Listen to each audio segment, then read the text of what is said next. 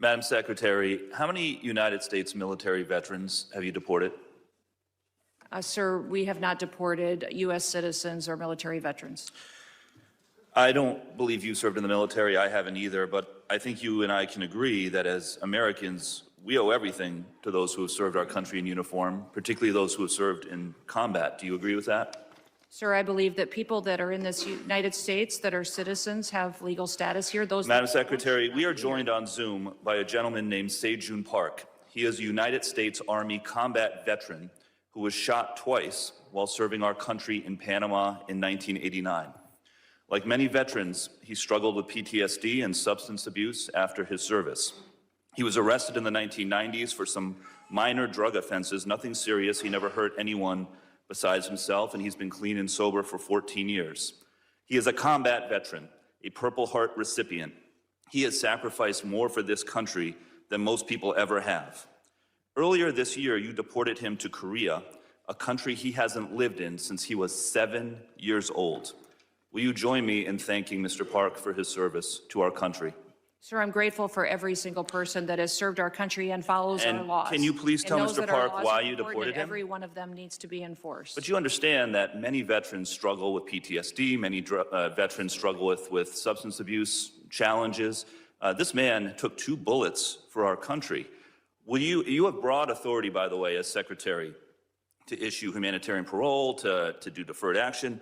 Will you commit to at least looking at Mr. Park's case to see if you can help him find a pathway back to this country that he sacrificed so much for? I will absolutely look at his case, but I want you to remember that Madam Secretary, the man behind you, please stand up, sir. His name is Jim Brown from Troy, Missouri. He is a Navy combat veteran who served our country in the Gulf War. He's married to a woman named Donna, who came to our country legally from Ireland when she was 11 years old. She has lived here for 48 years. Because of you, Jim's wife, Donna, has been in prison for the last 4 months. She did not come here illegally, and she has never committed any crime other than writing 2 bad checks totaling $80 10 years ago. She is currently in prison and facing deportation. Ms. Noem, will you thank Mr. Brown for his service to our country? Thank you, Mr. Brown, for your service to our country. Now, what possible explanation can there be for locking up his wife for 4 months when she has committed no crime other than writing a couple of bad checks for $80? Sir, it is not my prerogative, my latitude, or my job to pick and choose which laws in this country get enforced. You have broad discretion as the Secretary. You can issue parole, you can do all kinds of things, but you're choosing not to. Will you commit, again, to just reviewing Donna's case and reuniting this combat veteran with his beloved wife, who also loves this country? I will review the case. It's the Homeless Left with Matt Weinglass and co-host Jay Scott. Episode 154, Grand Theft Oil. With special guest, JOHN KLYCZEK. And an all-new top censored news of the week. And here's your host, Matt Weinglass.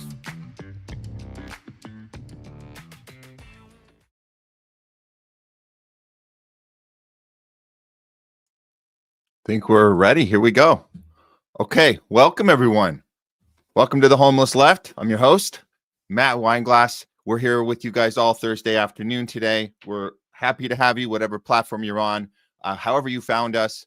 We welcome you. We thank you. We thank all of our regular viewers. We've been doing this here for a little while and been growing and doing the work, and it's paying off. And we want to just give a shout out to all of you that have been part of what we've been doing all these weeks. And it's been sleepless nights and doing the hard stuff and fighting against the pushback and against the people and the the algorithms and anything in the way of stopping us from having these discussions and looking into things and doing our own work and having conversations and being about the rights that we are entitled to, like the First Amendment rights, free speech, free press. These are things we don't take for granted, but we understand that we have to be even louder and even more, act out with more courage, more conviction, knowing that these rights have been taken away from us. They've been, we've seen them being taken away from so many people just during these last few years that we've been doing this show. And so we just have to do it even harder. So we do appreciate all you, and we can't do it without you. So thank you guys. Today's show, when we got a great one for you. That opening you guys saw, we just wanted to give you yet another example of how our government overreaches, and our agencies that we were told are here to help us and here to protect us and keep us safe. They're the ones causing the terror. They're the ones making up the narrative. They're the ones creating the enemy, whether it's a foreign enemy or an enemy within. They create it, and then we go, wait a minute, that doesn't make any sense. So we're asking the right questions, and that opening clip was nice that CNN ran it, but we need to do more of that, more of the obvious questions like, wait, what? Could you give us a little proof on that? So anyways, that's an ongoing conflict in all these different areas. So with that said, we're calling the show Grand Theft Oil because we're talking about the oil in Venezuela and how we called this months and months ago that this was going to happen. And again, this is the blueprint for American imperialism. This is the blueprint for the Israel-U.S. war machine, and the blueprint for the surveillance state in this AI technocracy world that we are now living in. That's what is happening, and we can call that in advance. And we'll see. We're going to go through that story and a bunch of others. We do have an AI story for you guys. Specifically, our guest. We're very happy to have JOHN KLYCZEK back with us. He's going to be talking to us about some data mining, more manipulation of our children in the education system using AI. So we're going to look at that. Obviously, if you guys saw the thumbnail, the Erika, Kirk, and the Candace Owens feud. This isn't just TMZ stuff. This is some really high stakes in this conflict, and you guys know we take this very seriously when we look into that. Tucker Carlson's been speaking out. We're going to be covering Tucker as well, and we do have some top censored news for you as well too. We'll be bringing in Jay Scott. We're going to be covering the Venezuela conflict. We're going to be covering this insanity going on with NATO and the Ukraine situation, which is just looking really, really, really insane. As usual, no end in sight because of the EU's amping this up right now. They want to go down kicking and screaming, and it's not good for any of us. So we're going to look at that. I think that's it. Oh, and Leslie's going to be with us. We'll be doing Talking Back with Nurse Leslie later in the show. So please, guys, get ready to engage with us. You know that's part of what we do here on the Homeless Left. So just to remind you that you guys that have been here, you guys know the drill. You guys know the drill right here on Rumble. Easy to get us, get engaged with us. We're happy to have our mods in place today to help you guys, help us communicate the flow of information and make sure everything stays very cool. And if we get any, and we've had this before, the little what do you call it when they come after you, like these random attacks you get? Well, we have people in place. We have our team in place to help with that, so you guys don't have to worry. Keeping it safe for you guys, just like the NSA, the FBI, and the CIA. We're keeping things safe for you. But unlike them, we don't cause the conflict. We don't create the enemy. We're actually on your side. So YouTube, guys, you know how it works on YouTube. THL Presents. And you know what? I gotta point this out about THL Presents. We were talking about the censorship machine. We knew last week that we had some new viewers that were like, hey, why don't you guys have 100,000 viewers? I want to set something straight. The reason we don't is because they make sure that shows like ours can't get that far. Now, we're happy that this channel has been monetized. It's pretty incredible. But what you guys understand about our previous channel that no longer exists, we never even got close to 100,000. We wanted you guys to know that they cut us off on the knees when we were just getting started.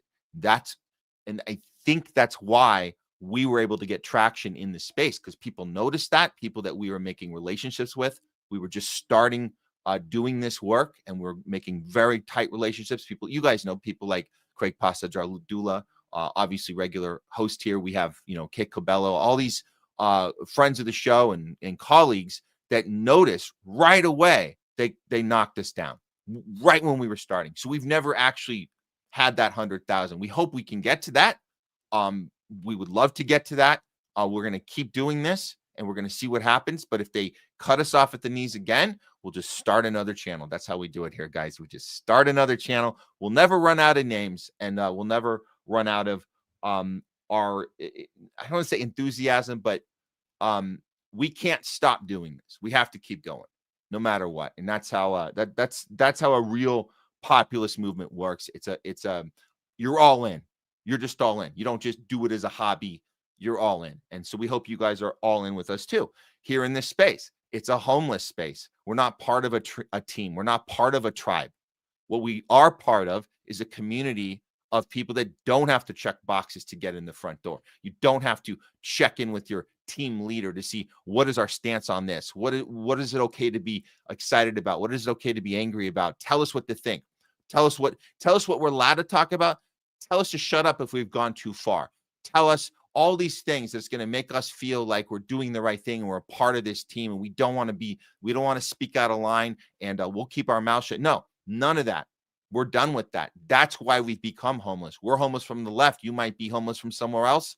Wherever you're feeling like you've had enough, you're at your wit's end. The propaganda machine coming at you every day, pretending they're giving you news. They're giving you propaganda. They're punching down at you, telling you to be afraid of your neighbor, telling you to get in a fight with somebody who voted differently than you, distracting you from the real enemy, which we all share, which is the people in power, which is the donor class, the oligarchy, the people up at the top.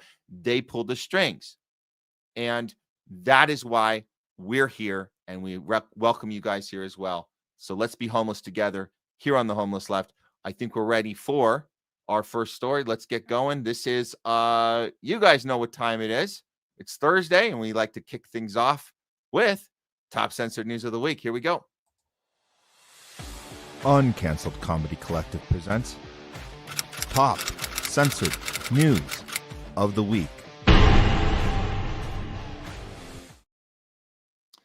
It's Top Censored News of the Week. We're bringing you the stories the mainstream media just refuses to cover. If they do cover them, they always do it in a very dishonest or sloppy way.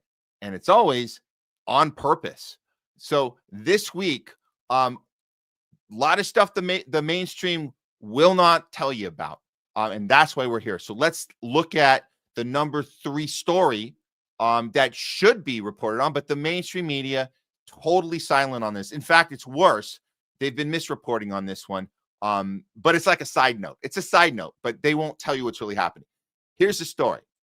Coming in at number 3, Tucker Carlson reveals U.S. ties to Hamas funding through Qatar. Oh, okay. Well, that seems like interesting information that might affect us. Well, let's start with Tucker's visit. So he paid a visit to Qatar. It depends on how you say it, Qatar or Qatar. He took a visit, not just over to Qatar, but he went to visit a Gaza refugee center before he sat down with one of the government officials to have a discussion. Let's see him when he arrived.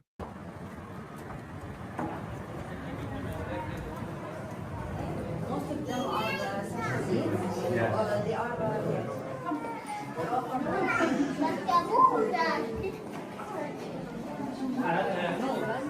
who come as a due to war in Gaza. Most of them need children with special needs, or they are. How many have 2 parents?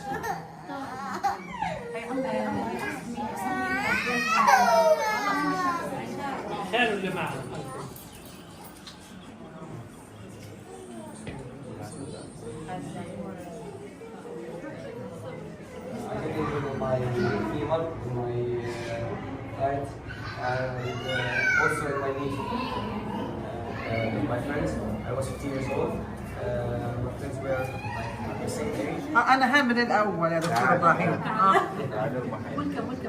I'm thinking Tucker better be careful. He's looking like he's quite the anti-Semite here.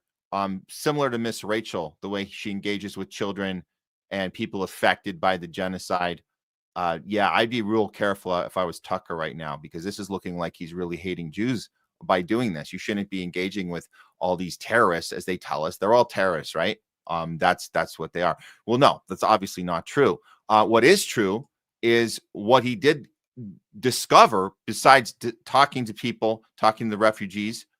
He wanted to know about this relationship we've had with Qatar, and this is what we come up with. Shadow of Israel says the prime minister, so he sits down with the prime minister, tells Tucker that the ties with Hamas began years ago at the request of the U.S. government. He says every dollar flowing into Gaza is rooted with the full involvement of Israel and Mossad. So he's basically saying that Israel is effectively bankrolling Gaza's terror networks, and Washington has known it this whole time. Here's a little piece of that discussion. A lot of contradicting messages. Pretty intense, I'd say. This country's being denounced as a terror state, terror financing, very high volume, lots of attacks, including from politicians, sitting U.S. senators, Ted Cruz, for example. And the main criticism seems to revolve around Hamas, and the idea is that your country, and you specifically, are supporters of Hamas, you're terror financiers. And I'd like to just get right to the truth of that. So my understanding is Hamas is here in Doha because the United States and Israel asked you to host Hamas. Is that true? And if not, what is the truth about Hamas in Doha? Well, thank you, Tucker. First of all, look, the starting of the relationship with Hamas and the communication was started back more than 10 years, 13 years ago, at the request of the United States. Even beyond that, like it was 19 years ago when they first participated in the election, and then when they moved their office back in 2012 here, it was used only for the communication and to facilitate like ceasefire, facilitating aids to Gaza. Now, unfortunately, Qatar has been attacked for having them here, but when you look, at what's happening within the region, this region, when you look at its conflict, it has the parties of the conflict. Sometimes they are state actors, sometimes they are non-state actors. If you have no one speaking to those non-state actors, how we are going to resolve or to reach to a solution at the end of the day? And now we have seen that this communication has led to ceasefires, has led to the release of the hostages, has led to alleviating the suffering of the people over there. And unfortunately, there are like politicians who are trying to use this to score like short-term political gains to fuel their narratives in order to using Qatar to blame another country for what's happening over there or for their wrong policies. So he's breaking down the elements of this relationship. It's more than just the first important point is that, yes, in order for Hamas to function, we have to make sure it's funded. Netanyahu has admitted this. Israel officials have admitted this. But fueling it through Qatar, through this other country, has given them another way to push the propaganda on people here. If you happen to follow psychopaths like Laura Loomer, or you guys know the type that use this as the excuse of, where's this other country, Qatar is, and then they talk about Iran as well, funding Hamas, and then they become our enemy. So they've been set up in a sense. That's what he's saying. They've been set up here to, even though they're trying to do negotiations and come up with ceasefire arrangements, what comes from that? What comes from that? Israel gets their hostages back, right? And then the American media gets to keep pretending that there's some outside force that's funding this, even though we know this is true. Tucker's being told this is true. Our media knows it's true. Washington knows it's true. Israel brags about how their involvement in this out loud in Hebrew. So all this leading towards this very this moment that should be enough to make everyone go, whoa, that's not okay. But again, this is the kind of conversation that gets swept under the rug altogether, and that's a shame. This is Jimmy Dore's response. The reason the U.S., Israel, and the Mossad made sure Hamas was funded instead of the secular nonviolent PLO, which again, this is, if you didn't do this, what would occur is you'd have a natural resistance group like the PLO that would act on behalf of the people of Palestine. That's what the result would be. They don't want that result. So you create a more extreme entity to then use that as your target to justify your actions, your aggressive military strikes, and all the rest of the genocide. So they could set up this scenario where they say, we have no one to negotiate because Hamas are terrorists, so they can then wipe out the entire population, ethnically cleanse Palestine, and fully take it over. That was their plan all along, and now we're seeing them implement it. And so that's, yeah. And then the fact that you even have negotiators in Qatar, and you guys know that we bombed the hell out of one of them. That happened. An actual negotiator that was there a few months back gets murdered by Israel, and then is told, that information is told to the Western media, people watching that, and they think, oh, okay, that was a good strike, a calculated maneuver, when it makes no sense that you would do that. Again, it looks like that not only we're the suckers in this situation, but Qatar is also looking like they're being taken advantage of and they're being used. And do they even have a choice? I think that's the question. Can they get out of this?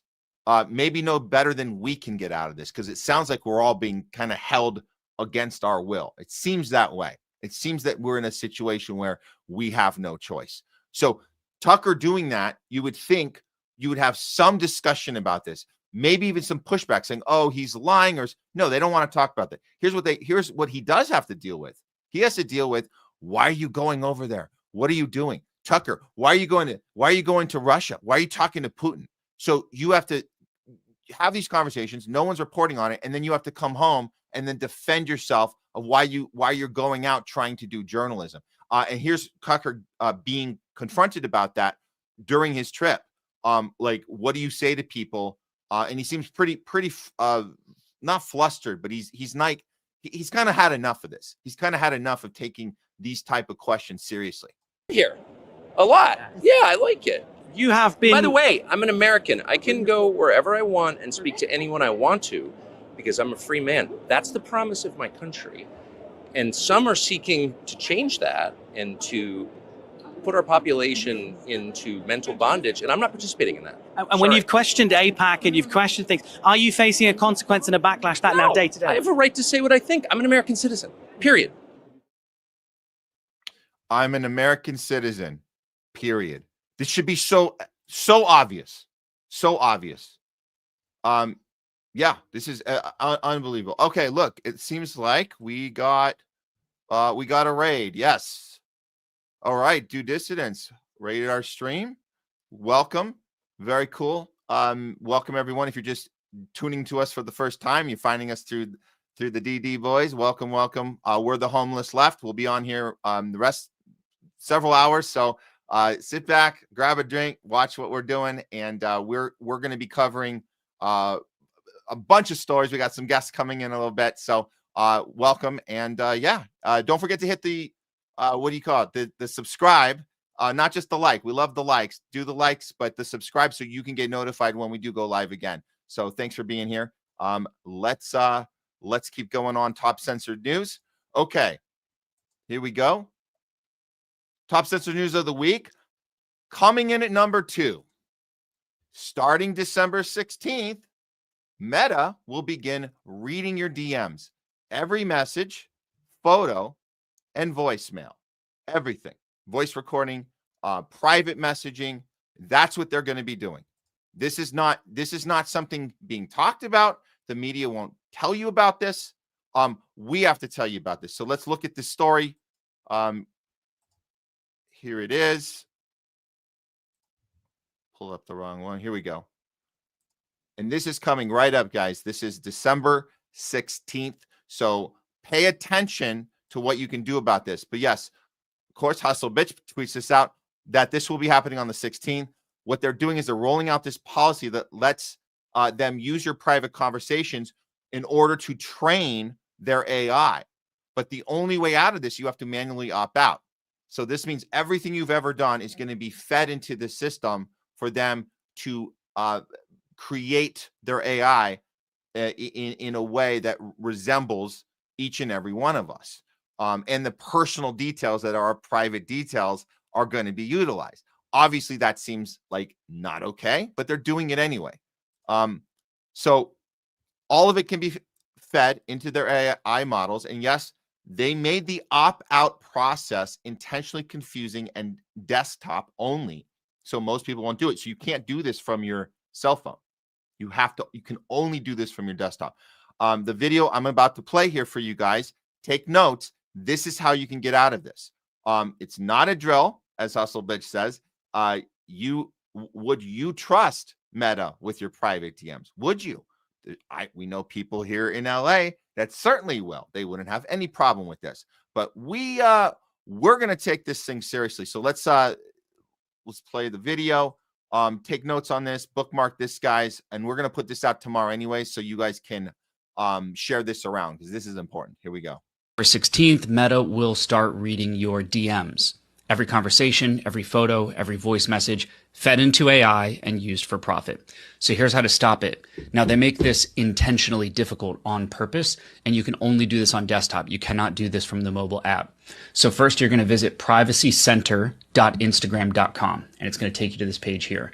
And what you want to do is you click on Other Policies and Articles, and you'll see where it says How Meta Uses Information for Generative AI Models and Features. Click here. And the third option is Privacy and Generative AI. You open this, scroll to the bottom, and you'll see it says, whether you use Meta products or not, anyone can submit requests related to their personal information from third parties being used to develop and improve AI at Meta. You click on Learn More and Submit Requests here. And this is the form that you want to submit. So you click this, fill out this information here, and send this, and this is how you submit to opt out of Meta using your information to improve their AI services. So that's that. You're not going to hear that anywhere else. Just you guys, and you can search this on Twitter yourself, but bookmark this, follow these instructions. It's not a joke. You got to do this. And you guys know, like, we look at other countries and we see what's happening there. And I know this is instinct of like, oh, at least it's not happening here. Well, it always starts over there. And then we eventually, we have to deal with it. So this is what's going on in Australia right now, which is seemingly much worse, but it's all bad. It's all bad. So here's what's they have a new rule coming up, a new law coming up also in December. Let me grab it right here. Yeah, not okay. Not okay. So in Australia, we have, as of December 27th, Australians will be forced to upload government issue IDs every time they search on the web. No ID, no search. The reasoning is to protect kids from adult contact, right? Okay, that's an easy sell to a lot of people. But in reality, some critics say it is full-scale experiment on digital control. Of course it is. Access to essential online services include payment systems, messaging, computing apps, could depend on possessions of a digital ID. Refusal would effectively block a citizen from daily life online. If you don't participate, you can't be part of society. Where have we seen that before? COVID? So this has always been a testing ground, what they can get away with. Well, we saw Australia has one of the worst responses to COVID of all. So yeah, that's what happened with Australia. And then there's a video, I'm going to throw this one up here too, comparing this technique in Australia, what's already happened in China. So make no mistake, this digital control is happening all over the world, and we need to be careful because everything that happens there is going to happen here too. Here we go. This is the breakdown of what's happening there right now. We all know the under 16 social media ban will come into place next month, but do you know what else is coming in for Aussie adults? As of December 27, Australians will be forced to upload government issue IDs every time they search the web while they're logged in. Google, Bing, it doesn't matter. No ID, no search. Now, the reasoning is protecting kids from adult content. No doubt that principle has benefit. We all want to keep our children safe. The reality, though, some critics say, is a full-scale experiment in digital control. Mandatory ID uploads for all users, teenagers, seniors, everyone. Facial recognition or digital ID linking is the, quote, convenient alternative. No opt-out, no transparency, just compliance on behalf of the public. Now, China is one nation where this is in place already, but on a much larger scale. Their cyberspace ID is a government-run initiative aimed at linking citizens' real identities to their online activities. Though the government described the ID as voluntary, some critics say it may become mandatory by default. Access to essential online services, including payment systems, messaging, computing apps, could depend on possession of a digital ID. Of course it will. Of course it will. It'll all depend on a possession of a digital ID. This is where we're at, and this is what we've been warned by some of people have been saying this for a long time. Well before this 2024 election from last year, it didn't really matter if it was Trump or Kamala. Here, we knew that the technocracy age was coming one way or the other, and you just needed to get enough people on board to say yes to digital IDs. And so that's the world we're moving into now, because now in our country, at least, we know it was very easy to get the right on board. The left was already on board. They loved the idea of medical cards to show your medical history to get into a effing restaurant to have a lunch. So they were already on board. How did you get the right on board? You use immigration. That's how you do it.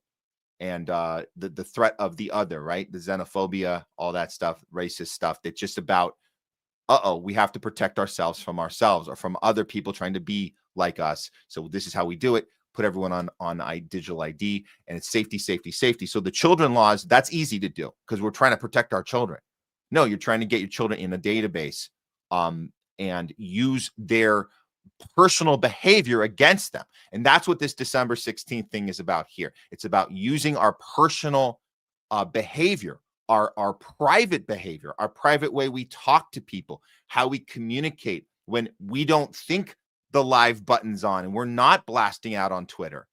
We communicate the way we do privately, and that's our business. Well, it's not our business anymore, apparently. So follow those instructions, guys. That's important. Actually, you know what? Before the number one story, there's one more I got to play. If you guys haven't seen this, this is very disturbing what's happening in the UK. This is the punishment part of the situation. The punishment part, if you defy the rules of censorship, if you defy the rules of staying in line, this is how they get you in UK. And it's all about following your whatever digital footprint online. Very easy to turn you into the enemy if you don't comply with the state narrative. This was reported on 60 Minutes. Pretty remarkable. If you guys haven't seen this, check this one out. Clear. Is it a crime to insult somebody in public? Yes. Yes, it is. And it's a crime to insult them online as well? Yes. The fine could be... Wait. It's a crime to insult... Okay, it's a crime to insult somebody online. Okay. And in public, but more of a crime online. Okay, explain. And watch how happy these people are. Look how giddy they are telling this. Even higher. Yeah. If you insult someone in the internet. Why? Because in internet it stays there. If we are talking here face to face, you insult me, I insult you, okay, finish. But if you're in the internet, if I insult you or a politician, that sticks around forever. Yeah. If somebody posts something that's not true, and then somebody else reposts it or likes it, are they committing a crime? Yeah, in the case of reposting, it is a crime as well, because the reader can't distinguish whether you just invented this or just reposted it. That's the same for us. So it's a crime. And we know this. People arrested right now. We know this is happening. We have viewers that have been arrested.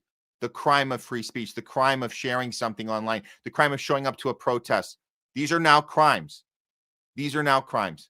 And it's not something that is just about, it's only happening over there. It's only happening in China. And then it's only happening in Australia. And then it's only happening in the UK. Well, it's happening here too, guys. So make no mistake, the rights that we think we have, we don't actually have. And the only way to stop this is to everybody together. It doesn't matter what political party you're in. Everyone together has to align on this and apply principle. It doesn't matter if someone's getting arrested or getting punished for not participating in something because they're not like you. That doesn't matter. They're going to come after you eventually. So this is the mindset we all have to have. And if there's a way we can opt out of this, I'm all for it. And we're looking into ways we can do that, because we just got to say no to digital IDs. We have to do that. But it's a fight, guys. It's a fight. Let's get to the number one story. Top censored news of the week. Coming in at number one. Ooh, this is a bad one. This is a bad one. Okay, here we go. The state of Israel to train 100,000 Christian ambassadors to push Zionism propaganda in the U.S. Wait, what?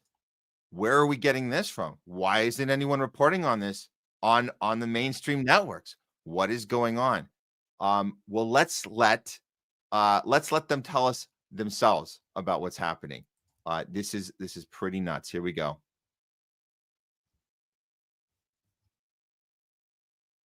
Going to train 100,000 Christian ambassadors to be ambassadors in their own country for the state of Israel, to defend Israel's brand and to combat anti-Semitism. Now, the beautiful part about this is we're partnering with Blackboard. Blackboard is the largest platform in the world, serving Harvard, Yale, all the major universities. The vice president of Blackboard is here.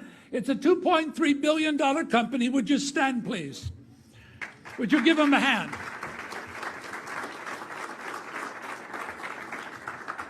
Using adaptive learning technology. So we'll train these wonderful Christian evangelicals so that they can fulfill what I am doing for the state of Israel. Oh, look at that. Secondly, we're creating... Was that Netanyahu there with Ben-Gur? Oh, yeah. Of course. State of Israel. Secondly, we're creating FOSS-I, an online academy to train tens of millions of evangelicals. The power of the evangelical muscle is enormous. It represents almost 1 billion people. But no one ever harnessed it. And we're doing that here. We're creating the first evangelical think tank, the first evangelical research institute, so the state of Israel will know who they are and how they can contribute to the state of Israel. We're, of course, a social network campus and much more. So that's exciting for us. It's exciting for us that we're literally telling you out loud. They're not doing this in a private backdoor room. This is being filmed. They all know they're on camera. They're bragging and gloating about how excited they are that they can infiltrate all of our institutions. Oh, by the way, we're not allowed to say that. They're allowed to say it. We're not. We can't say that the infiltration is happening in our country. We can't say that the churches themselves are being infiltrated, that the schools themselves. He's talking this through. This is pretty diabolical, and to be able to defend this garbage, you couldn't do this with any other country coming in and this. We're going to train them to represent our needs because Israel is first in America. This literally is make Israel great. This is the exact opposite of the thing that people voted for. The exact opposite. And they're telling us. But again, we're not allowed to say it because it's anti-Semitic to say that all these institutions are being controlled by a certain entity. Can't say it. But they can say it, and they are. The second thing I want to announce is in our Friends of Zion Museum, we are going to build the Donald Trump exhibition. Now, if that's not enough, because I don't think we got a Joe Biden exhibition. So if that's not enough to show you how uniquely discussing this is with this first year of Trump's second term, we're not even a year in. and they're talking about praising him. He's going to say, this guy has done the most ever for us, ever. They're so excited. They're going to give him a tribute for that. Kind of like a Charlie Kirk mural. No, way bigger than that. Way bigger than that. Check this out. No president in American history has done more for the state of Israel than Donald Trump. The media center is indeed a gift to Israel. You can use it, Ambassador Friedman.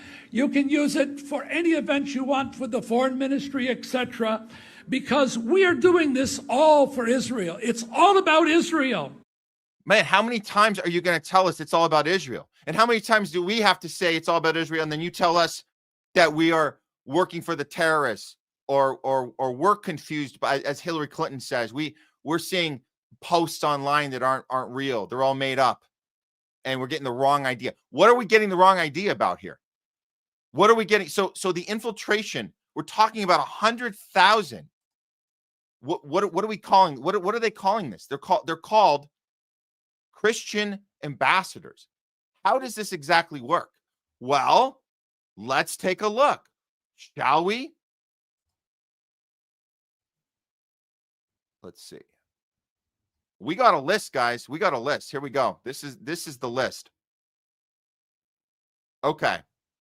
Okay, this is pretty wild. Okay. So what we've determined here, a lot of this activity is going to be in California. There's a lot in Texas.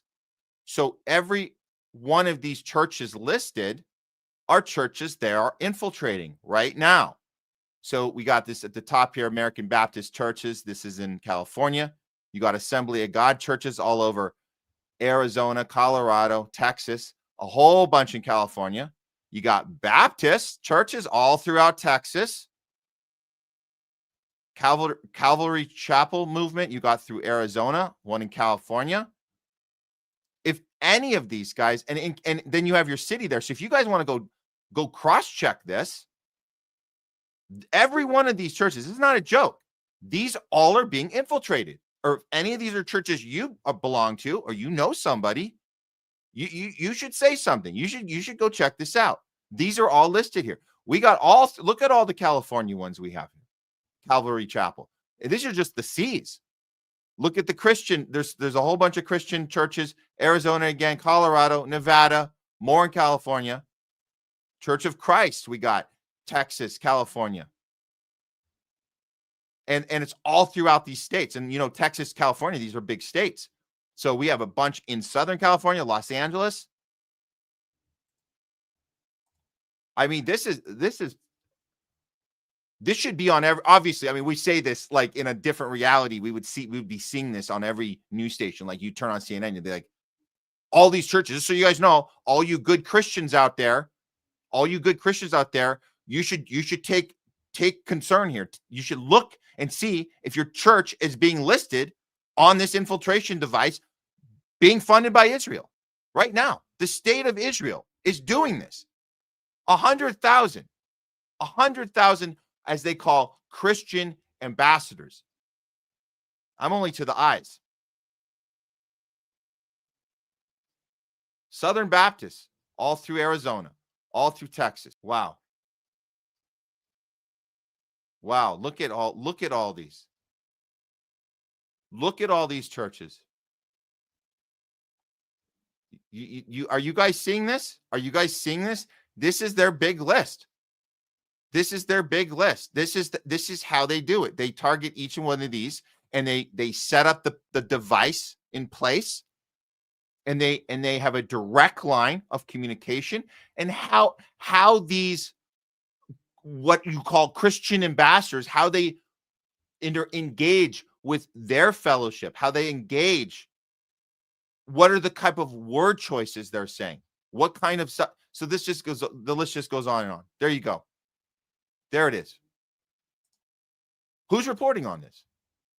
Who's reporting on this? What more do we need to get angry about this? And the fact that our media isn't stupid. They're not lazy. They didn't accidentally miss this. They're playing cover for Israel. That's what they're doing. Why aren't they reporting on this? They're playing cover. We're going to tell people about this. Absolutely. That's what we're doing. But look,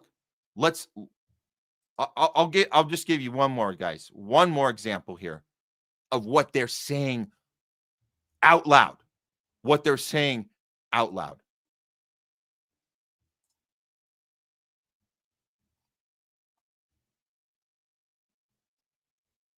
In the fight of our lives, and this is how we will fight back. First, we must use social media because that's what young people follow. And I must tell them that you must tell them the truth. Israel must finally get serious about public relations. If Israel can't tell its amazing story to the world, then its enemies will, and they've done it now. We must expose every renegade teacher and their unions. We must expect moral courage from our political officials, not excuses. We must rebuild education around truth, not slogans and lies. We will have to reinvent how we teach the history of the Jewish people because it's not working. We need to rethink how we're going to package the history of the Israel people to the people in the U.S. because the story right now isn't working. Yeah, you're damn right it's not working. So you have to figure out a new way to brainwash us into the story you want us to believe. That's the big game here. How are you going to get people back on board with Israel? How are you going to do that? Because you lost that battle with the global population. You lost it. So these are the techniques that are used. These are the techniques. And so it's not just the education system, it's our actual churches. We know it's the media. We know, you guys know, we've been covering on this show. We're right here in the heart of the entertainment, or what's left of it, the entertainment capital. They use our entertainment devices also to push narratives. Of course they do. So they're going to obviously ramp up on this because they're losing that global narrative. And so we need to be proactive on this and be ahead of it. So I would say to any Christian audience out there, if you guys have Christian family, friends, or yourselves, look into this one. Look into this one, because the last thing you need to be doing is going to church on Sunday and thinking you're in a room with an honest sermon or a discussion that is supposed to be about the values that you believe in, is why you go to the church, and then to know that there's this infiltration device in place. That's going to have the opposite effect on you. And it's not the thing that you think you're signed up for. So look into it. This is happening right now. That should do it for this week's top censored news of the week. Okay. We have more show for you guys. I think we are ready to bring in our guest right now. Let me just set up a few things. Welcome, guys. If you are late, if you're late, where have you been? You guys are supposed to be on time. No, it's okay. You guys can come and go anytime you want. We'll be here all afternoon. You can always go back and watch our lives on replay. We leave all of them up on Rumble. You guys can catch every one of our episodes. Not that you have time to do that, because they're all, we're on, what is this, 150 something. We're on 150 something, 54. They're all up on Rumble. We don't take any of our work down because we stand behind everything we've done. Of course, you don't have to watch all of those hours and hours of shows. You can go and look at our segments. You guys can actually share our segments if there's a particular topic that sparks your interest, maybe in regards to how you want to communicate with somebody in your life, in your family, your friends, your colleagues, coworkers, somebody you had a riff with, a fallout with. Who knows? Maybe you had some fallout. I don't know what could have caused that in the last 5 years or so. You might have had a fallout of some sort. Maybe there's a discussion, a talking point that you find interesting enough that we're covering, and you guys can start those conversations again. Start mending those relationships. Start out like reaching out. Say, hey, check this out. Thought you might be interested in this. Start those conversations up again and see what can happen, because we can only plant seeds. We can only let time go by, and who knows? we might make some progress with those people. And if you don't, it's okay. We keep moving. We keep going. But those tools are there for you, because we're not just doing this for you guys to watch and be entertained by. We want you to be active too. And if we all are active together, then it's a real movement, a real people's movement, real populist movement. So I just wanted to get that in there. Okay, let me make sure we're all set up here. Give me 1 second, 1 second. Here we go.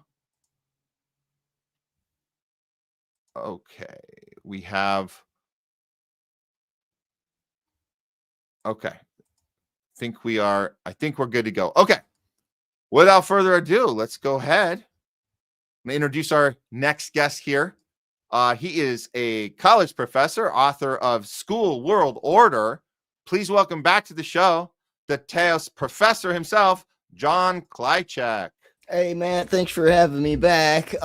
Maybe I'll start off with a nice little segue. I don't know if I was listening to your segment in the waiting room there. I don't know if you picked up on, they're going to be using adaptive learning courseware to do that training. And adaptive learning, I've written about it ad nauseum. It's the modern digital version of B.F. Skinner's teaching machines. It's operant conditioning algorithms. They're the kernels that make up all AI ed tech. So what this implicates is that all those ambassadors that are getting trained, they're all going to be getting data mined. Basically, it's going to look at their answers, and based on the way it adapts, that's why they call it adaptive learning, based on the answers provided, the next sequence of modules is provided based on that response. So they're going to get a sense of like what each individual ambassador's perspectives are theologically towards Israel, right? And they'll be able to decide like who's going to still be an ambassador by the end of the course. But they'll also be able to get like group analytics to be able to see like what are some like popular common conceptions among Christians that we're not aware of that we need to deal with in terms of PR. So, and one other thing is they're using Blackboard, which is a learning management system. I've used tons of them. It's the garbagest of all of the LMSs I've ever had to use. So really, nice so it's not even a good one. It's terrible. I have to use it for one of the schools where I teach. I use D2L at another one, Desire to Learn, and I use Canvas. If I had to choose, I'd rather not use any of them. But I'd pick Canvas, then D2L, and then Blackboard, which I like to call Crackboard. So, yeah.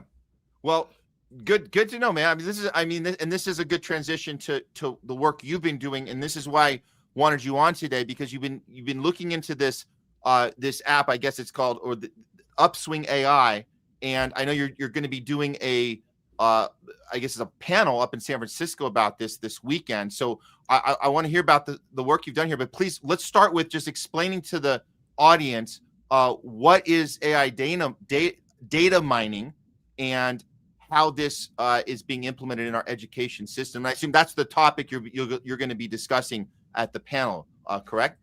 Yeah. And so I'm going to be, one of the things that I want to highlight, so this is going to be a panel. It's going to be cross industry. So I'm going to be representing education. I can't remember the other industries. I know logistics is going to be there. I know there's writers guilds. And so it's going to be a lot of representatives from different unions. And we're looking at the general impacts of AI on various industries and various workers. So, but it's there's going to be a lot of focus on automation. But one of the things that I wanted to zoom in on for my presentation, and it's the focus of a lot of my research, is that it's not only about automation, but it's also about data mining. And the data mining is not just to improve the AI; it's ultimately to create what are called human capital bonds for social impact investing. So it's really about creating new markets based on data that's extracted from students, and then based on the predictive analytics, they're going to basically securitize these outcomes and just basically create new gambling markets for educational outcomes. And this is going to apply to like the healthcare outcomes and the broader economy as well. So the tool they're using, and we're talking about like the youth. We're talking about within the education arena. They're presenting it as this is going to be a helpful tool for kids, right? Because they have something to now kind of guide them through the process. And so a lot of people are thinking, oh, this is good, right? It's like their own little tutor? Like is that how it's being kind of presented here? Like this is a good thing, right? Parents are getting excited. Yeah. And so the particular company I'm looking at, actually their bot doesn't actually do the tutoring, but it intermediates all the services that it connects the students with. So if you want, I think I sent you the link. We could check out that it's like a 3-minute clip so you can see the students interact with the bot. But the bot does data mine all the outcomes, and if we scroll to the top of the page, you'll see where it says that. But let's just go ahead and play that so your audience can get a sense. Hi.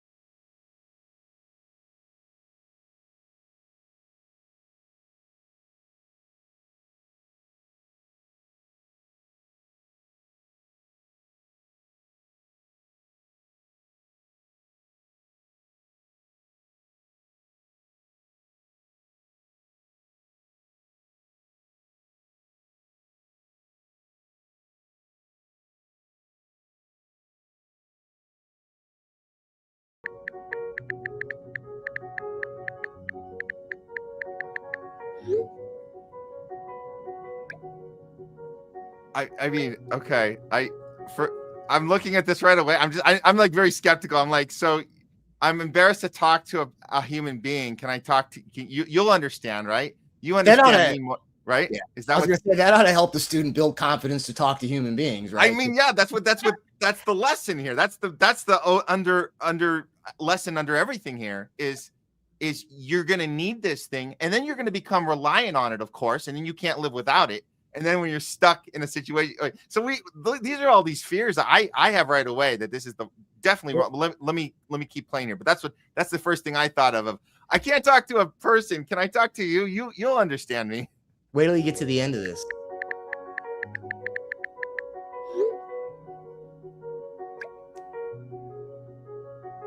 Okay, Upswing is the company that Anna belongs to. So again, it's gonna send them to a human tutor here. But the dashboard, the interface that they're using, all that analytics goes into the Anna database. I imagine eventually Anna will do the tutoring, but not currently yet. Okay, so so these are all the things that Anna helps with. It's grades, time management, motivation, mental health, something else. But you're saying it's not Anna that's going to do it. Anna's going to put you towards the thing that will do it. Is that what you're saying? Like it's going to connect you with. So as far as the daily planners, the time management stuff, it I guess has like its own little I don't know, spreadsheets that you can use. But the tutors, like it's kind of like, I used to work for Pearson back in the day. It looks very similar. So you have like a whiteboard, and so there'll be a human on the other end, but this whiteboard, you're going to upload your paper, and so all of the feedback and communications through is going to get data mined. And then the fourth one, which he's going to be asking for now, or he or she's asking for, the mental health stuff. Okay. And so they'll connect them with a mental health. Oh, here we go. Death in the family. I can't talk to a human, so I need to talk to a robot. How do I deal with death? The bot is giving it heart emojis. It's so disturbing. This is so disturbing. I like the sure thing. It's like, oh, you talk like me. Sure thing. Here you go. Here you go, friend. I got you a great place you can go. Okay. Another heart.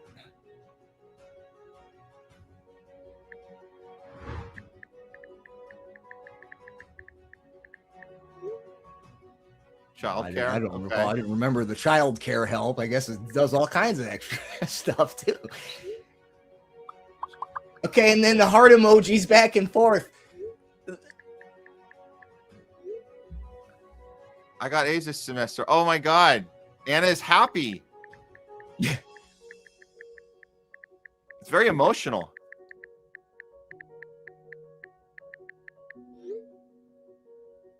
Look, oh my sending gosh. love and gratitude. So they're bonding. The kid has now been conditioned to also emote towards the fact that I have a connection with you. You're the only person that cares about me.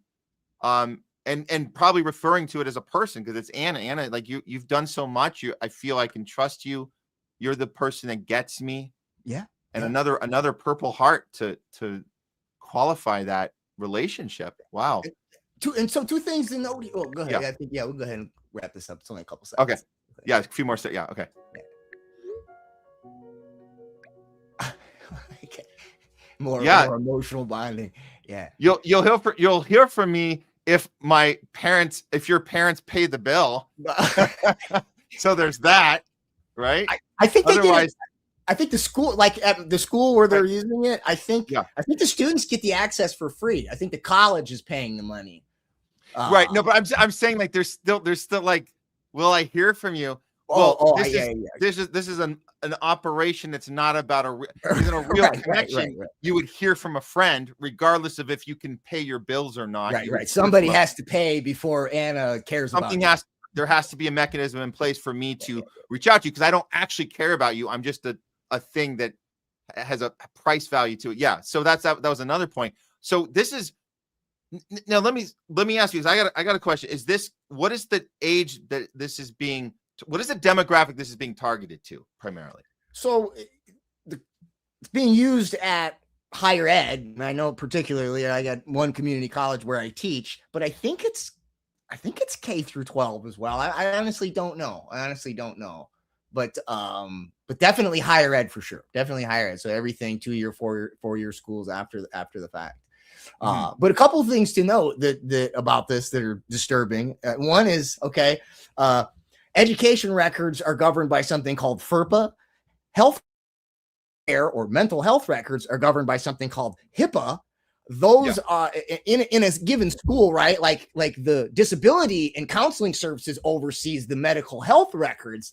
The teachers will have access to the FERPA, but unless you get an accommodation from the disability services office, you're not supposed to see, you who only has access to the FERPA isn't supposed to see the HIPAA records. Anna has it all in one place, correlated with all the other metadata about the student's daily activities. Okay, so that's a line that's crossed. Should never be in legally is never crossed in a given institution when it's human to human, teacher to student. And the other one is the heart emojis and the love you stuff. It's another line being crossed. It's totally unacceptable for human to human, teacher to student relationships, but it's totally okay for Anna to do it. That's true. A teacher cannot put a heart on a grade when you put, hey, you got A- heart. You did so well. Heart. They can't do that. Why can this AI thing do that? That's and then weird. And the kid said, "I love you." Like that would be a problem. That would be a problem. You know what I mean? Yes. We have to coin another term for pedophilia for robot to kid. What is that? Oh no. We can. Robophile, God, we have gone into a dark place here. Oh my God. So this San Francisco event that you're going to be at here. Now look, I'll bring this up here real quick. Cause I'm having a hard time. I mean, it's just kind of a brief breakdown. So you're only going to see you and the other speakers.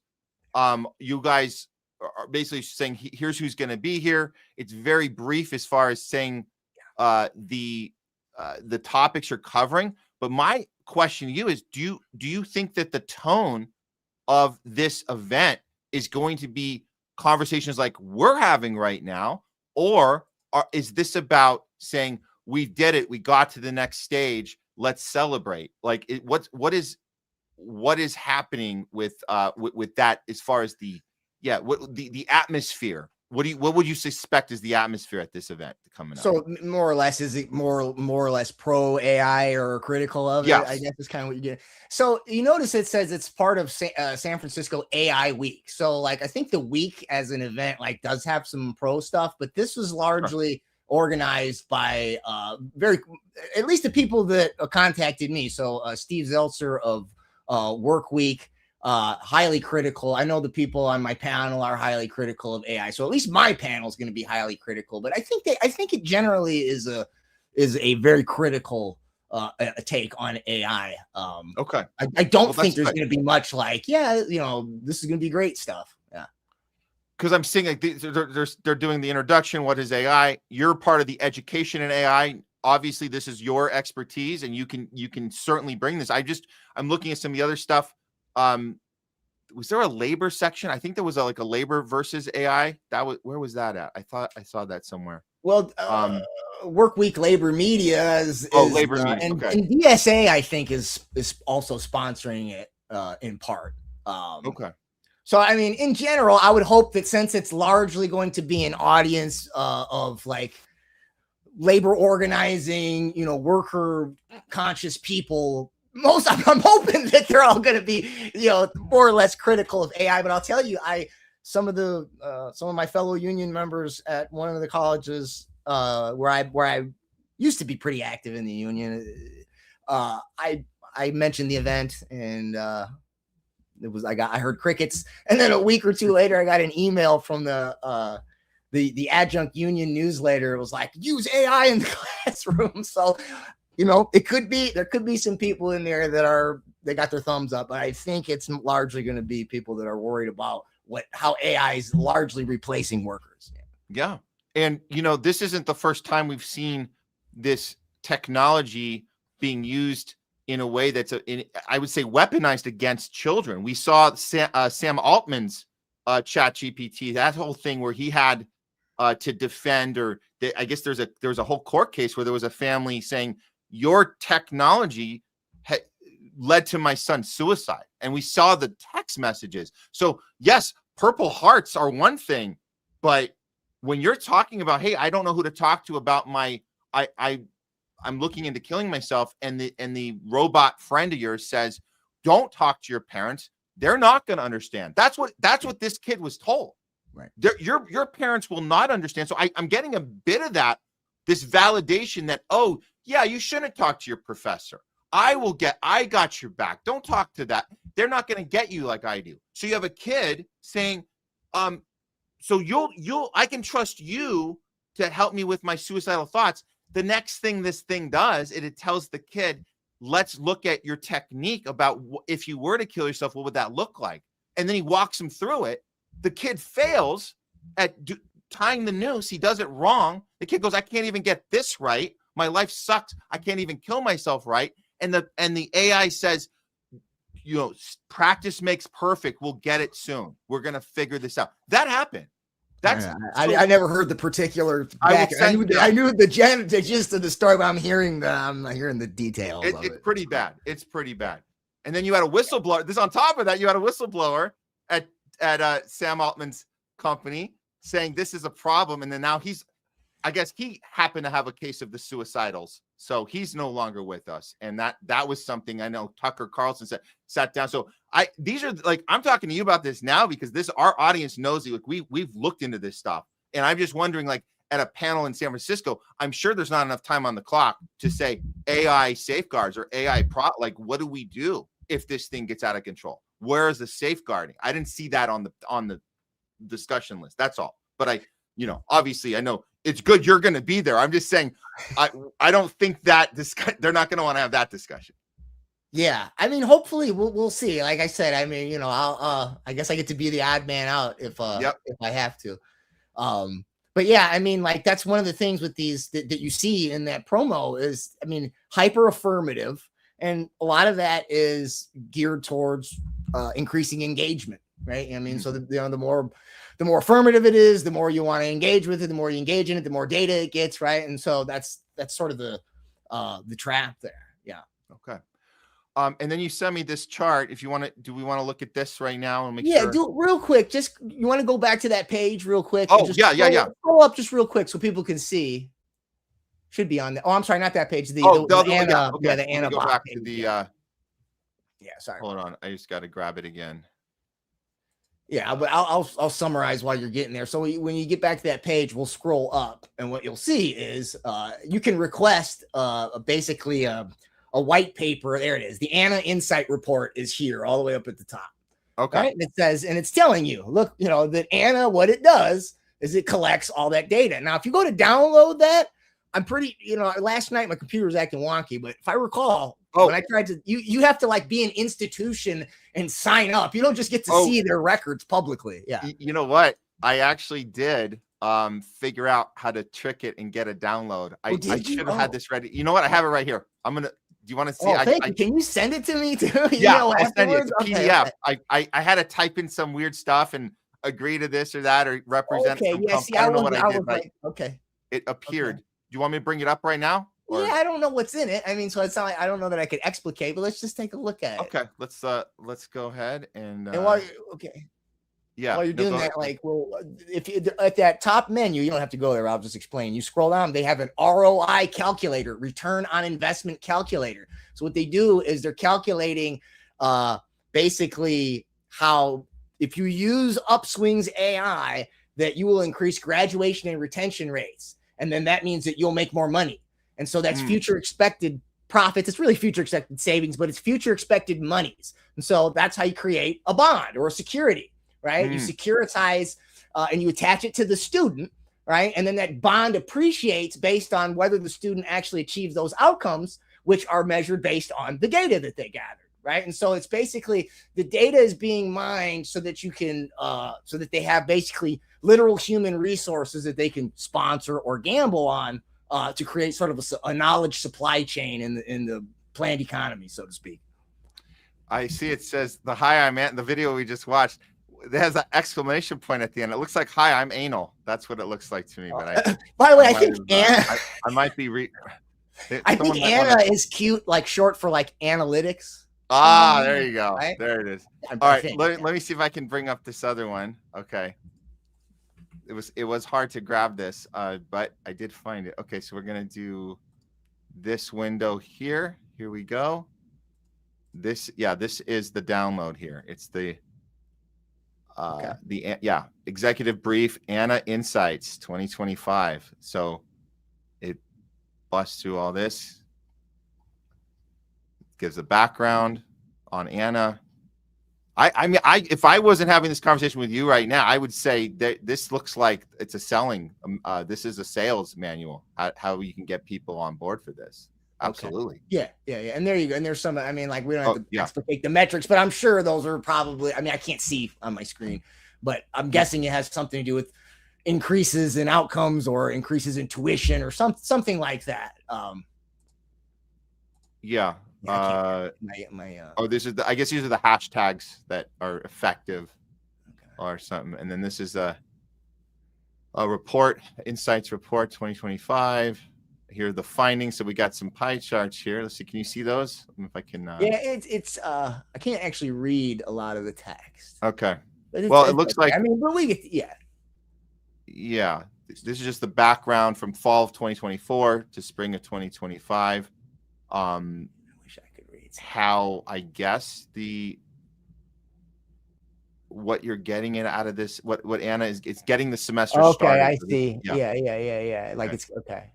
And then percentage of prompt requests or something, because I seen like time management was like a sliver of so it's looking at what are the different types of services that it's providing. And I like that. That was Anna Kasparian. That's funny. Citizen Bendejo. But if you want, we can I can walk you through that other graph too. Just let's do that. So all this, I mean, so we got some sense of, right, all this data that it collects. All right. And so this is sort of the impact investment economy and kind of how it works. All right. So at the top, you have investors. An intermediary would be like, this is actually, so you see one of the examples is social finance. Okay. That's actually is a social impact investment company that actually does bankroll Upswing. All right. And one of its investors is the Bill and Melinda Gates Foundation. So we could say at the top where it says investors, that's Bill and Melinda Gates Foundation. They give money to social finance. Social finance gives it to the social service provider. That's Upswing. Upswing provides it to the populations needed. That's the student. The data is then collected through ANA. That's presented to the independent validators who are going to analyze it based on social credit indexes like environmental, social, and governance scoring, or sustainable development goals, or it could be diversity, equity, and inclusion metrics, right? And they're going to determine whether or not, based on that data, those outcomes have been achieved. And based on those outcomes, I forgot to mention that the way this works is the intermediary puts the money up front, and to the degree to which the students achieve those outcomes and that bond appreciates, that intermediary gets that money back, or potentially a profit from the government. And that's the outcome payer and that last step between step 5 and 6. All right. And so that's like, so Upswing and ANA, like this is just one example of like this new AI social impact investment economy where that's ultimately literally about creating human capital bonds. And you can do this not just with education outcomes, you can do it with healthcare, you could do it with criminal justice, risk recidivation, and anything, any sort of sociometric, right? Social metric that has that you can quantify in terms of money saved or money's in.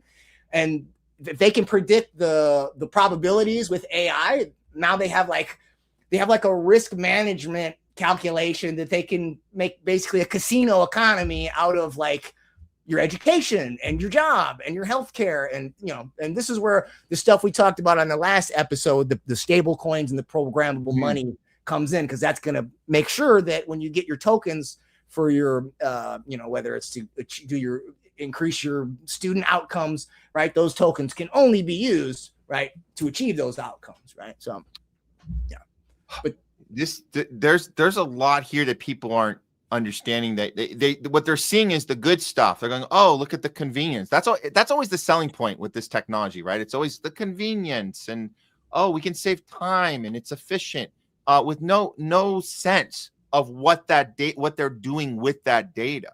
And I think back to just that conversation with Anna, that it's their example. You didn't go find some weird one and say, hey, what's up with these purple hearts? Like, they're putting that out there. They're saying this is the ideal conversation for you. And so when parents see that, they're supposed to go, oh, this is great. Well, one other thing I got from this is if a kid is even asking for where can I talk to someone about I'm dealing with a death in the family and I can't talk to any adult.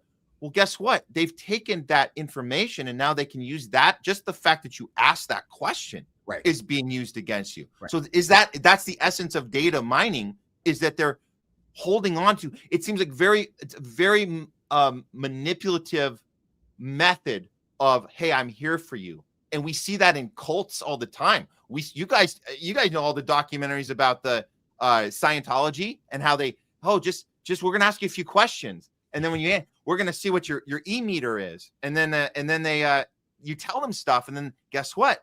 Later on, they'll bring it up and go, hey, now that we know this about you, now we can manipulate you better because we have this information that you gave us. So that's another element that comes into play here. Man, this is pretty frightening when you really look at it. I guess there's not really any way we can stop this from happening. So what do you think is the next play here? What's the next move? What do we do here?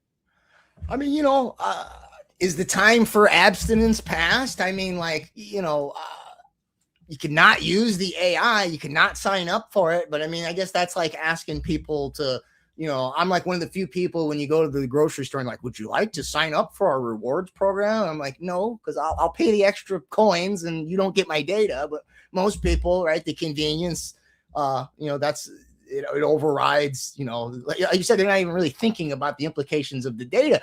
A lot of people think with data mining, like, well, if you're not doing anything wrong, then, how can they use it against you? Like, I was just watching something. I've always known this was going to be coming down the pipe, but you've probably heard of, have you ever been to the grocery stores where they got the digital price tags? Yes. Yeah. So that's so that eventually when, they have facial recognition, everybody gets a individualized price based on all your data, right? Well, you didn't do anything wrong. You didn't commit any crimes, right? You were doing anything illegal. You're just being yourself, and you have to pay more now. So that's all. Even the most seemingly innocuous data can be leveraged against you in really, really bad ways as we move down the pipe here. So I'm hoping that one of the things that comes out of this this event, I know that I think at the end there are supposed to be, at least in one of the small group sessions that, preliminary talks that we had, there's supposed to maybe be like some breakout sessions where we're going to maybe talk about ways to organize like resistance in the workplace. Like since this is largely like union, labor organizers and people like I wasn't involved in the last negotiations at our union, and I don't go through the particulars as to why. But some of it had to do with the way things went during lockdowns, right? And we were kind of on different pages. And so I knew that, like, I wonder. Okay. So in some ways, but like I saw them negotiate, they got us some of the best raises we've ever gotten.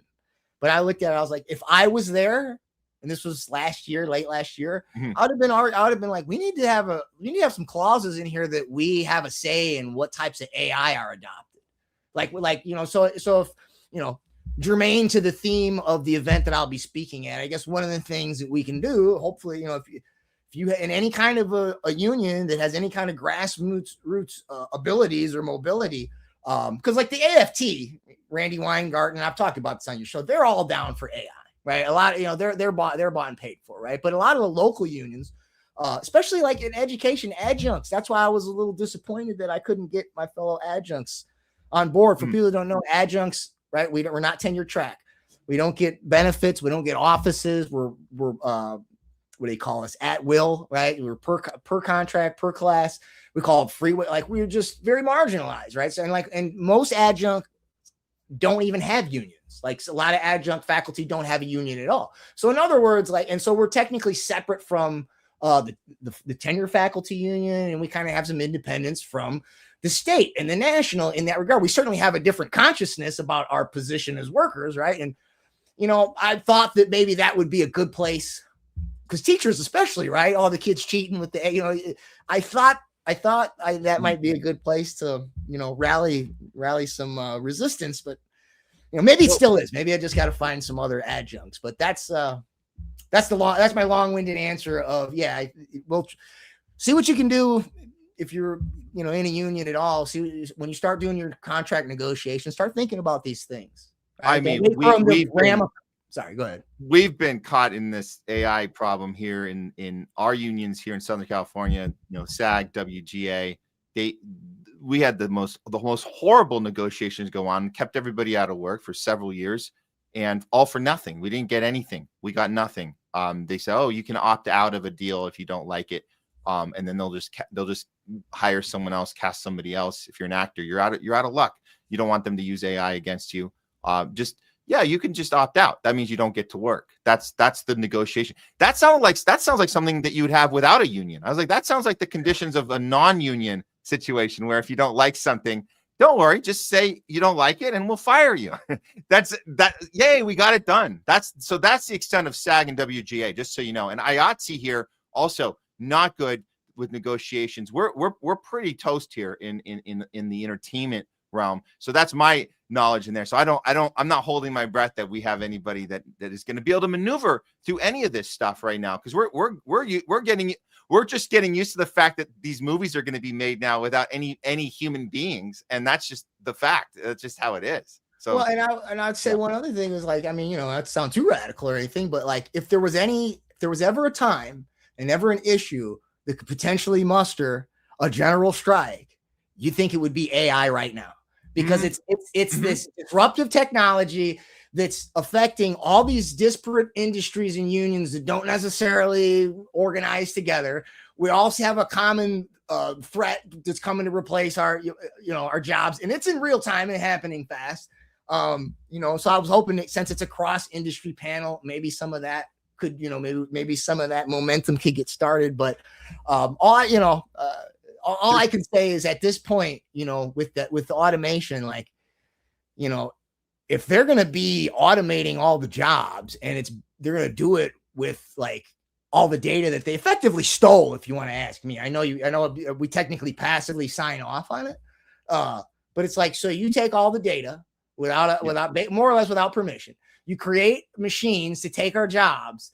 And then I don't get dividends. I don't get shares. I don't get, so there has to be some sort of, that was one of our big, complaints is that they were in our jobs here in entertainment, in our film jobs, they were going to just take, and they still can do this. They could just, if you don't sign off, if you don't like opt out, which means that you're fired, that's your opt out, is being fired. But if you don't opt out, they can use your likeness, and you get no residuals. They can use you forever and ever and ever and ever. And that's the thing. So we fought for the right to opt out and be fired. That's the goal. That's the accomplishment. And we're supposed to be like, yay, we did it. I mean, I look, I just don't want to live in a dystopia. I don't do the left-right thing. I just don't want, you know what I mean? So like, I try to organize with everybody that wants to not live in a dystopia. For the people on the right, they're all about parallel economics and parallel structures, which is good. On the left, we try to do community organizing and labor and strikes. And somehow you got to synthesize these two, because, and get around the culture war stuff in the meantime. Yeah. It's quite a battle. It's quite an uphill battle, but you're fighting strong, fighting hard. I'm glad you're doing this event. John, it's going to be, I'm going to hear about what happened there, but I know you're going to the belly of the beast. You're going to the Silicon Valley. This is where all the innovation comes from. And this is why they're doing this about San Francisco. That's I understand. That's probably why it's happening there. And so you're going in there, make the best of it, man. And I'll give you one more marker, because I saw this is on the 13th. We just did a story on our Top Censored News about what's happening on the 16th. I wonder if that's something people are aware of, that Meta is going to be, we can't opt out unless we do this. Really, it's very hard to, but anybody who has Facebook, Instagram, as of the 16th, Meta gets to use all of our personal messages to feed into their AI for information. That's happening on the 16th. So please look, I'll send you that if you haven't seen it.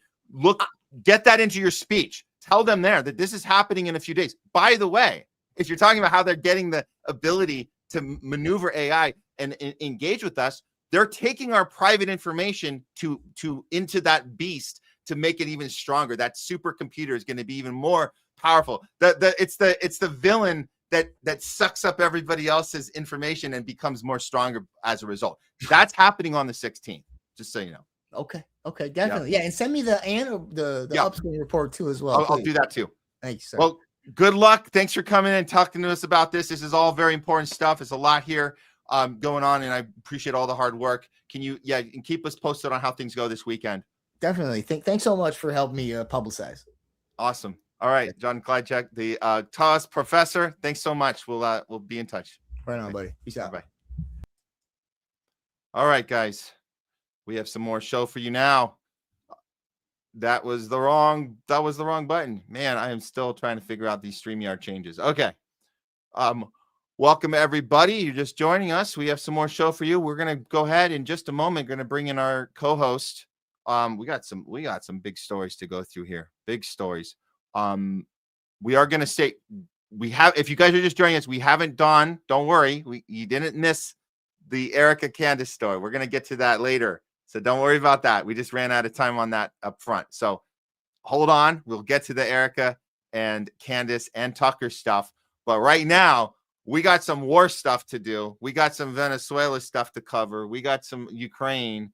And man, there's a lot to unpack here. So what better way to do that right now? Let's bring in our co-host. You know him. You love him. Please welcome back to the show, Jay Scott. What's going on, Matt? As you can see, you got the Christmas spirit going over here. Christmas tree, in the shot right now. So, but ready to get into it, man. Got to try to stay positive, through all the crazy stuff we're going through, right? So, ready for the holidays for sure, though. Yeah, for sure. Okay, so I think we're gonna start with Venezuela, right? That's I'm just trying to cue this up. Hold on one second. Yeah, I'm gonna go ahead and call this one we usually do a real fake news on Tuesdays, and we did do one, but I mean this is so fake.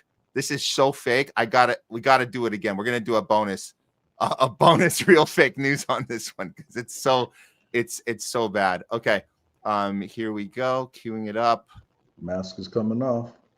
Oh yeah. I mean, if you guys were, seriously, if you guys were asleep for Epstein and for COVID or whatever else that you guys slept through.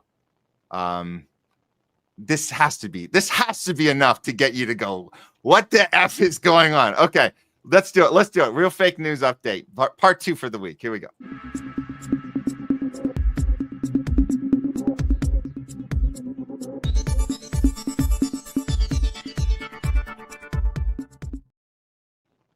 It's a real fake news update, not brought to you by Pfizer. I'm here with co-host Jay Scott, and we're looking at the conflict in Venezuela, primarily how the mainstream media has played a role in confusing, dividing, lying, and distracting their viewers from what's really happening. And so it's important we look at this because, like we tell you guys every week, we are literally this close to full-out war in Venezuela because the line keeps getting pushed further and further. The goalpost keeps getting pushed, but the line keeps getting crossed at the same time.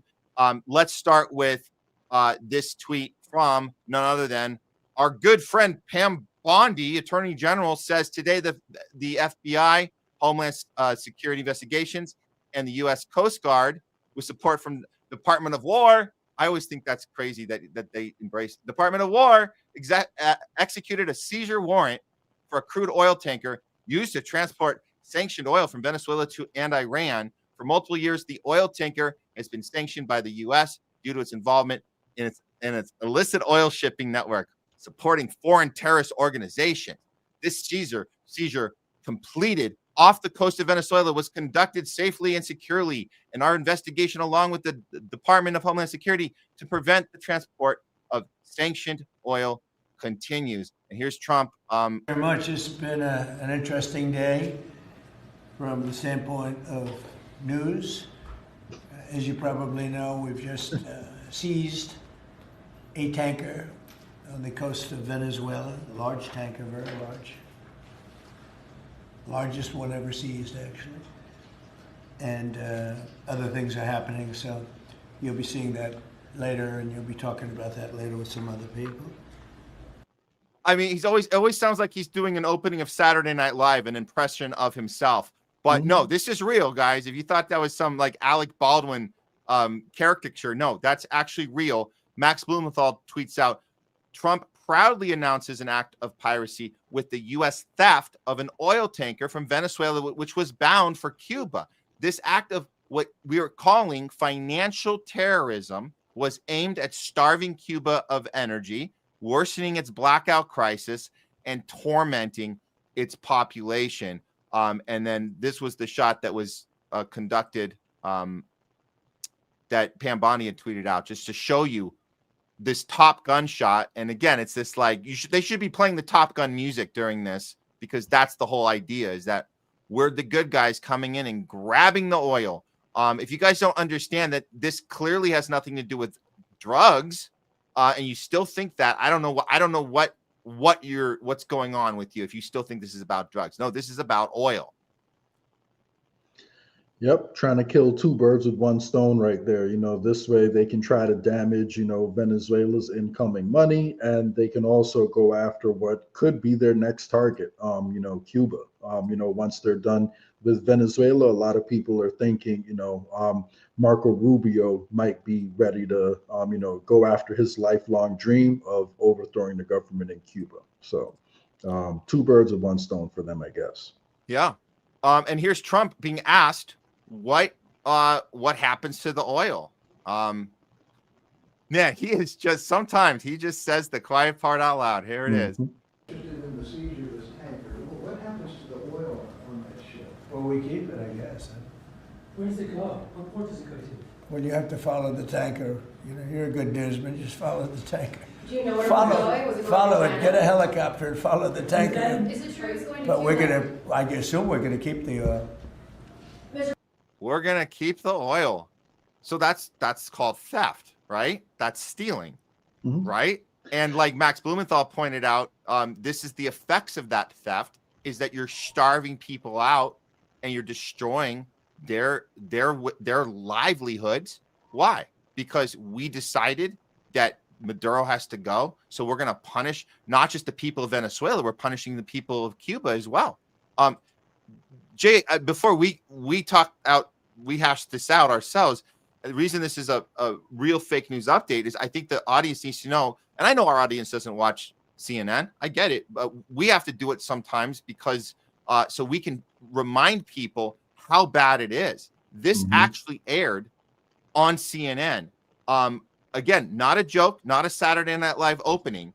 This is how they're spinning this situation, because we're being told that this is totally standard and common, nothing to freak out about. This is actually what we do. So they're telling us the quiet part out loud. This is how we conduct business, always.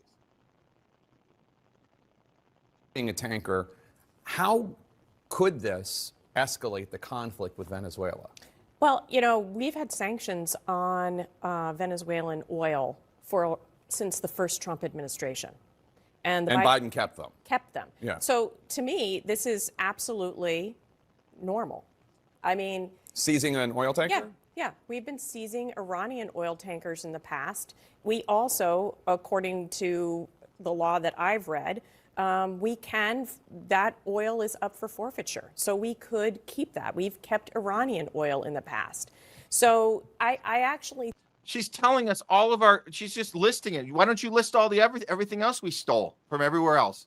You're just saying this. And the way she says it, it's like, and the whole world agrees, yeah, this is normal. We just go around stealing people's stuff. Meanwhile, like, the rest of the world has kind of condemned us for breaking the pact that we had, the treaty that we had with Iran. So for her to just come out here and pretend like, yeah, this is normal, the whole world is cool with it, is absolutely amazing. Like, she's treating U.S. foreign policy like it's just law. That's God's word right there. Because the U.S. government did it, that's how God wanted it to happen. So don't question it, Matt. Let's see how many want to bet if Jake Tapper pushes back on this, or he just sits there going, oh, thanks for educating me. Let's see. Let's take some bets here. I say he says, thank you for educating me. That's my guess. We know. Let's see. I think that this is less controversial in terms of law and sanctions and what has been, disputed or not disputed. Like, I think this is actually a pretty, check the box case. Now, what will this mean in terms of escalation? What is he going to do? What is Maduro going to do? Is he going to step aside because we're sanctioning this oil? I mean, we pick up this oil tanker. It's one oil tanker. Probably not. And it's unlikely. So she's even saying it's not going to have even the result that we were pretending it would have, which is get Maduro out of power. So she's also saying the only reason to do this is so we can steal wealth and we can benefit from that, because Maduro's not going to leave. Well, what they really want is for Maduro to take a shot, at one of our ships or one of our helicopters or something like that. And the moment some of our military members come under fire or get killed, then that's going to be plastered all over the media. Like, look, we got him. He really just wants to kill Americans. And they're going to disregard all the lead up to it and pretend that Maduro just came and attacked us out of nowhere. So let's use that, manufacture consent from Americans, and go all in on this war. My guess is that's what they're aiming, to do right now. Because, like, if you shut down Venezuela's oil transport, they don't have another way of earning that much income at the moment. And I'm also hearing rumors that they want to shut down any incoming energy supplies into Venezuela too. So that's the next thing they want to do. They want to stop Venezuela from exporting anything, and they want to shut them off from imports to try to get the Venezuelan people internally to overthrow the government. So it's economic warfare. It's against every single, law, like international law you could imagine. So, her explanation is pretty much just saying, yeah, we said it's legal, so it's legal. Let's move on. And it's sad that Jake Tapper calls himself a journalist and he has zero pushback for any of that. Just sitting there, nodding his head and moving on to the next point. Experts said it. Let's keep going. Yeah, that makes total sense. He's like, is this going to be on the quiz on Friday? That's what he looks like. He's going to like taking notes. Oh, thank you for educating me. An actual question was asked on CNN to Chuck Schumer. And I'm going to play this clip because this is what we've been talking about on the show here for the last several weeks with the Venezuelan buildup, because we have identified this as this should be enough. If you guys are still on board with Kamala was the lesser of two evils, Biden was the lesser of two evils, if you're still on board with that, and no kings this, no kings that, 37 felonies this, GE Carroll that, if you're still on board for all of that, then you should be asking your question, the same question that Chuck Schumer is going to be asked. You're going to see it right now. This is an actually good question. The question is, are you going to condemn what Trump's doing? Do you have a problem, Chuck Schumer representing the Democrats, right? The No Kings Party. Do you have a problem with what Trump is doing? And are you going to do anything about it? That's, I don't think they say you're going to do anything, but do you have an actual problem with it? Listen to his answer. This should tell you everything about the two-party duopoly, the psyop we've been in, that there's anything better about the Democrats. Because if you really wanted to take Trump down, it'd be very easy to do it with this issue. So let's see what Chuck Schumer has to say about it. Do you disagree with President Trump's ultimate goal of regime change in Venezuela? Look, the bottom line is President Trump throws out so many different things in so many different ways. You don't even know what the heck he's talking about. Obviously, if Maduro would just flee on his own, everyone would like that. But we don't know what the heck he's up to when he talks about that. So it's very, very, you cannot say, I endorse this, I endorse that. I'm sorry. I'm really trying to process the logic here. What the F is he's saying? Trump it's hard to know what Trump's going to say next. That's our problem with him, not his policy, because we all hope that Maduro just magically gets up and leaves. If Maduro's not going to magically get up and leave, obviously we have to invade them and destroy them and steal their oil. That's what he's saying. We have to do these things. There's zero criticism for the illegal strikes that we've done on the boats. There's zero criticism for robbing people on the high seas and international waters. Zero criticism for any of that. It's just let's see what happens. Let's see where he goes, where he takes it next. He does some crazy things sometimes, but Trump's gonna Trump. That's his whole answer there. So if you staged a whole protest about Trump, quote unquote, being an authoritarian who's extending the power of the federal government like a king would do, and you don't have any criticism for the authoritarian moves he's making right now and doing all this in Venezuela, then it shows you have zero credibility. It was just a protest to get people out there to think Democrats are the resistance, and it's working, unfortunately. And I hate to see Democrats getting rewarded because of what Trump and the Republicans are doing right now, but that's what we're seeing. Slightly unrelated, but I guess still related, is Miami, which has had Republican mayors ever since the 1990s, recently just got their first Democratic mayor elected right now because, I guess, of pushback against what Trump is doing right now. So we do gotta get the word out about third-party options and a different system, because continuing to vote for the lesser of two evils is quite literally civilizational suicide, in my opinion. So yeah, I'm still stuck on this Schumer thing, because it's like he's saying this. The problem is Trump says stuff in a way that we don't like, and it might be a problem because we don't know what he's going to say next. That is his critique. And you guys understand that this is, if you're on CNN, you're Chuck Schumer, this would be the moment. If you really cared about stopping the king from his policies, which you don't care about, you only care about making him out to be a guy that says stuff that's crazy, and that's enough to get people excited about the next No King rally number 3 or 4 or whatever the hell they're on now. But they're not talking about policy. And he's telling Jake Tapper, I know we all agree. We agree on policy. We just don't agree that he opens his mouth and says stuff out loud that we actually don't like saying out loud. We like saying the stuff a lot softer behind closed doors. We're a lot more presentable to the American people. We always find a spin to make this about them.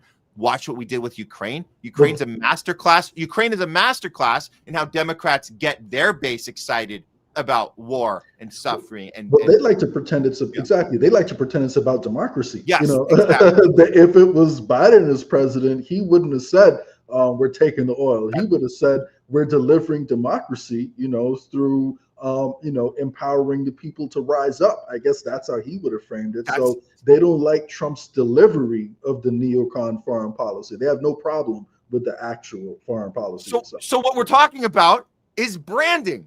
That's what we're talking about. So everybody who's getting ready for the next, you guys were all excited about the 2024 election. Oh, this is the most important election in our history. It's about branding. It's not about policy. It's the same policy. The difference is branding. How do you package the same thing? And if that's enough for you guys to get upset and go, oh, I don't like the way Trump packages it. I prefer the way Biden did. I prefer Kamala. It's not, none of that's going to matter. It's the same policy. So he's telling us this. It's the same thing Israel does. They don't change policy. They just change brand. How do we change our brand?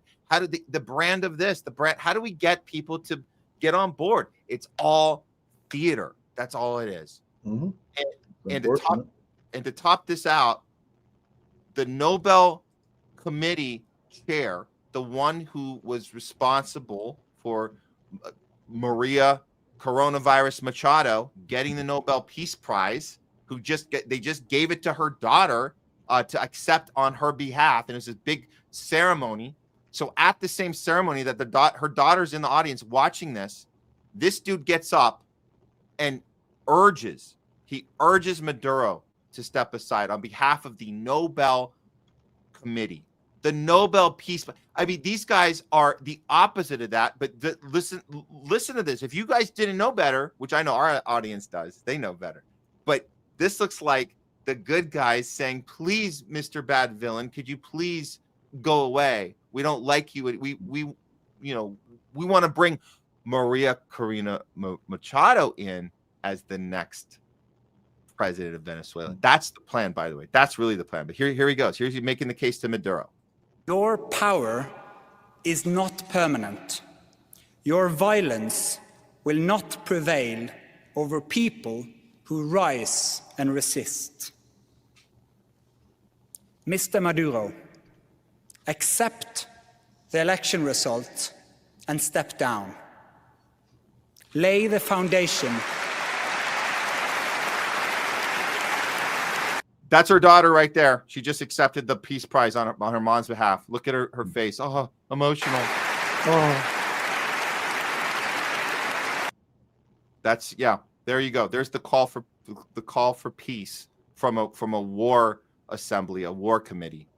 There's the call for quote unquote peace. And this was the tweet from RT. Mr. Maduro this is the quote. Mr. Maduro accepted election results and stepped down by the Nobel Committee chair. Who's not totally politicized Peace Prize award ceremony, as the daughter of Maria Corina Machado tears up. Reminder to everyone, Maduro won the election by a landslide. It was the U.S. that refused to accept the results. Yeah. The funny thing about those Venezuelan elections is they do bring in a lot of international observers, to verify, that the elections are being handled in an ethical way. And the only country that really has a problem with it or will go on record saying that the election results were fraudulent is America. They're all going off America's word that, the election results are bad. But the people on the ground over there do not say that. So for them just to state it, like it's a non-negotiable accepted fact, is wild. But, that's where we are. And of course, the average, person isn't diving too deep into it. They just see everyone clapping in a room that looks like it's full of really smart people. And they think, well, yeah, I guess that must mean Maduro's a violent dictator who just wants to kill all these people. Meanwhile, I've never heard of a violent dictator going out and giving guns to his people, because if you were that much of a dictator, you would be scared of an uprising. But Maduro doesn't seem to be too scared of his own people rising up against him, because he's going out giving them all AK-47s. So, I mean, just look at the reality on the ground. That's all I got to say. Hundreds of thousands of them ready in the streets, ready to go. Chavistas. These are revolutionary militia members. These are civilians armed, like you're saying, they're armed by Maduro, by their own government, and they're going to hold it down. They're not going to stop.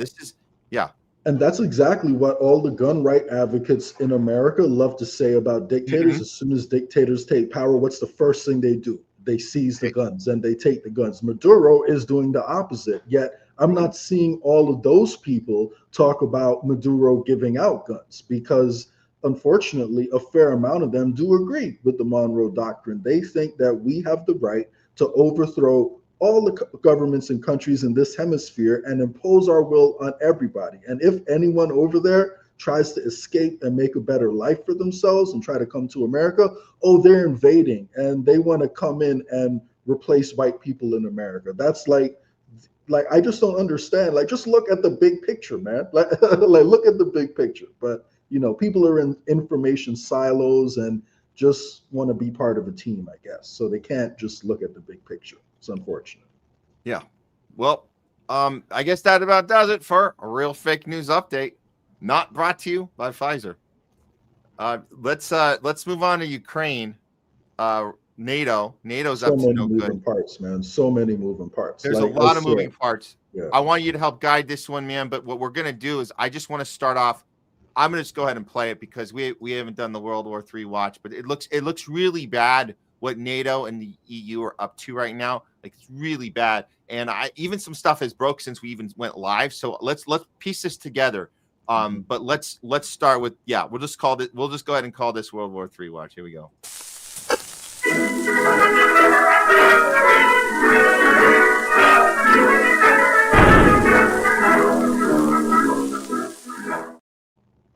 It's a World War III watch. Let's just face it, it's already started. I'm here with co-host Jay Scott. Let's look at the NATO chief, Rutte. He's warning the people of Europe. He's telling them Russia is ready to attack all of us. We are all in trouble. So we're doubling down basically on the Putin's going to take over the world nonsense that this whole thing started from, and they're going all in on this. And I don't know how much this is working, but he certainly seemed to have rehearsed this in the mirror a few times before he got up on that stage. So here we go. Tell us what Putin's up to. We need to be ready, because at the end of this first quarter of the 21st century, conflicts are no longer fought at arm's length. Conflict is at our door. Russia has brought war back to Europe, and we must be prepared for the scale of war our grandparents and great-grandparents endured. Imagine it, a conflict reaching every home, every workplace. Destruction, mass mobilization, millions displaced, widespread suffering and extreme losses. It is a terrible thought. But if we deliver on our commitments, this is a tragedy we can prevent. NATO is here to protect 1 billion people on both sides of the Atlantic. Our mission is to protect you, your families, your friends, and your future. We cannot let down our guard, and we won't. I count on our governments to keep up with their commitments and go further and faster, because we cannot falter or fail. Listen to the sirens across Ukraine. Look at the bodies pulled from the rubble. Think of the Ukrainians who might go to sleep tonight and not wake up tomorrow. And what is standing between what's happening to them and what could happen to us? Only NATO. I have a duty as Secretary General to tell you what lies ahead if we don't act faster, invest in defense, and continue our support for Ukraine. So we reported earlier, Jay, that NATO is demanding that Europe somehow comes up with about $1 billion a month starting in January to continue sending to Ukraine. The people that we have exposed on many levels of money laundering the entire operation, the billions and billions is already gone. He's telling, he's iron fist. You can't survive without us, and you need to give them more money. That's what he's doing, and he's telling you, you are going to die if you don't. Think of all the people that have already died, which is because we haven't given enough money. So it's the double down of this, this total garbage. And besides him, they're also rolling out to us to more into our lexicon. I don't know if you guys saw this guy. This guy is the new woke version of Lindsey Graham that they're rolling out. RT says, yeah, the guy's name is Pastor Mark Burns, making Lindsey Graham look like a peace-loving hippie. Check this dude out. This is crazy. This is so we can get the younger. We got to get the younger generation on board now. To the people of Ukraine, my message to you was loud and clear. You are not alone. You are absolutely not alone. We are 100% in the fight with our brothers and sisters in Ukraine. The United States of America is 100% behind you. I am 100% behind you. People like Representative Joe Wilson here in the U.S. Congress, all are behind Ukraine 100%. You have allies here, and we are going to fight all the way to the very end. I believe we're very close to an end. We are going to make Russia capitulate. Ukraine is not going to quit because Ukraine belongs to Ukraine. The message is very clear. But my message to the world, my message to the president, my message to Congress is real simple. Supporting Ukraine is America first. If we're going to fight Russia, we need to do it right now, stop them dead in their tracks right now by making sure Ukraine has everything that they need. I was going to say, I think Netanyahu might be thinking, no, supporting Israel is America first. You're after, we're in the front of the line. So Israel is a jealous girlfriend right now, man. You know, watching her boyfriend, you know, like fiend over another woman walking by. Like, don't look at her. Stay focused over here. That's hilarious. Look at this guy's outfit. Yeah. They just did a whole number on. They made him into this character that was like he's going to be more confident than a Zelensky, who's always like sniffing his nose, and he's just going to be a little more friendly, not friendly, just more like, hey, he looks like us, all my lefty friends. Lindsey Graham, that was a little harsh the way Lindsey Graham would tell us down to the last Ukrainian. So they really put a little package together here with this dude. Let me just see anything else on here, and then we'll talk about it. To defend itself. Remember, Russia attacked Ukraine. Ukraine did not attack Russia. And so the support is growing here in America. The support is growing in Congress. The support is growing in the media because we realize the enemy is Vladimir Putin and the evil of Russia. They must pay. They will pay. And we will not stop until Ukraine is victorious and that the sovereign nation of Ukraine is established. Peace, long-lasting peace, along with real security guarantees to make sure that Russia or no other nation ever do this again. Be encouraged, my brothers and sisters. I'm surprised he didn't lead with, I have a dream that one day Ukrainian children will be able to live peacefully without being bombed by the devil, aka Vladimir Putin. I mean, damn, man, like you can't make this up. Like, I have a nightmare. I have a nightmare down to the last Ukrainian, as Lindsey Graham once said.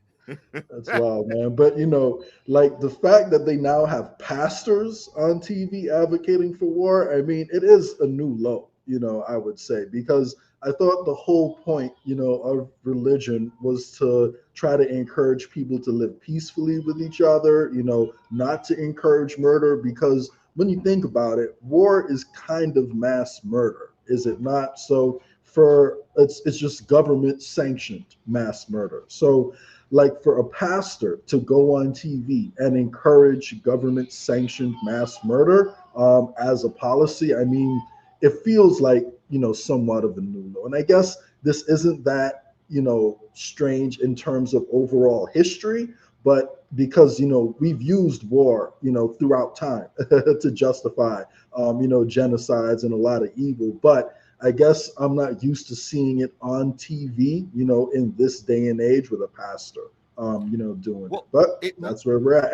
And the funny thing is, back to the first video, this is all happening at the same time as Denmark is going on TV saying that they fear a direct threat from America. They think that Donald Trump is liable to go into Greenland by force and to go take it. So on the one hand, NATO is saying, well, there's a big threat from Russia. On the other hand, one NATO member is saying the leader of NATO is about to invade our country and steal it from us. So, I mean, you know, there's a lot of contradictions that are happening right now. I don't know if you have that other clip I pulled up from CNN. It's a bit long. I don't know if we have time to play the whole thing, but yeah, long story short, there's a Danish representative going on TV right now and saying that he thinks Trump might be about to, you know, steal Greenland from Denmark. And as he's saying it, he's saying, and by the way, I don't even know why Trump wants to do that, because we'll give you all the natural resources. We have no problem with American companies coming in and taking what they want. But, you know, we still think Trump might do it. And to be honest with you, I really think this is about motivating European people to be in favor of war, because they do see Vladimir Putin as a bad guy because of all the brainwashing they've had to go through over there. But in general, Europeans themselves don't want to go to war. So I think this is all about scaring them, telling them Vladimir Putin's at the door. Trump doesn't have our back. In fact, he may want to invade us. So all you guys got to be ready to saddle up and boot up so we could go at least fight Putin. So I think all of this is to try to stir up fear among Europeans themselves, in my opinion. All right, let's hear this. This is basically breaking news. Denmark labeling the U.S. as possible security concern. Now, Rasmus Jarlov is a conservative member of Denmark's parliament and chair of its defense committee. Thanks so much for joining. Hello, Jim. Thank you.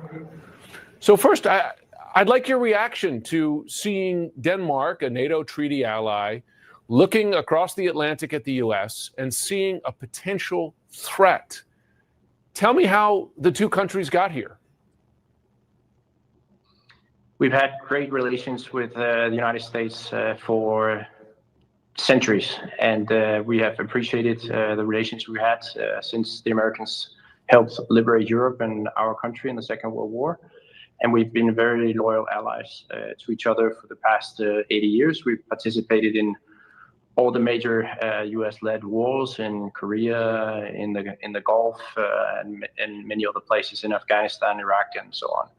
So it's not great that now we're receiving threats regarding Greenland, which is the main concern from a Danish point of view. Yeah. Listen, as I've reminded viewers and others, Denmark did some of the hardest combat duty in Afghanistan as well, and lost many of its soldiers and quite a large percentage of Denmark's overall forces there. As you know, there are many in this country who disagree with the U.S. president on its approach to Denmark, including both Democratic and Republican lawmakers. Do you believe there is anything standing in the way of President Trump continuing to antagonize Denmark? So, I mean, my question is this just about President Trump, or do you believe the entire country, in effect, has turned against Denmark? And, you know, you can probably... No, we don't. Well, yeah, I mean, that's the CNN spin. They're trying to say this is uniquely Trump, right? This isn't... Well, I mean, there's ways you can answer that both ways, but if you wanted to say it's uniquely him, but I think that's the CNN question. That it doesn't matter. That part doesn't matter. Yeah. And the Danish representative goes on to essentially say, you know, oh, it's not the American people, you know, who we fear. So he kind of agrees with him. He acknowledges that he thinks it's mostly Trump, but he also says, you know, there are some elements within Trump's administration that he believes may persist, you know, beyond it. So, you know, what they're trying to do is stir up more fear among Europeans themselves, and to get them to put more money into NATO. So yeah, Right, but that's I wasn't just saying that like it's a matter of Trump versus are they targeting the entire country and all the citizens. I was saying before Trump came in, it was Biden's policy. There's a uniparty policy of how we've been conducting ourselves, pushing this proxy war. So I would say that part's not really relevant, other than he lied to us when he said he was going to end the war in 24 hours. But other than that, it's the same policy. It's been the whole time. I think that was why I think that question's a little like, okay, you mean the U.S. government and its policy, whoever's calling the shot, basically. Yeah, and the guy even goes on to ask the Danish representative, do you believe that Trump is a better friend to Putin and Russia than he is to Europe, which is amazing because we're literally funding a war against Russia and Putin, and we have sanctions on them right now. So it just goes to show you how far they're willing to go with this propaganda. Just on its face, that question is absolutely ridiculous because we have sanctions after sanctions after sanctions on him. Trump hasn't rolled back any of that.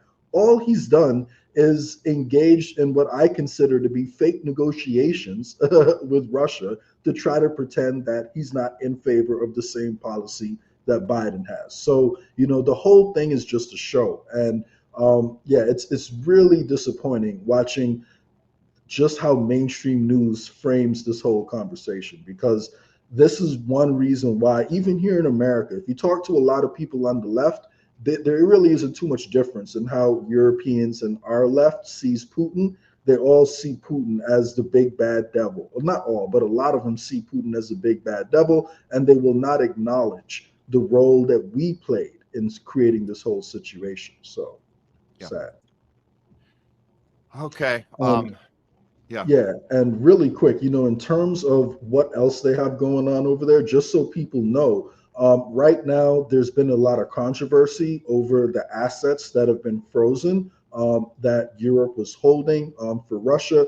And long story short, what's about to happen in Europe is extremely controversial because the assets that were supposed to be temporarily frozen as the sanctions continue going on, it looks like they're now going to permanently steal the assets and quote unquote use it to back up a loan that they're giving to Ukraine. But in reality, we know that Ukraine does not have any intention or the ability to pay back all these loans that are being given to it.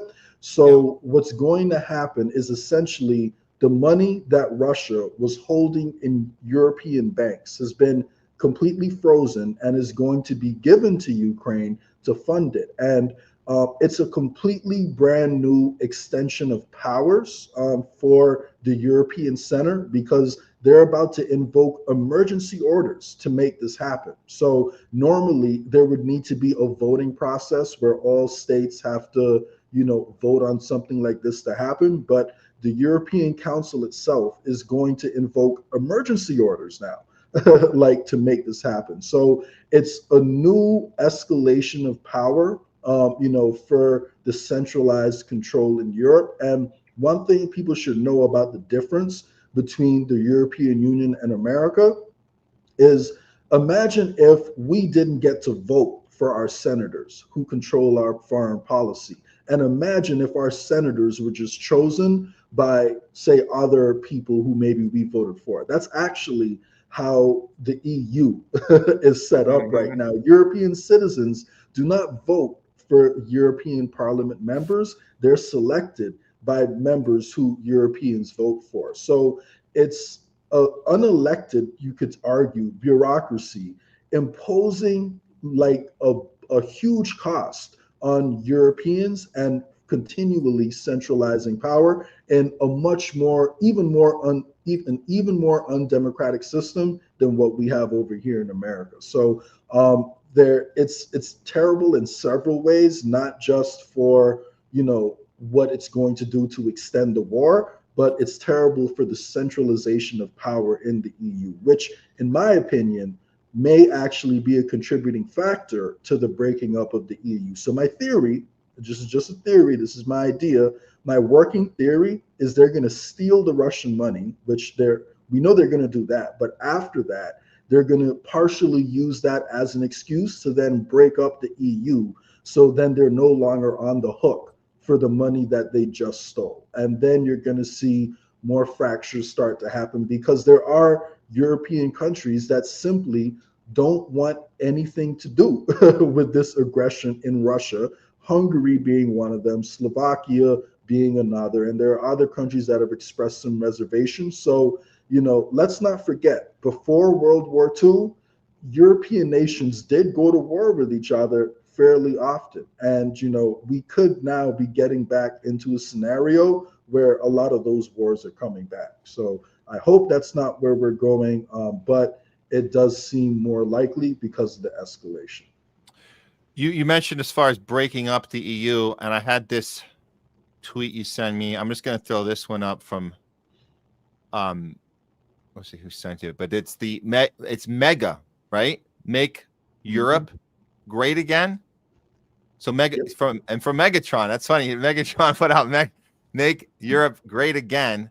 So the leaked document shows the U.S. wants to pull 4 countries out of the EU as part of this Make Europe Great Again strategy. It's from the Daily Mail, and these are the countries that Trump plans to separate from the EU and then take credit from it. What is this? I mean, this might be bleeding into our next story, but this is all part of the Europe kind of collapsing in on itself because of the Ukraine war, because of all the these tyrannical policies of the free speech and the taking away and upping the surveillance state, and then you got the money issue, the economic problem. And again, I think it might be bleeding into our next story, but this is a real thing. It looks like that is underway. How does this affect NATO's ability? Is this something that NATO wants to see happen? Does it help them control this better? Or is that going to be how are they able to still come in with that iron fist and say, keep giving $1 billion? We need $1 billion a month from all European. You all have to work together and give Zelensky more cocaine money. How does that?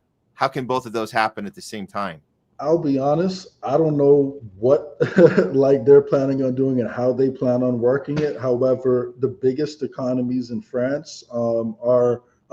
in Europe are Germany, France, the UK, Italy, and Spain, I believe. And Italy has gone back and forth a little bit on its aggression towards Russia, but it's leaned towards the EU stance. So the only countries on that list that have openly expressed real opposition to the only country on that list that has openly expressed real opposition to what's happening is Hungary. Every other one of them, maybe they've hinted every now and then at possibly toning down the rhetoric a little bit, but for the most part, the majority of Europe is united against against Russia. But by just breaking off a couple countries, I guess they could do damage to the European Union as a whole and try to get out of paying that money back, because Russia can take them to international courts in other places in the world, and they would win the case, because what Europe has done is by every definition straight up illegal. So there, and even the head of Euroclear themselves, which is the financial agency that kind of overheaded this, they're following orders from the EU, but they said, hey guys, if this gets challenged in court and Russia tries to take their money back, we're going to lose. So the head of Euroclear even knows that what's being done is illegal. So maybe this is their hat trick to take Russia's money and then get out of paying it back. So what's going to happen in Europe? I don't know. I wish I could say I knew the answer to that, but I've had a feeling that the EU, could be in danger, of collapsing. So, I'm in favor of, real democracy where people are empowered, and I'm in favor of international cooperation where it makes sense. But the way the EU is structured promotes like really centralized power among the elite, because the European people themselves don't even get to vote for who goes to the European Parliament. So that's something, I want people to keep in mind. So the EU has done some good things for Europe, and it's definitely slowed down the European wars that used to happen fairly frequently before that. However, it's bad in a few ways because of, you know, the centralization of power. So, you know, it would be nice if there was a more democratic way that the EU could work together. But, you know, it seems to be the antithesis of democracy right now. Yeah. Okay. Well, there's our NATO Ukraine update. World War III. It's already started. Jay, I want to move on to the next topic here. We're talking about quantitative easing. I got this article you sent from Economic Times. You want to start with that, and we can kind of walk this through? Yeah, let's do that. So essentially, what happens when America, you know, wants to spend money to say go to war is that America will print U.S. treasuries and U.S. bonds to finance that war.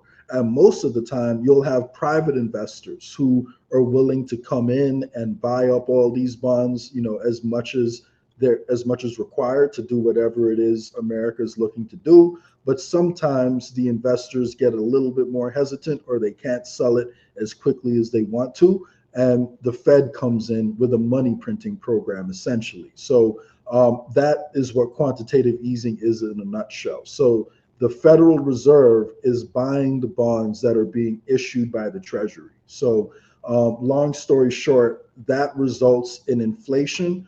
It was our policy to get out of the 2008 recession. Then it slowed down. It was our policy to deal with COVID again. Then it slowed down. It had stopped for a little while, actually. And now we're about to ramp up more wars, and the economy is looking pretty shaky right now. Inflation is already high. And, you know, I guess they have to go back into the quantitative easing again. But that was the announcement that the Fed made a little bit earlier this week, that they're restarting, you know, their program. And I don't know if it's linked to this now. There are headlines going around that Europe is possibly considering dumping U.S. treasuries. In my personal opinion, I would say it's a low risk that they would actually do it, but it's not zero. Because the truth is, if Europe en masse did decide to dump U.S. treasuries, that would also hurt their own economies too.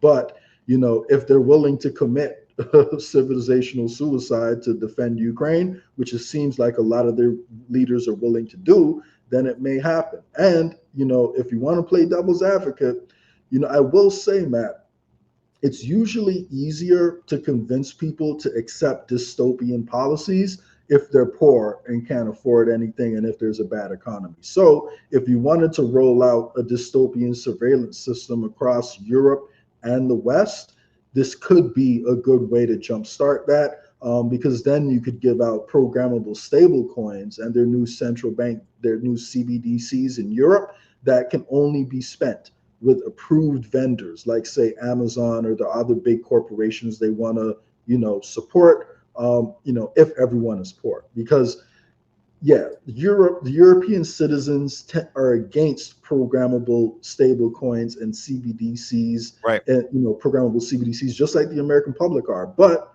if we're poor and we have no choice, we're more likely to accept that. So is that the end goal? I don't know. It seems like there's a lot of things happening at once, because if that's the end goal, it does seem like breaking up the EU would make that more difficult, because then you would have to go country by country. But, you know, it's hard to predict. There's so many moving parts right now. But yeah, just so everyone knows, if Europe did go through on this relatively quickly, within a matter of days to weeks, the price of everything would skyrocket here in America, and our currency would be greatly damaged. So it would hurt Europe a lot, but it would hurt us more.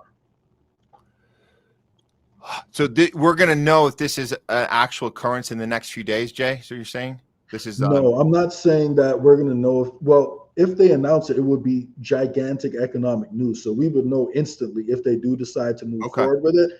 In my opinion, I think it's a low chance that they do it because it would damage their own economies a lot, because all of they're invested in America in a lot of ways. So because it would do a lot of damage to America, it would hurt their own economy. So I think probably, it's more of a threat, like to try to, scare maybe some of the officials around Trump, into getting on board with what they want to do in Ukraine.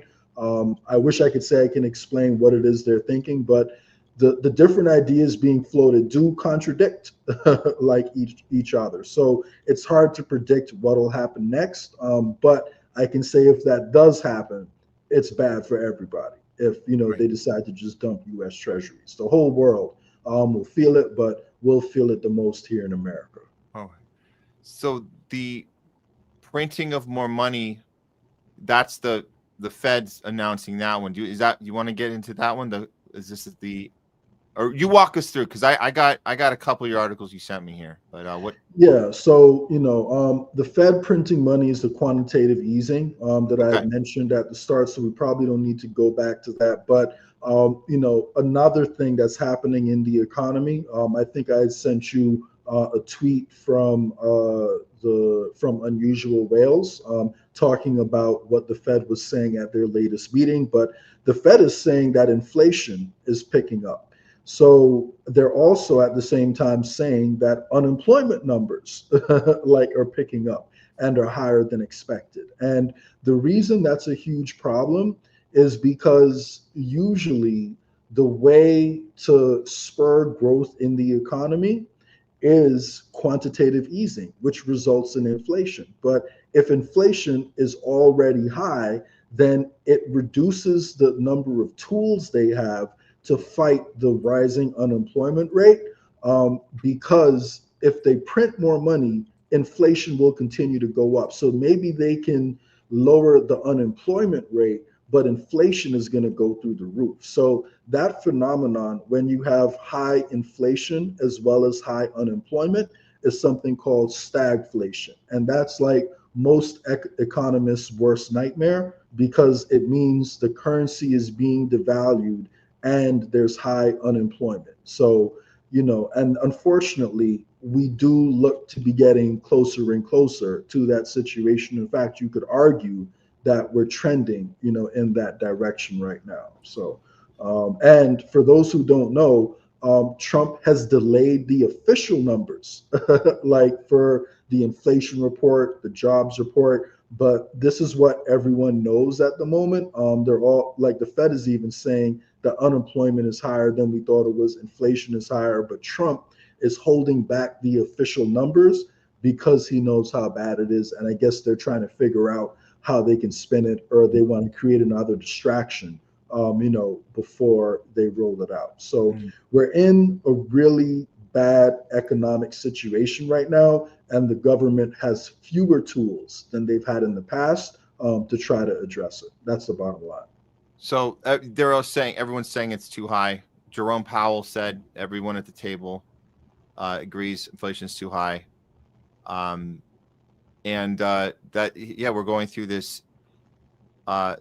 Simon says when Powell says everyone agrees inflation is still too high, he's reminding markets that the Fed isn't united on easing, but it is united on caution.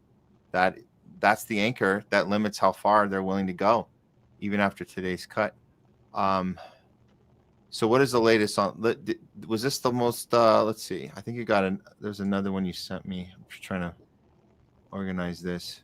Yeah, no worries. So you can pull up one of the other links I had sent you too. But long story short, because we have less tools than we've had in the past, overall the situation doesn't look good.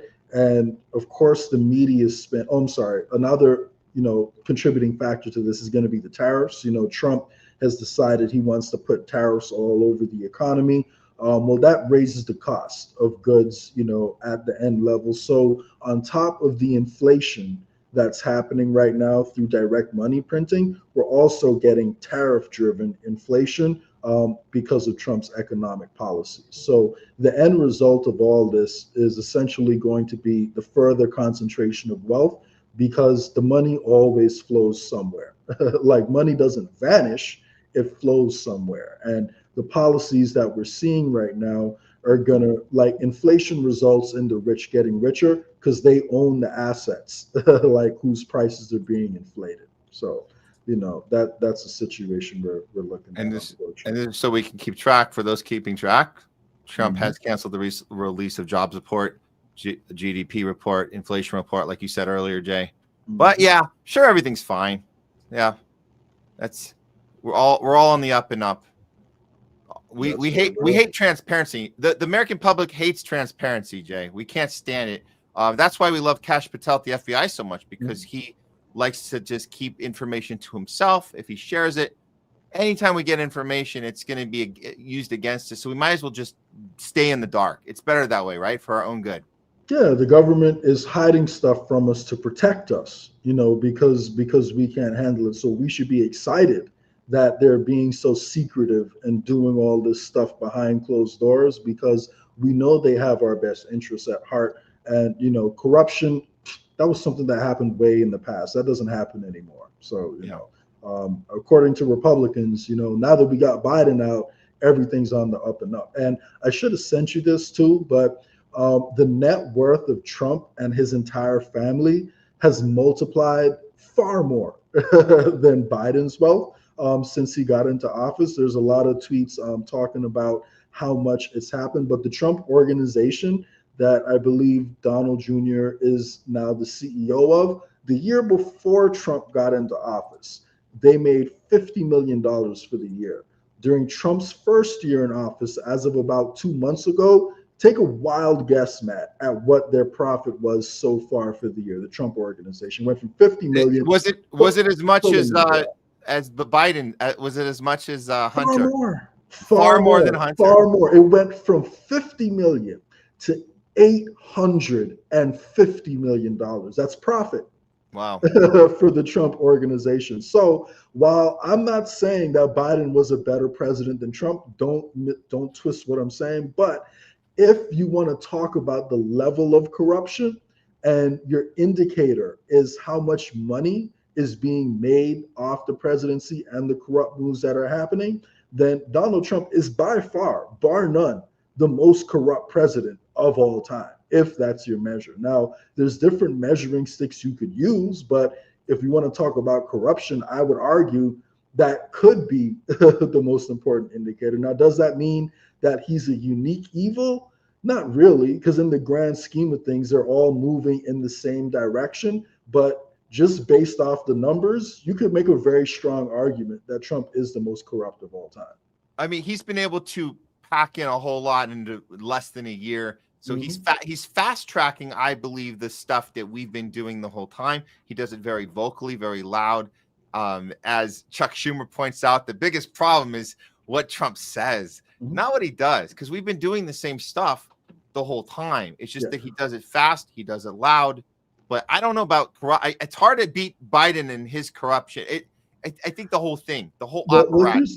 Here's the thing. If you look at how much Trump and his family themselves profit, it's far more than all the Bidens. And now, I believe it's Eric Trump, but they just gave a gigantic government contract to, I think it was one of Eric Trump's companies, to start processing rare earth minerals, right as we're using the military to and private contractors to seize, more resources in the Congo, through the peace deal, as we ramp up to hopefully not, but maybe destabilize Nigeria, which also has rare earth minerals. We're talking about taking Greenland and Canada. They also have rare earth minerals, and the same thing is in Venezuela. So we're giving government contracts directly to companies that are owned by the Trump family. And I think the difference is before with Hunter Biden, the big controversy was Hunter Biden was on the board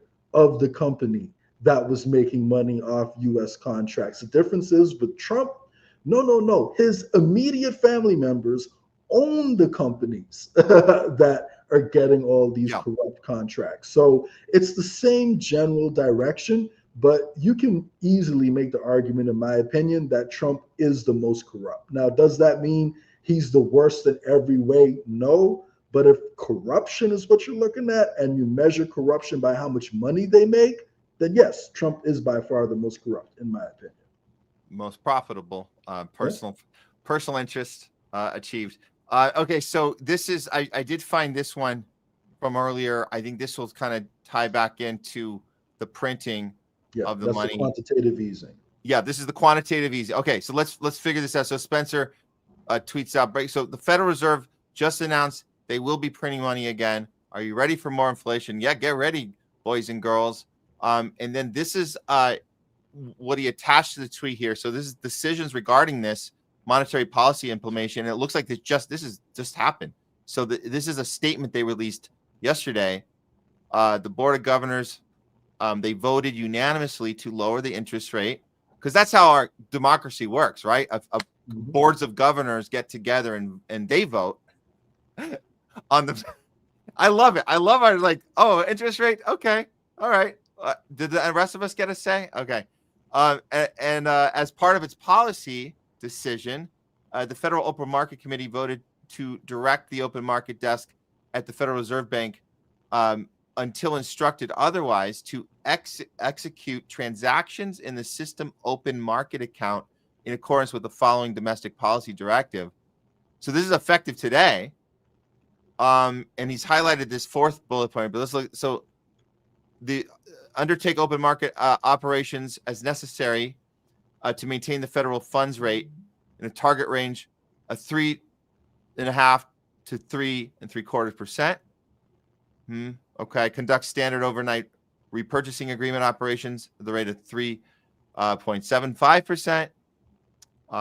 Conduct standing overnight reverse repurchase agreement operations at an offering rate of 3.5%, with a per counterparty limit of 160 billion per day. And this part, I guess, is the most important here. Increase the system open market account holdings of security through purchases of treasury bills, and if needed, other treasury securities with remaining maturities of 3 years or less to maintain an ample level of reserves. Could you explain that part to us, Jay?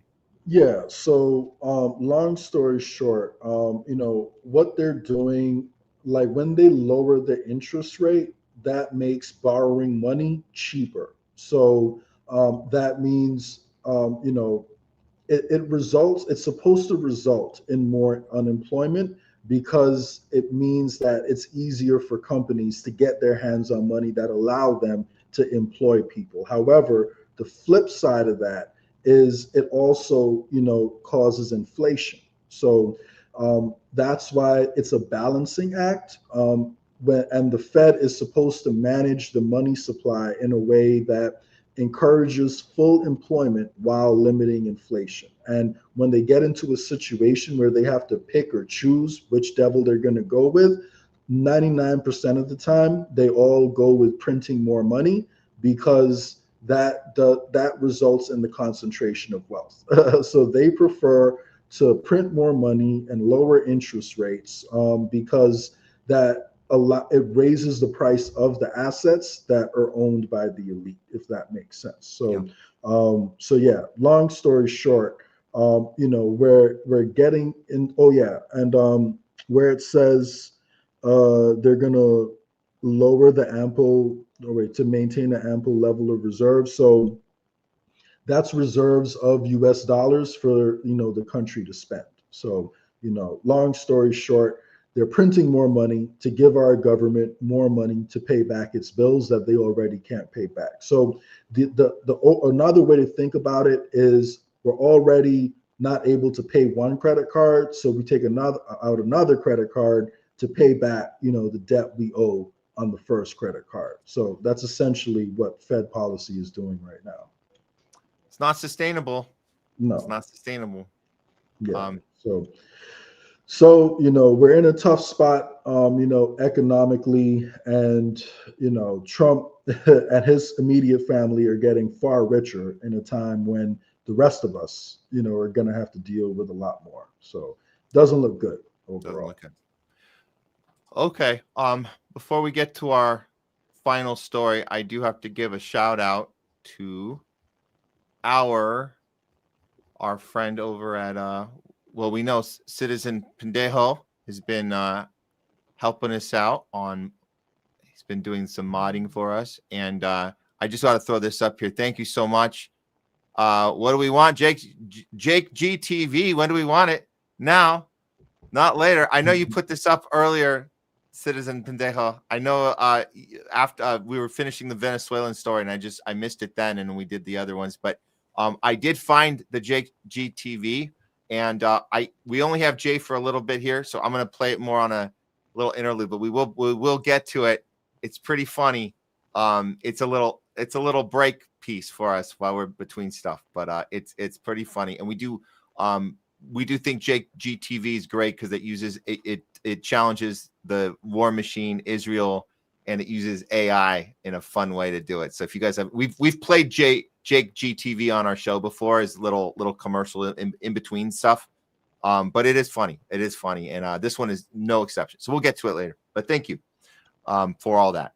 Jay, how much longer do I have you? Because I know we started late, but you'd said top of the hour, but yeah, let's do it. We should cover the big food. Yep. Let's do it. Story. Okay. We'll do the big food story. Okay. This one is good. I was very happy when you sent this to me, Jay. So we have, as you guys know, obviously Maha, the idea of Maha is that RFK Jr. brings his team in and challenging big food, challenging big pharma. Hasn't gone so well in a lot of cases, right? We've had this very slow moving apparatus, in some cases taking a step back or two. It's been kind of 2 steps back, 1 step forward. It's been weird. But as far as us looking out for our own health and what we can do, when I saw this app that was being introduced, I'm going to play this video here. I assumed, and maybe this was just I've just been this kind of negative Nancy in this regard, because every time I see something technologically speaking, it's being put out there, I'm always thinking, okay, what's the catch?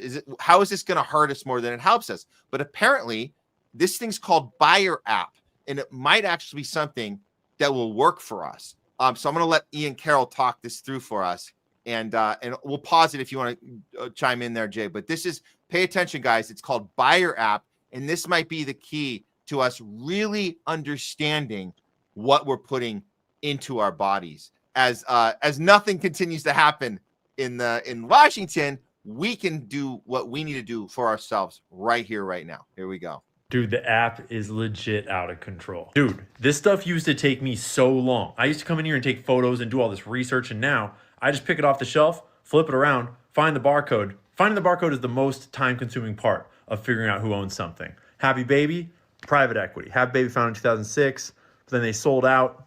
We're going to get back to all this in just a second.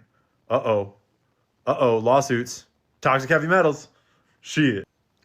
So I'll just pause. So he's going quickly through, but obviously he jump cuts his stuff pretty quick so we can get to the next thing. But in reality, if you're in the store, you're going down the aisle, this app is ready on your phone, ready to go get all the information you can possibly get, and it does it very fast. So let's see he's going to give some more examples, but yeah, it goes pretty fast here. But obviously we won't be as fast doing it ourselves, but having this app could get you this type of access. Check this out.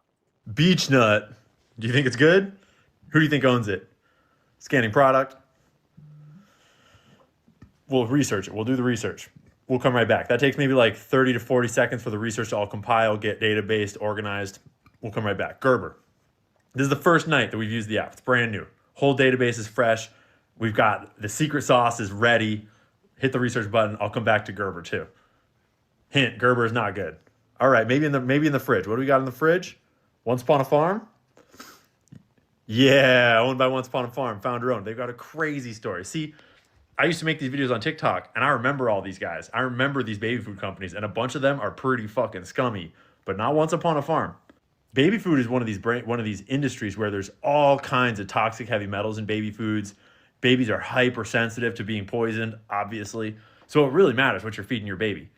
And back when I dug through the baby food aisle, that was when I uncovered some of the most gnarly shit that I think a lot of us were very surprised by. And then I went and dug and found all sorts of sources, reports, scientific studies about all the toxic heavy metals in these things. Here I'm trying to like hunt down these barcodes, see if Buyer app can fucking handle these barcodes.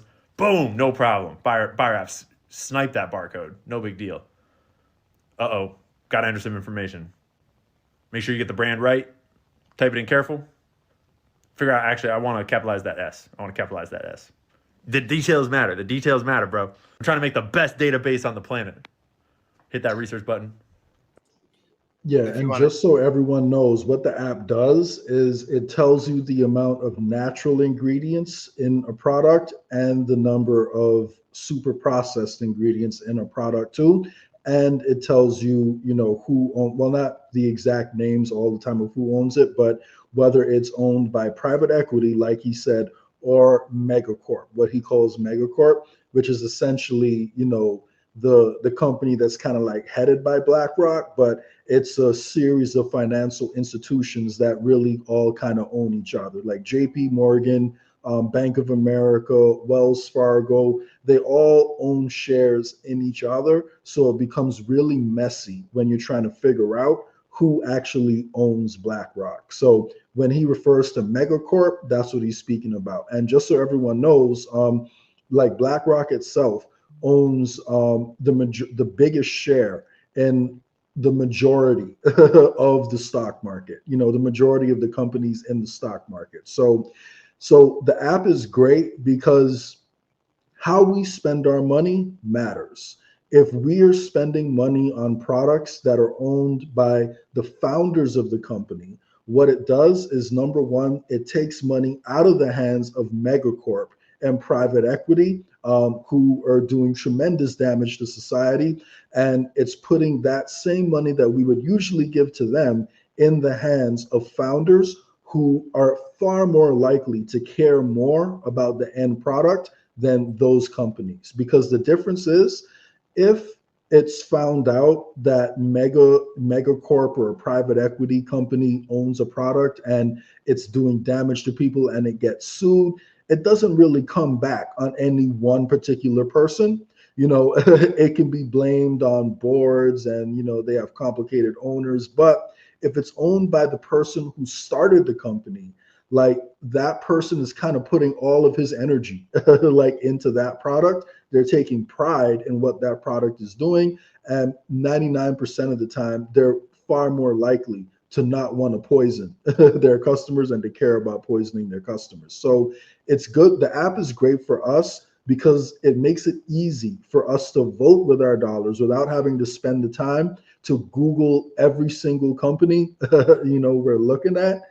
And it's telling us how many processed ingredients there are in each of the foods that we're picking up. So I think it's a great app, and I actually went to the supermarket this morning before I logged in for work. It works extremely quickly. You can use it on the go. And I think it's a good way for us to vote with our dollars.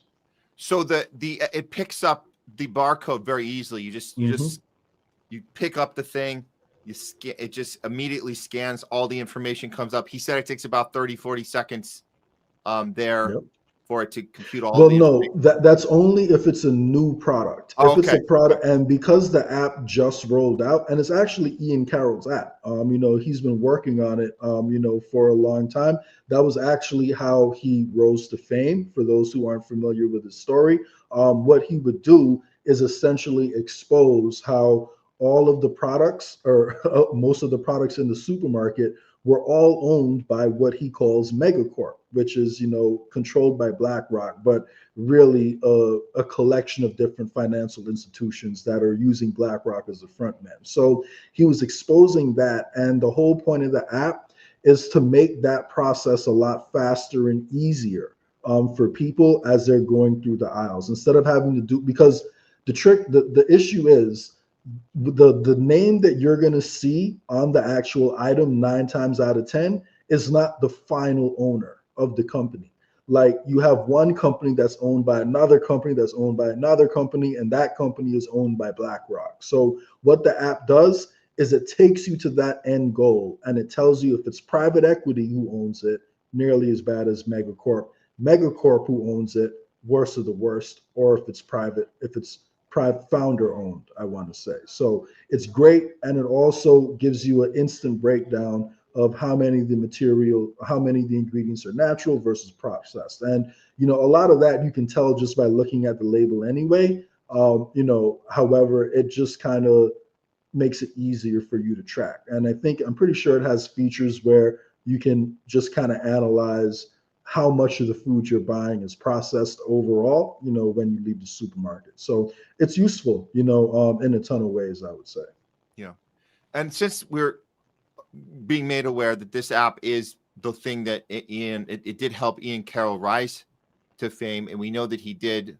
Well, it just came out, and it's based on what he was doing to rise to it's fame, based on what he was doing leading up so to this. It literally just came out like the same day I sent it to you, because it was all in the testing phase, and that's what, you know, his work has led up to. And that's how, you know, he got to Zionism, because he found out that a lot of the people on the boards, you know, for Megacorp, you know, are controlled by Zionists. Now, me personally, I take it one step further than that, and I look at the money behind them, and I think that ties to, you know, oligarchs and secret societies. But there's no doubt that Zionists are playing a huge role. So, you know, when he found out that all of it connects to Zionist intelligence agencies and all this corruption, that's when he started diving down those rabbit holes. So, you know, it's a great app. And yeah, you know, while I may have my criticisms of, you know, how Ian Carroll, you know, was pushing his followers in the last election,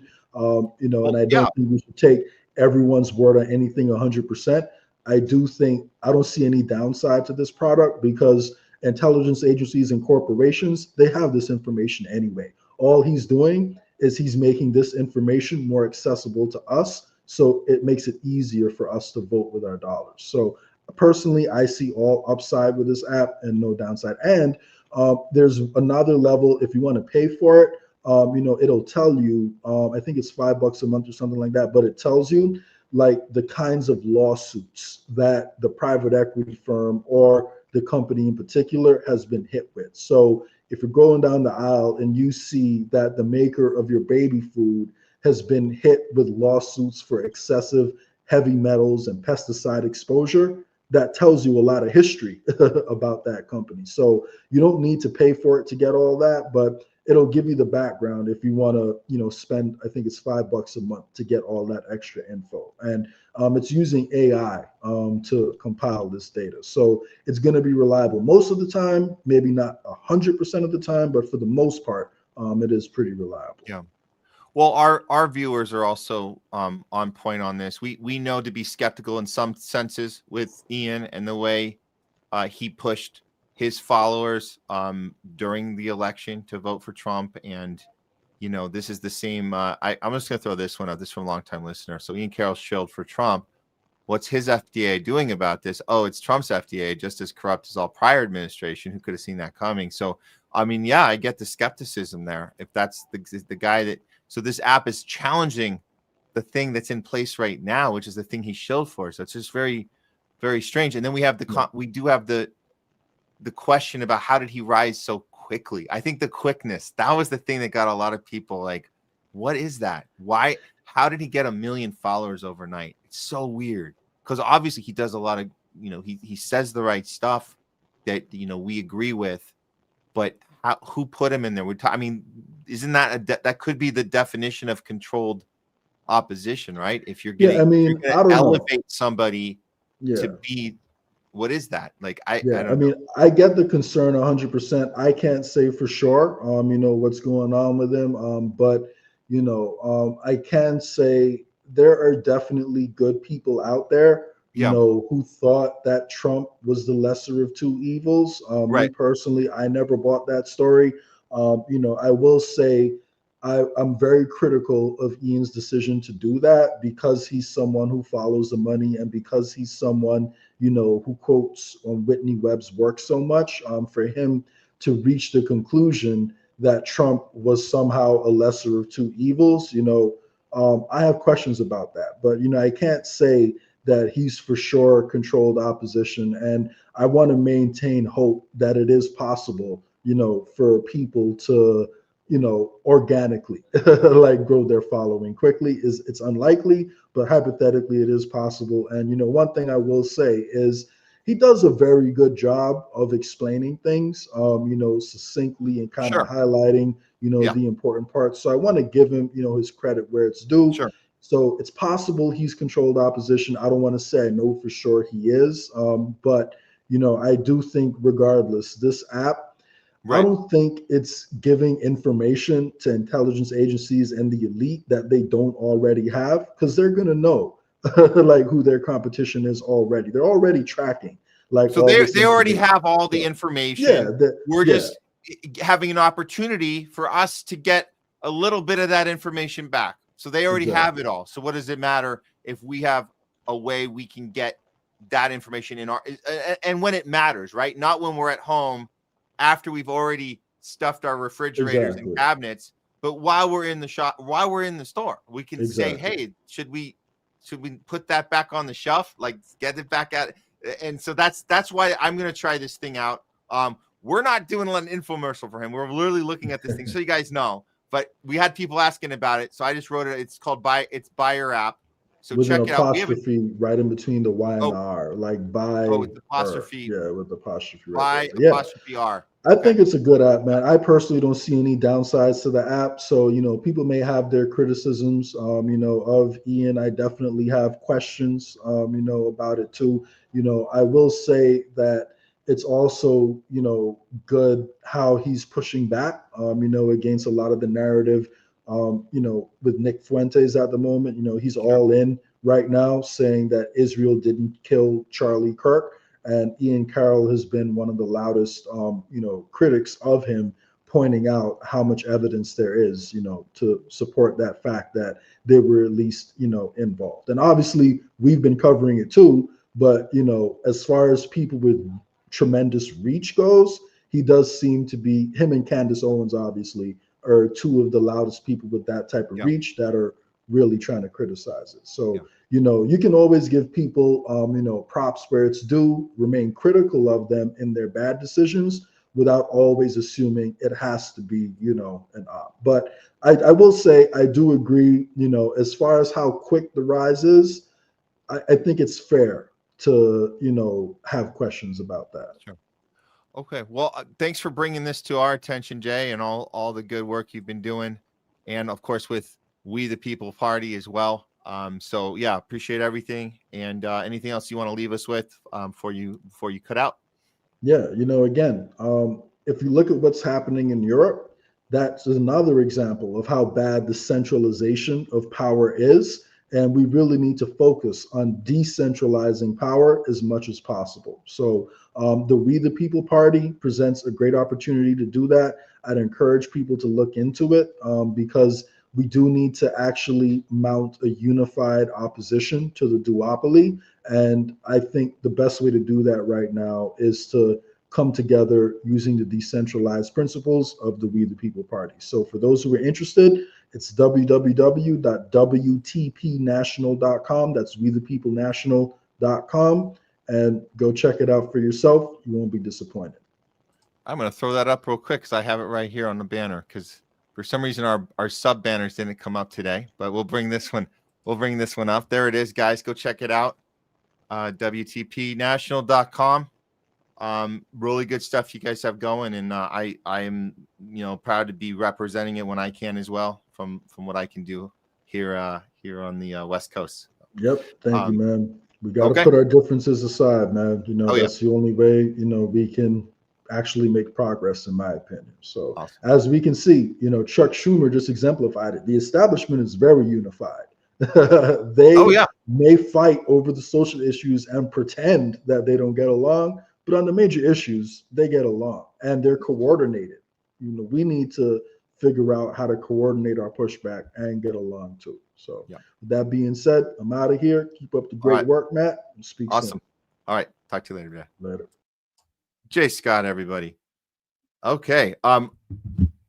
we have more show for you guys. We got some more show for you. Actually, we have two pretty important segments that one of them got bumped from earlier. We're gonna do it after we talk with you guys. But first, before we bring Leslie in for talking back, because I want you guys to get situated for that. We have a ton of comments from you already. So throw anything else up you want right now on either of our we're on all of we're on the main two. We have Rumble, so you guys can throw some stuff up there. Don't forget, you can also do a Rumble rant, and you can cut ahead to the front of the line, and we'll get you run right away on talking back. Also, if you're on YouTube, they're called super chats. You guys know super chats. We get them sometimes. We have some great ones coming in from you guys from the previous show. So get those up there, and you will be cut to the front of the line. We will engage with you. We will respond to your comments, your feedback, your questions, anything you want to talk about based on what we've seen today on today's show. So that's coming up soon. I'm gonna do something because it was requested by Citizen Pendejo. If he's still on YouTube, I think he was on doing helping us with modding on both our channels. So I appreciate that. Bonzo Beans, that's right, Bonzo Beans. I think he stepped off of the Rumble channel, but I want to throw this up because people know he was asking about this one, which is absolutely hilarious. So I'm going to play this as a little break for you guys if you want to go grab a drink, get a bathroom break real quick. But it's Jake GTV, and I got to put his super chat up because that was I can find it here. Hold on real quick. Where did it go? Okay, here we go. Yes, the super chat from Bonds Citizen Bendejo. Here we are. Wait, why does it keep disappearing? Wait, oh, here we go. Jake GTV. We appreciate. Thank you for the super chat.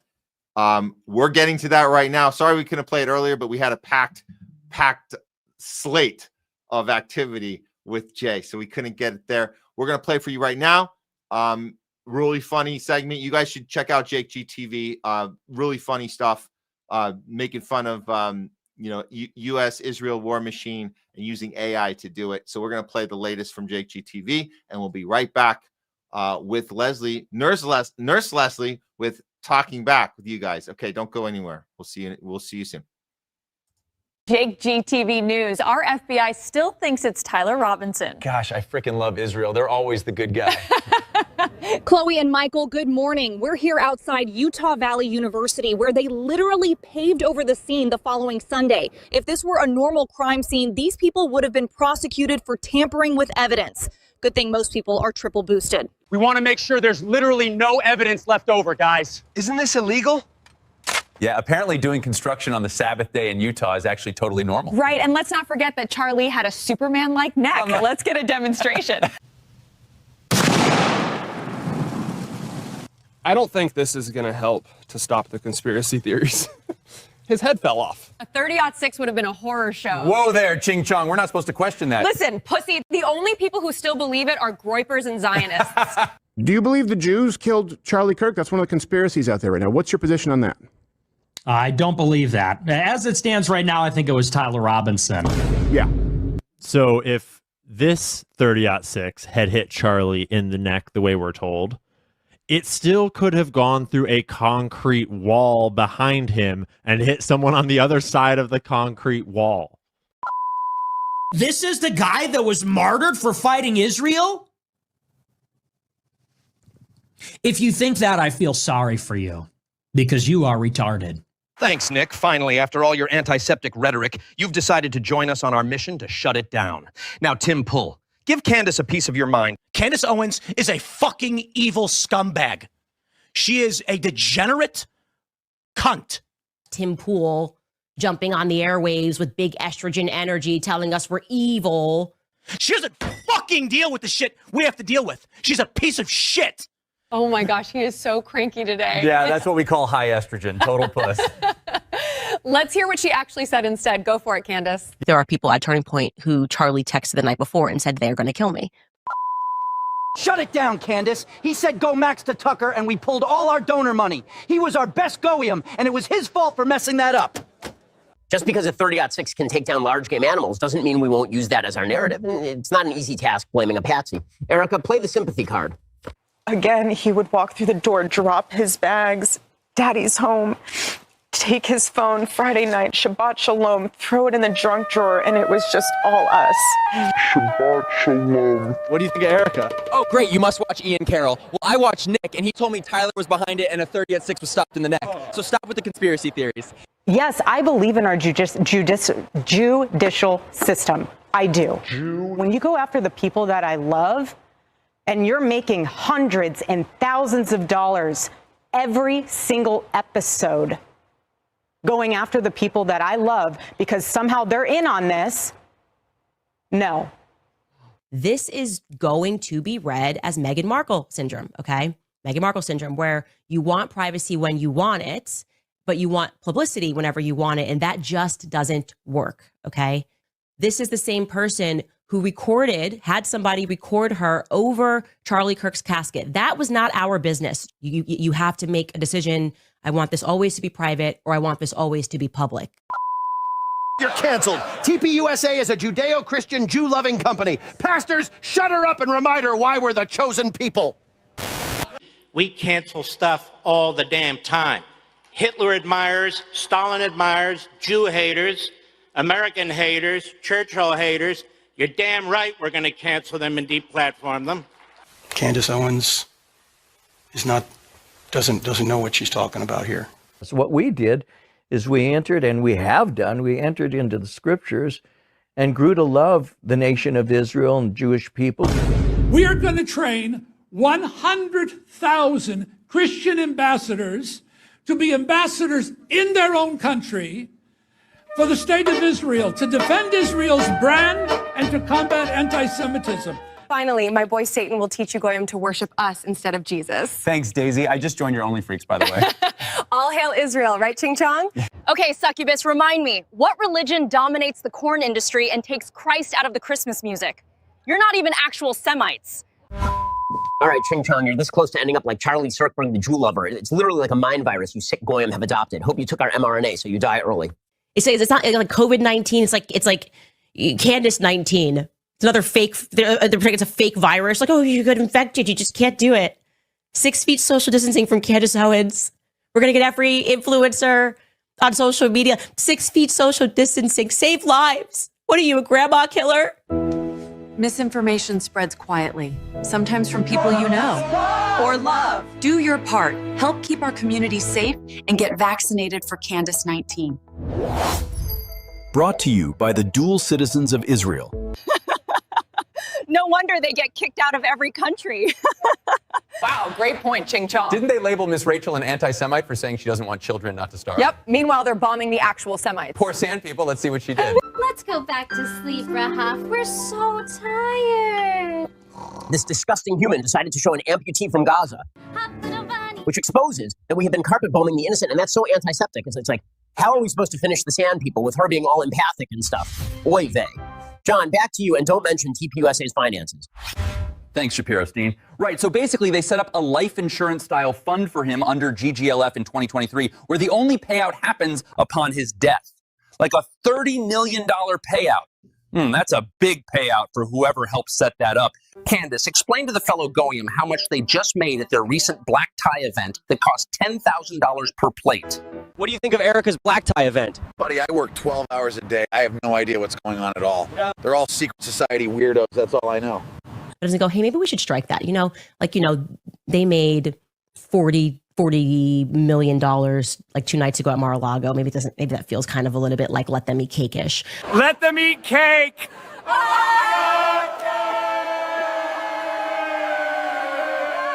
Oh, and we've made more than, separately from Mar-a-Lago, Turning Point USA, since Charlie was killed, just so you guys know, this is a fact, has made more than $100 million. That is separate from the $40 million they made at Mar-a-Lago the other night. Good point, Candace. They want to act like we're the grifters for an honest investigation. Right? You may be a widow, but you're also the CEO of a $150 million company. Straight up. Back to you, Erika. They pick on you because of your accessories. I mean, I've seen some of it. Oh, yeah. No, at this point, it's the conspiracy collection. Get it before Christmas. Like, seriously. Elegance is eternal, but beauty fades. Get your conspiracy collection before Christmas. Like, seriously. I'm done. And if people think that I was just going to wilt away, I'm not going to sit in a corner and cry and be in fetal position. This is a duty to my husband, and it's an absolute honor, and I will never back down. And so my message to them is to stop. To stop. Hey, quick question. What do you think of Erika? I had to take a leave of absence from work after my poodle died, and she becomes CEO. Like, where the heck are your kids? It just feels off. Yo, man, quick question. What do you think of Erika? Dude, if my wife acted like that after I passed, I'd be turning in my grave. Shut it down! Just because we made a record amount after his death doesn't mean you can make content out of us. Run the commercials! You're about to get the Jackie treatment. Get your seed oils and cattle feed, because that's what you are. Goyslop Jr. Enjoy cancer. Gosh, I love some cheesy Goyslop before bed. Yeah, you know they're trying to make us weak, right? That's okay. I took all the vaccines. Yeah, I can tell. Dennis, take it away. That's absolutely based. And if you still haven't followed Jake GTV, you're low IQ and genuinely retarded. Unfortunately, we didn't win Antiseptic of the Year, but congratulations to those on this list. Like, comment, and subscribe to help us get nominated.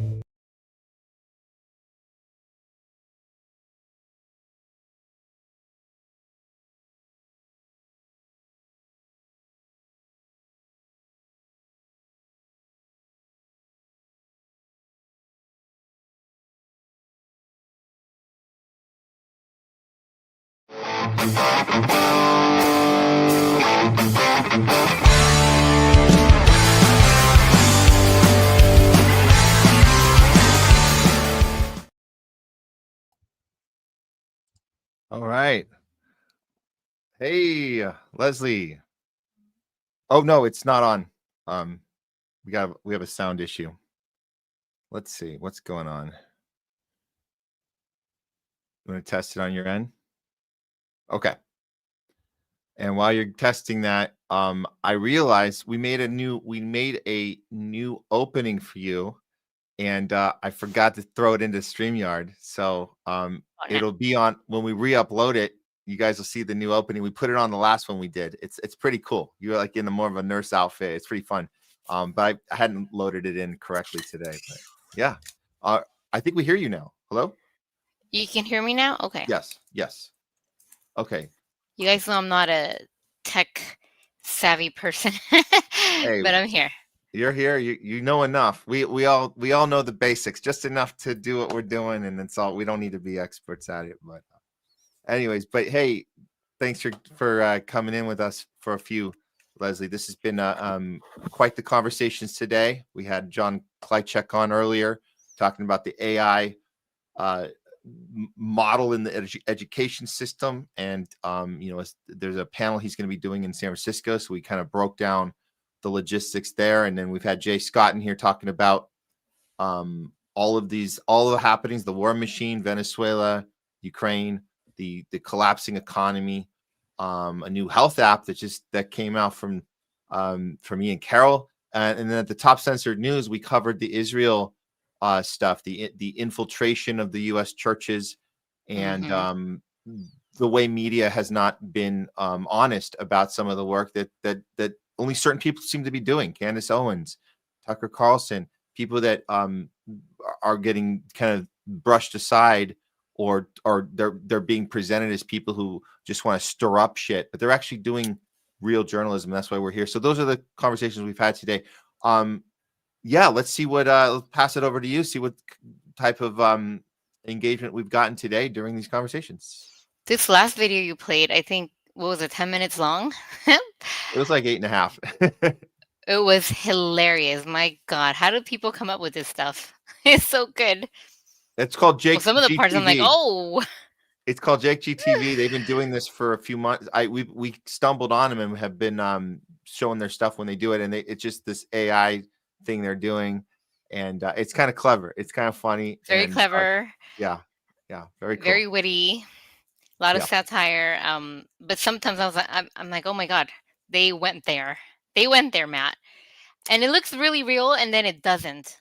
Well, I know it's AI, but it's just so humanistic. It's crazy. Well, no, see, some of those clips are real. They're playing real. So that's what's so baffling about the world we're in now, because we have to deal with AI kind of shaking things up.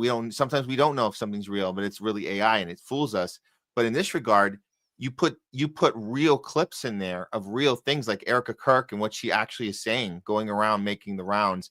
And we're going to get to that story later. We didn't have that in time for you guys, but they covered a lot of it in that video. But that is interesting that you can see a little clip of Erika and go, wait a minute, did that really happen, or is that part of the AI? So it's Right. So it is funny. Like, Sometimes, yeah, you can't and tell. I could see her kind of saying that, yeah, sure. And then I was like, wait, maybe not. I'm not sure. I have to fact check. But it's nice to be back. And Citizen on YouTube at 3:18. You don't have to put that up, but he said, hi, how's your dad feeling? He's home now. He was discharged after 19 days of being hospitalized. Every time he's hospitalized, he's there for a long time.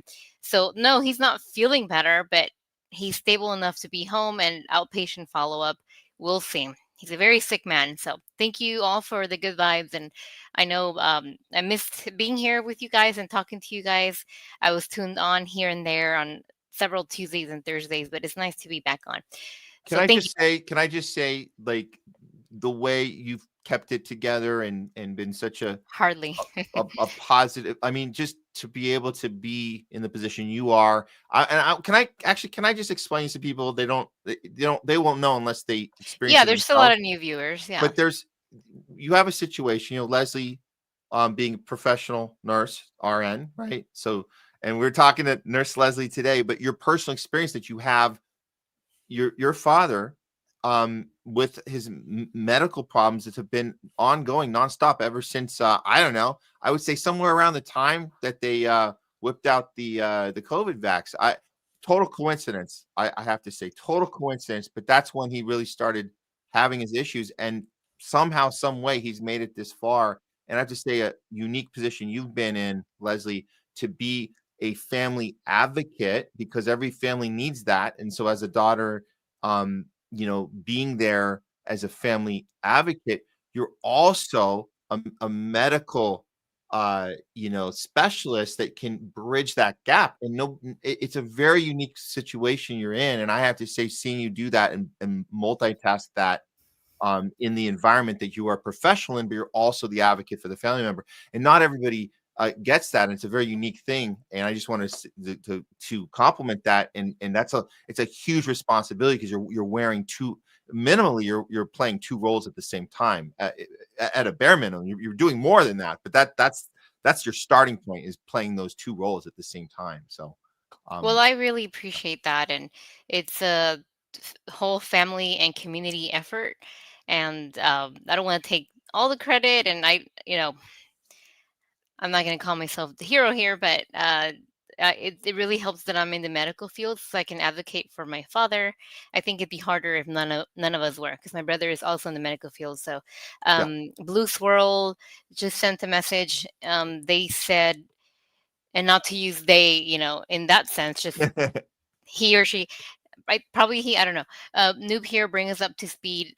Long, boring story short, my father has history of blood clots in his body, most recently and most dangerously in his lungs, and recently found to have a large PE, pulmonary embolism or thrombus, in his left lung, kind of blocking all blood supply. So the poor guy is struggling to breathe with any movement.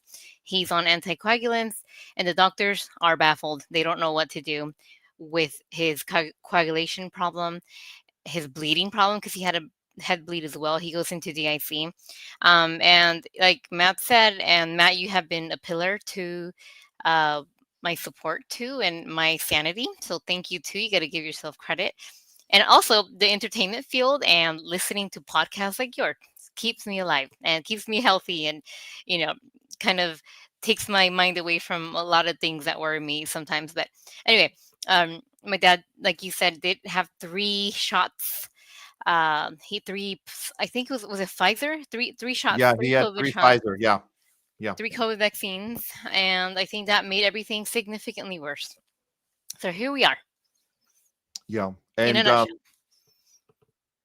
and so you are also bridging the gap with us here, because having you here, and we call it, it's just a fun little thing. We call it talking back with Nurse Leslie, but just being that voice for us from a real place of advocacy. We don't see too much of that. And I've told you this, like how much from the medical arena, like most of that from our vantage point as independent journalists, independent thinkers, critical thinkers, we've come to the conclusion that most of them aren't to be trusted. There was a handful that are still advocating for what's right and advocating for humanity. And you clearly fit that bill, and you're able to bridge that gap with us and be a voice for us when you go in there and then come back here. And it's a great connector to have. And I know our viewers appreciate that when you come on, and they also appreciate other stuff about what you bring to the table. Which I got to say, Citizen tells us, thanks for the super chat. Leslie's got the perfect voice over for the show. And that I don't know, is he talking about the opening? Because people don't know, but Leslie does the opening voiceover. But you also have a perfect voice. You also have a perfect voice for the discussion as well. But both are true. But thank you. Yeah. Thank you so much. I disagree with that. I've never liked my voice for some reason. I don't know why. So thank you so much, Citizen. And I'll say it correctly because I speak Spanish. Citizen pendejo. Why do you name yourself that? I always botch it. You say pendejo. I don't know what. Okay. I'll just say Citizen from now on. Yes. Oh, good. But yeah, for the new people like Blue Swirl, who I think she replied, she's a she. And you're welcome for explaining. And yes, I'm an RN, a specialty practice nurse, and I have always advocated for body autonomy, whether it's for your body and vaccines and your infants and vaccine schedule, for reproductive rights of the woman, whether you're accidentally pregnant or, forcefully pregnant. I want to give the woman the choice, just like with anything else. We should have a choice, and we shouldn't be mandated to do anything. Yep. And most importantly, and most recently, for the mandates and the vaccine. And I was forced to get 3. It's not a secret. You know that. Everybody knows that, which I'm forever pissed about. So Mary Ploppins at the end. You don't have to put these. I'm just reading them real quick. My brother-in-law has blood clots in the lungs now. I'm sorry, Mary, that this is happening. And I want to assume that maybe they were vaccinated or not. But I'm sorry to hear those news. Yeah. I have a few from Mary Ploppins. She's a longtime viewer for us. We appreciate. We love Mary here. Yeah. Yeah. The blood clots in the lungs, but you also, Mary Ploppins, this is so tragic. You have a friend who died recently, took 3 jabs. Oh, I just read that. But his wife blames a high dose of vitamin C. Oh my God. A neuropath gave him. I thought vitamin C was what is it called? Water. Hold on. I'm blanking. I didn't think we could absorb so much vitamin C that we can overdose on it. Water soluble. I'll have to search on that. But hold on. And this is my critical brain, not a medical expert myself. I'm going to go with this deductive reasoning. I'm going to say, let me pretend that vitamin C could kill you. Who is the wife here? And I'm sorry for her loss, but the wife is blaming something else. Does she have an assessment about the 3 jabs? Has that been proven to her to have, that didn't play a role? So to skip over that and go to something else, that's already suspect to me. Unless you can prove to me that the doctors were honest, which we know they aren't. They're never honest about this. They never, Leslie, you told us, they never want to talk to us about the possibility that the jabs might have resulted in something bad. So you can fill in anything into that vitamin C line and call it anything else. But we know you skipped over that first question. We know that. Also, vitamin C, I just Googled it real quick. Oh, I have to use Google again. Oops. It is water soluble, so we can't really store a large amount of vitamin C. Just throwing that out there. But geez, I'm sorry, Mary, that a friend died recently. Oh my God. I didn't know this also about Mary. Oh man. My rancher's dad died suddenly. Local church lost 11% of congregation within first 6 months of jobs release. Geez, they had like the bad batch over there. I'm sorry, Mary. My God. Yeah, we know about the batch numbers. How bad is my batch.com, I believe is I don't have it in front of me, but if you guys want to, if you guys still have your batch numbers, I suggest you go to the website. It's called How Bad Is My Batch.com. I think that's it.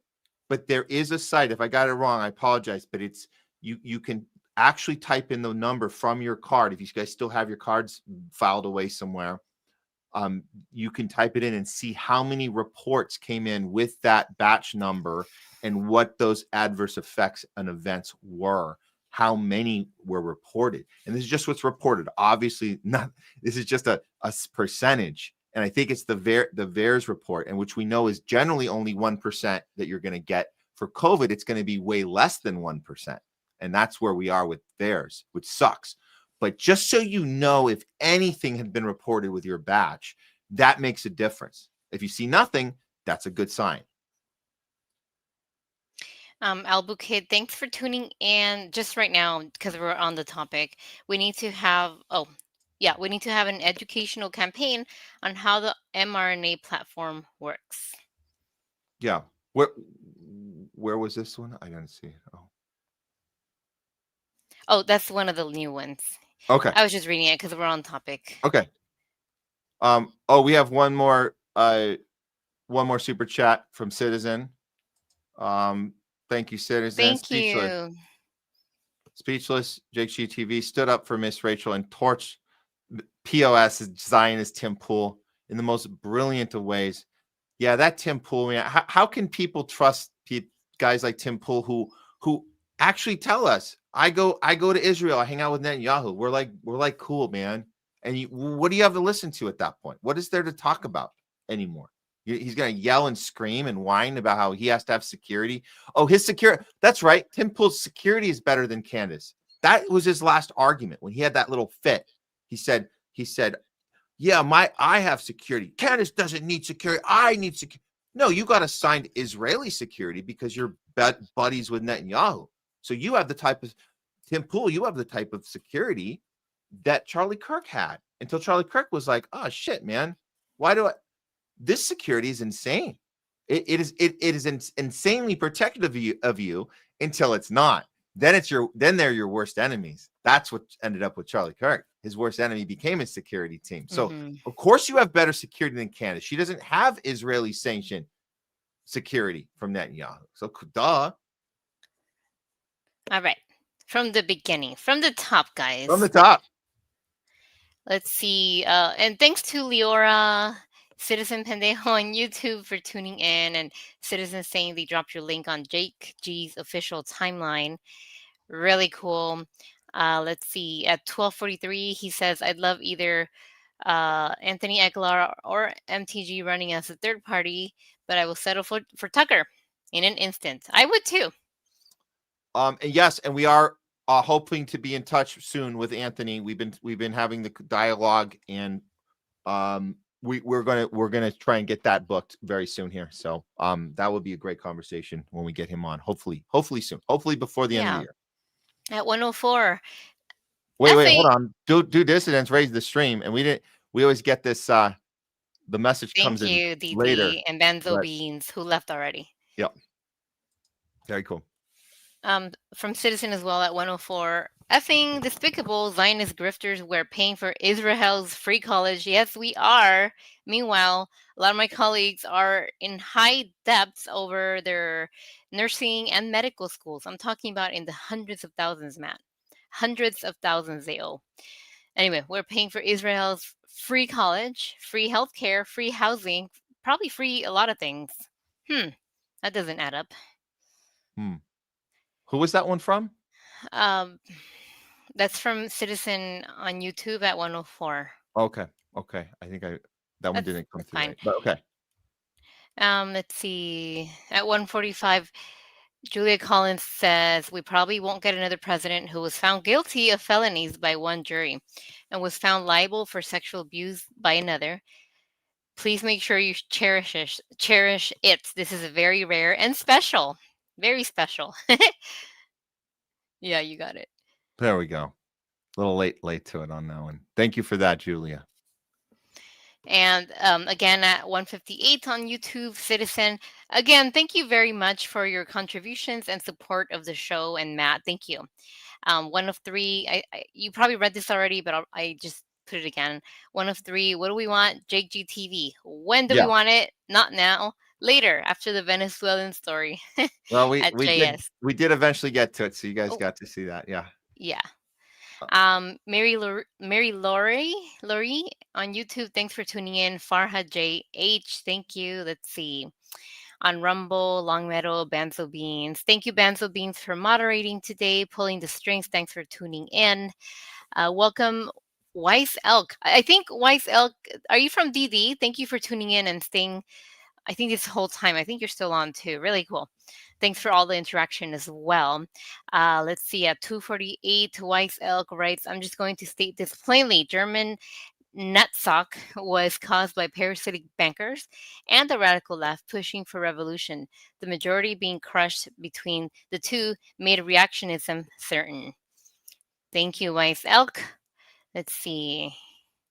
On YouTube, hi to DCDC7370, Julia Collins. Oh, yeah, I read her comment already.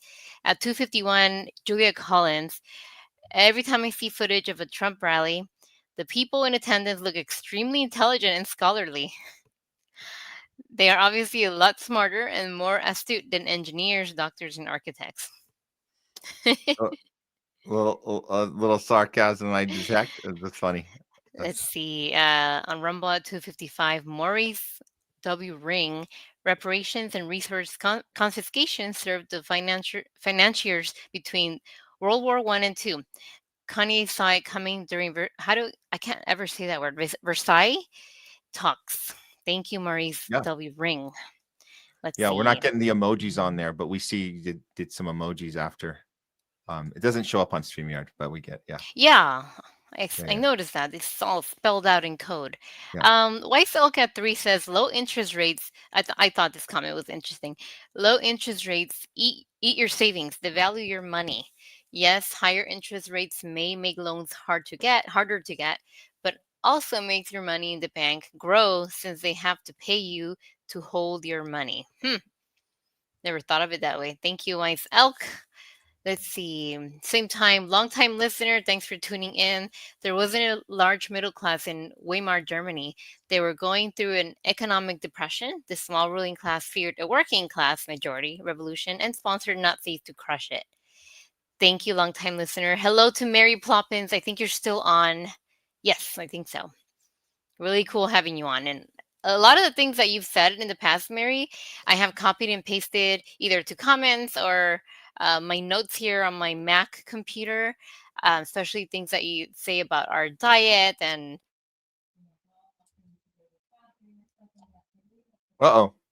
Pamela was. I think you have today.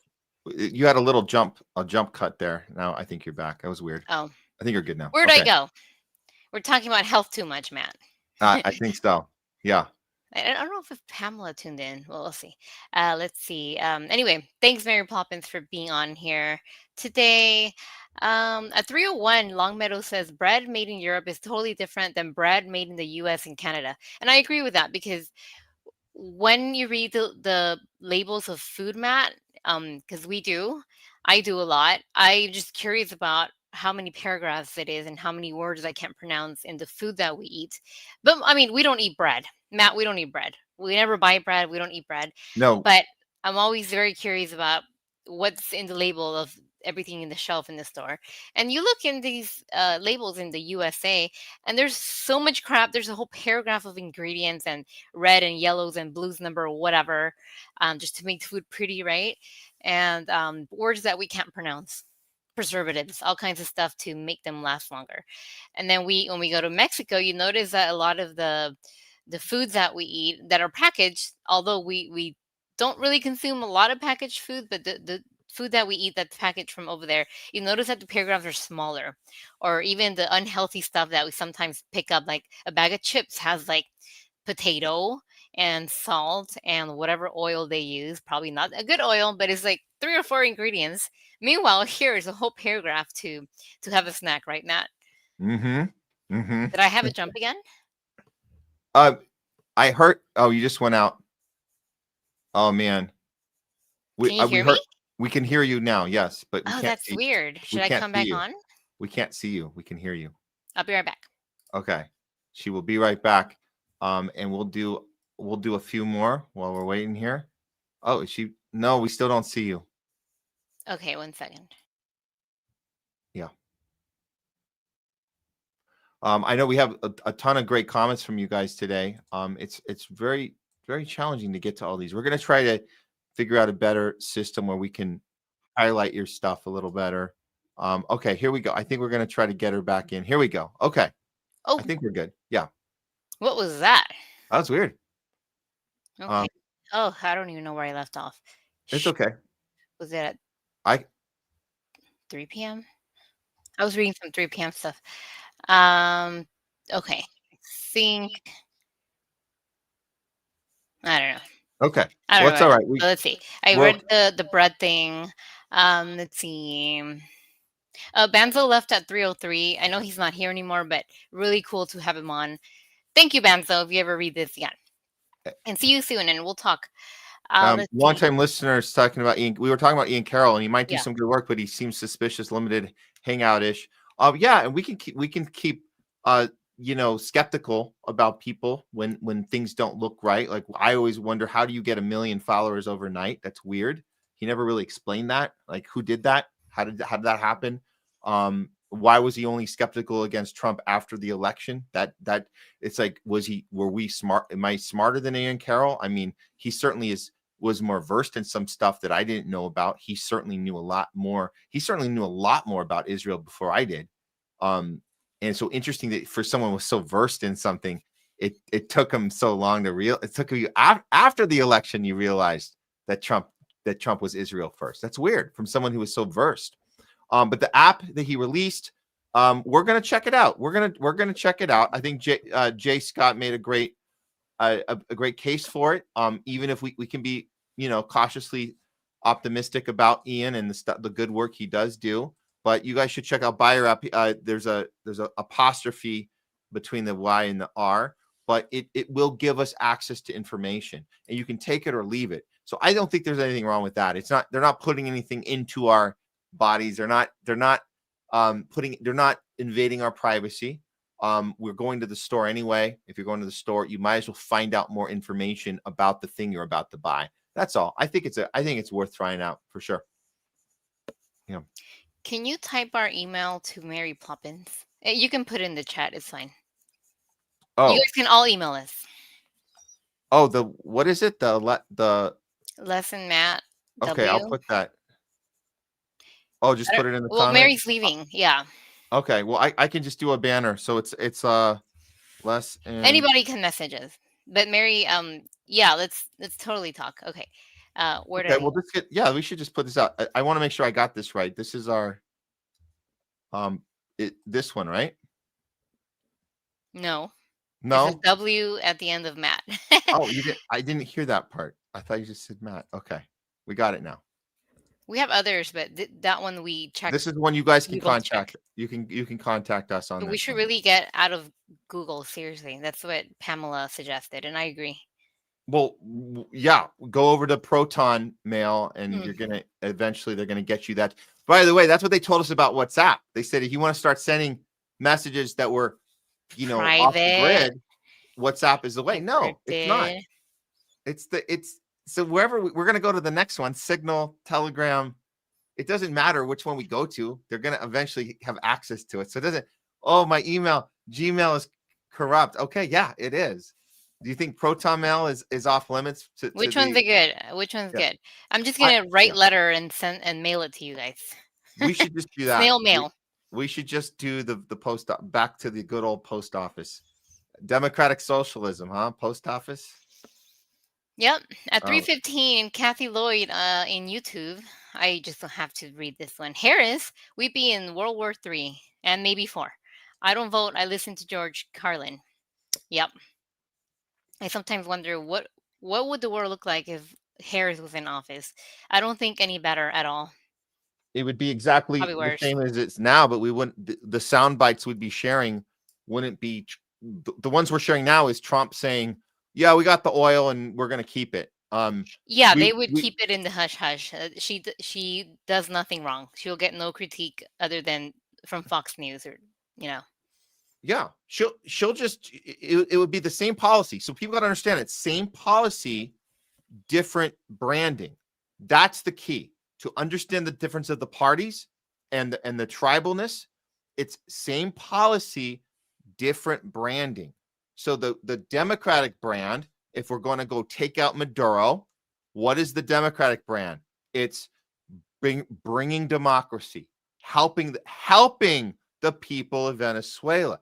How do we know that that is exactly what Kamala would be doing right now? Because it's exactly what Joe Biden did in Ukraine. Exactly. That's how you got all the Democrats to put Ukraine flags up in their social media profiles. Some of them still have them in there. They still do. We still see the yellows and blues.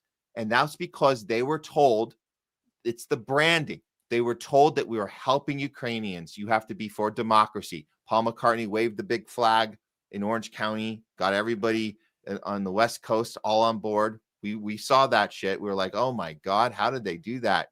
How did they get Paul McCartney to put? It's because it's for the people. Trump's approach, what is the branding for the MAGAs? The branding is punish the drug dealers, punish the illegals, punish the dictators, punish.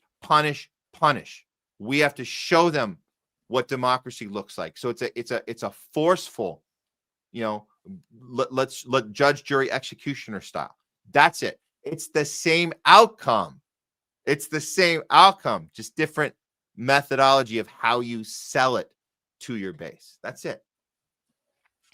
Same with digital ID, by the way. You sell digital ID. How did Biden sell it? It's medical records. Very important. We're all in this together, right? We're all in this together. You got to show your medical records to have a sandwich, right? So so we should all be all for digital IDs. Everything's accessible. It's available for everyone. How do you sell it on now that Trump's in charge? How do you sell digital IDs? You sell it with immigration, ICE, vote, all this stuff. We gotta see. Show me your papers. Show me your papers. Right? Same outcome. Different branding. Mm-hmm. Let's see. Longtime listener at 309 writes, "Hey, big pharma, billionaire, capitalist funded politicians. Will you give us a safe, healthy, and affordable food and drugs if we vote for you? Maybe it'll work if we keep doing it over and over and over and over again." One of them might stick, Matt. That's the definition of crazy. Yeah, of insanity. Of insanity. Same thing over and over, expecting a different result. And that would be if Bernie ran again, not that he would, but let's say Bernie ran again in 2028. That would be insanity, right? If we went out to the street for Bernie, who's told us yet again, we're going to take on big pharma. We're going to take on the billionaire class. We're going to take on the military industrial complex. No, we would be the ones insane if we fell for that again. But they expected something different. Same outcome. Let's see. They also said, longtime listener also says, there's also an app that helps you boycott Israeli products. I forgot what it's called. I don't know about that app. Could someone post it if they know what that's called? I guess I can search online. There is an app. Do you know what it is? We saw it on one of our top censored news we did like months ago. I don't remember it either. I'm trying to buy responsibly. The little things I buy, which is food, I try not to buy anything new. Everything's used or from Facebook Marketplace or from my Buy Nothing group. But when I buy new things, I make sure it's not from certain places. I'm just going to say that. Mm-hmm. And I hope I don't get in trouble for not, for boycotting certain places, but I do. And I will. And forever and ever, I will do that. Yeah. Let's see. If anyone knows what that app is, you can post it. But yeah. Okay. Let's see. Kind of going towards. Oh, there's so many more. Yeah, there's a ton. There's a ton. You guys were by the way, guys, thanks. You guys did so much engagement with us today. We can't even get through it all. It's a lot. Yeah. I got to be better about getting some of these up during the segments. I'm trying to do a little more of that, sprinkling them in during the segments. But man, yeah. Oh, my mic was off the whole time. You can hear me well? Yeah, we heard you. Just saw a comment that. Anyway, a lot of new names today in YouTube and on Rumble. Wise Elk, he said, I'm subbed here. Thank you. Thanks, guys. Don't forget to like, subscribe, support as much as you can, as many times as you can, share, all that stuff. But yeah, there's a lot more. I just saw, oh, you already posted Citizen Pendejos. Oh, of course. Yeah. And Well, Leora said, yay, Leslie's back. Oh, thank you guys. I missed you guys. I missed being here. You guys have so many great comments. You see, that's why I love being on Rumble and in this show and Do Dissidents, Kit Cabello, when Pasta's on, because we can have these conversations, even if sometimes we disagree with each other a little bit. People are cordial and they're respectful for the most part. We've had to boot a few people in the past, but I love being here because of these conversations. Gup1, thanks for tuning in. Yes, free Palestine. Oh, thank you for that last post. Like right now, it's a link. If you can please post that in the comments. Sam as well. Sam from UK, our friend over there. Let's see. oh, this link, yeah. Get it in the comments. That would be great. And also, I did see a Gup one from earlier. I'm gonna get this one up here because Gup one. this is when we were playing the irony, the twisted irony that you got the Nobel Peace Prize people in a room all celebrating and congratulating each other for their war efforts while they're demanding that Maduro take a hike. It's just twisted Nobel doesn't irony. mean anything anymore. And Gup one says it was nice of the Nobel Peace Prize people, assholes, to show us their true colors of the Zionist blue and white. Exactly. Thanks for that one. Yeah. Thanks for that. Zaina Labdeen at 3:55. Tucker Carlson released multiple videos that show satanic blood rituals. Ooh, we've seen a few of those, and yikes. Video shows Jeffrey Epstein, Bill Clinton, Joe Biden. Oh, another link. I'm going to try my hardest to click on all these, and I'm going to fail. So if you guys are still on, please try to post these in the comment section, please, for everyone else as well. Hey, Tracy says that's a great thumbnail, and you know what? We do take pride in our thumbnails because we know there's a lot of options out there of who you're going to click on. So we want to have them, pleasing to the eye and try not to get so crowded. But this one I couldn't help it. We got a lot of faces on that one and a lot of stuff going on. In fact, I should point this out. If you guys are joining us now and you think you missed the show, we are going to do one more segment after this. The main stuff. We saved the best for last. Right from the thumbnail. We got the Candace, Erika, and Tucker feuds and developments in real time. So we're going to be covering that. So don't go anywhere after talking back. That's coming up. Chris on YouTube says, tell me how to pronounce Versailles as Versailles. I think I said that, but it was a total guess. Thank you. Yes. English is my second language, guys, and French, not even close, is my third language. I learned it. I don't have any French friends, so I lost everything. But yes, English is my second. Spanish is my first. So if you hear me say words funny, is because of that. Okay, let's stop there. But really cool. You guys are still tuned in. Blue Swirl says, I use No Thanks app. Is that one of the apps for boycotting what is it certain called? place? No Thanks app. Oh, that might be it. Oh, no Longmeadow says that Tucker link is a spam scam link. It's fake. Okay, be careful, guys. Yeah, no, thanks for pointing that out. I hadn't seen Tucker go deep dive on that. I hope he would, but yeah, that's something to look at, because I think if he did that, if he went down that path, there'd be a ton of pushback. I haven't seen that. So yeah, thanks for letting us know about that. Thank you, Gup1, Blue Swirl, Wits, of course, Wise Elk. Oops, I almost knocked this over again. And to a longtime listener, everyone that stayed on, and Mary Ploppins, who already left, but Tracy, Zaina. Okay, so let's stop there. Okay. Jamiron on YouTube, thanks for tuning in. Really cool to see new faces, new names here. The free app called No Thanks was launched by Palestinian graduate student Ahmed Bashbash last November. Okay. No, Chris, you were not rude at all. It was. I think it's funny. Like Matt, don't you correct me all the time? I want to be corrected, guys. I don't like to say words wrong. So please, if I say a word wrong, please correct me. You were not rude at all, Chris. I welcome it. Thank you. Um, yeah, no, you're good. You're good. I want correction. Thank you. All Good. good. Power to the people, free Palestine, no war on Venezuela. Come on. And thanks for having me back. Happy to be back. Thanks, Leslie. Okay. Thank We'll you, see you. guys. All Bye, Chris. Okay, guys.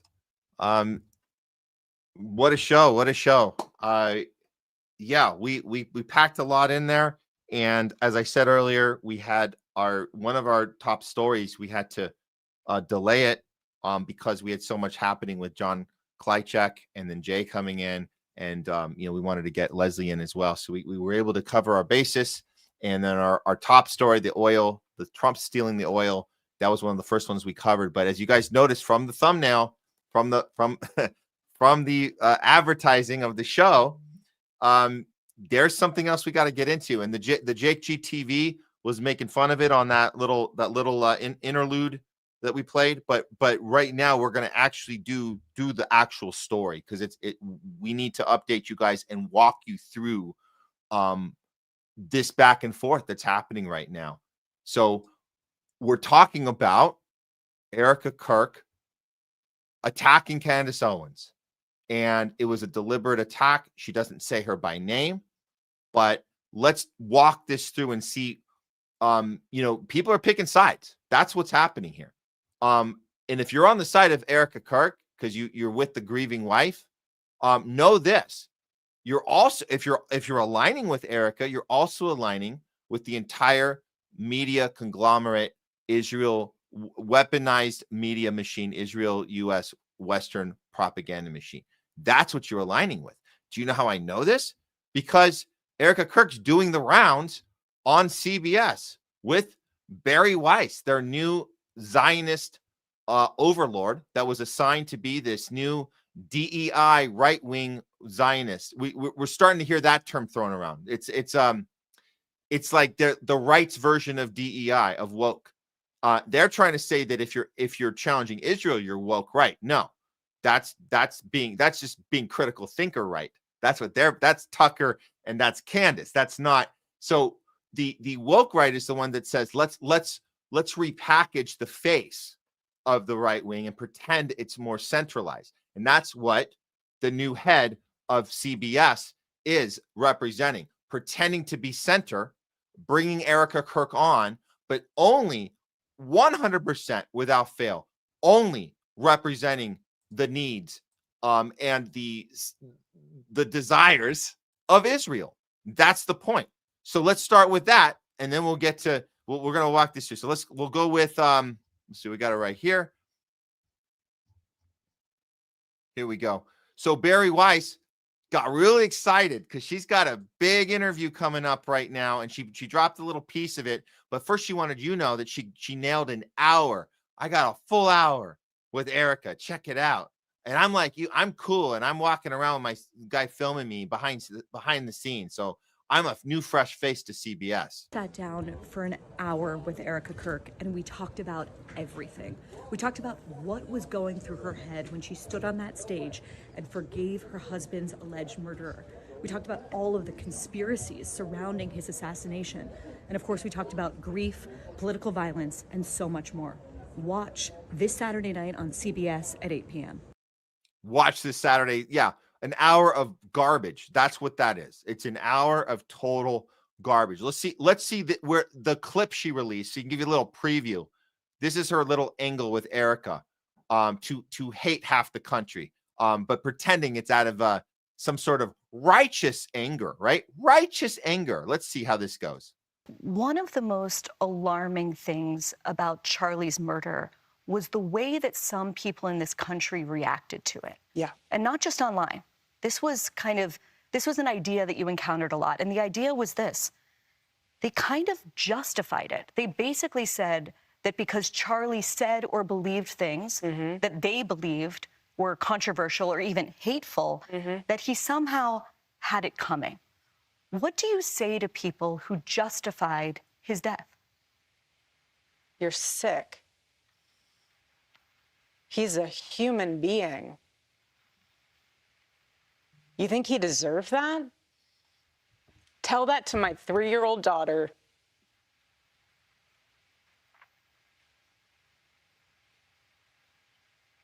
God, she is getting better. I'll say better. She's not going to win an Oscar for this performance, but she's getting better at the crying on command. But notice what's happening here. The clip that Barry Weiss decided to release is designed to make you think that this is the heart of the issue. It is not. We're talking about a couple, and this is we can see this from the space we're in because we're not in a tribe here. So what we can show you is that the way you smear the other half of the country is you take a couple little minor incidences where there were people, a handful of people that said horrible things about Charlie Kirk deserving to die, and then you pretend that it's half the country saying this and that that's the thing she's upset about. So that's not the thing that people are thinking about. In fact, a lot of the people that didn't like Charlie Kirk, a lot of them are kind of over this. They kind of bought everything. They bought the FBI story. They never liked the guy anyway, so they're just not thinking about it anymore. That's mainly. So this idea that she has to talk to half the country that doesn't tune in to Turning Point every effing day because they are still celebrating it. That's not really a thing. And this reminds me of how they treat, the other side treats the whole January 6th thing, where you take one example of somebody saying something extreme, somebody saying, yeah, we're going to take them all down, or somebody said something about this weird thing about hanging Mike Pence, and you just say that. You say, how could you say that? And you put that on the entire half the country, and you make the half the country look like deplorables, which is the Hillary Clinton method. So it works both ways. So this is the right saying, and I say the right, I say that loosely, but this is the mouthpiece for whatever MAGA is trying to pretend it is, which is not America first, it's Israel first. They're making the case that the biggest problem is the left, and that they just have this utter hate, and it's just a hatred, and that's why she's doing the fake tears, because that's the thing. So anyways, that's just a starting piece. But you can see, look, when Erika Kirk decides I'm ready to go into press mode, I'm going to make the rounds, she doesn't stop there. She goes right over to Fox, and this one came up, and I think this is something worth looking at. And this is right before she goes for the attack to Candace. She did this little pitch about rewriting history about her husband and how loyal he was to, I suppose, the Torah, or something to do with I don't know what it is, but I thought Charlie Kirk was a Christian, so I'm very confused by this. Through the door, drop his bags. Daddy's home. Take his phone. Friday night. Shabbat Shalom. Take his phone. Friday night.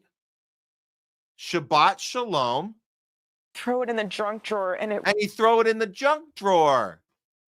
So this was the routine, Erika.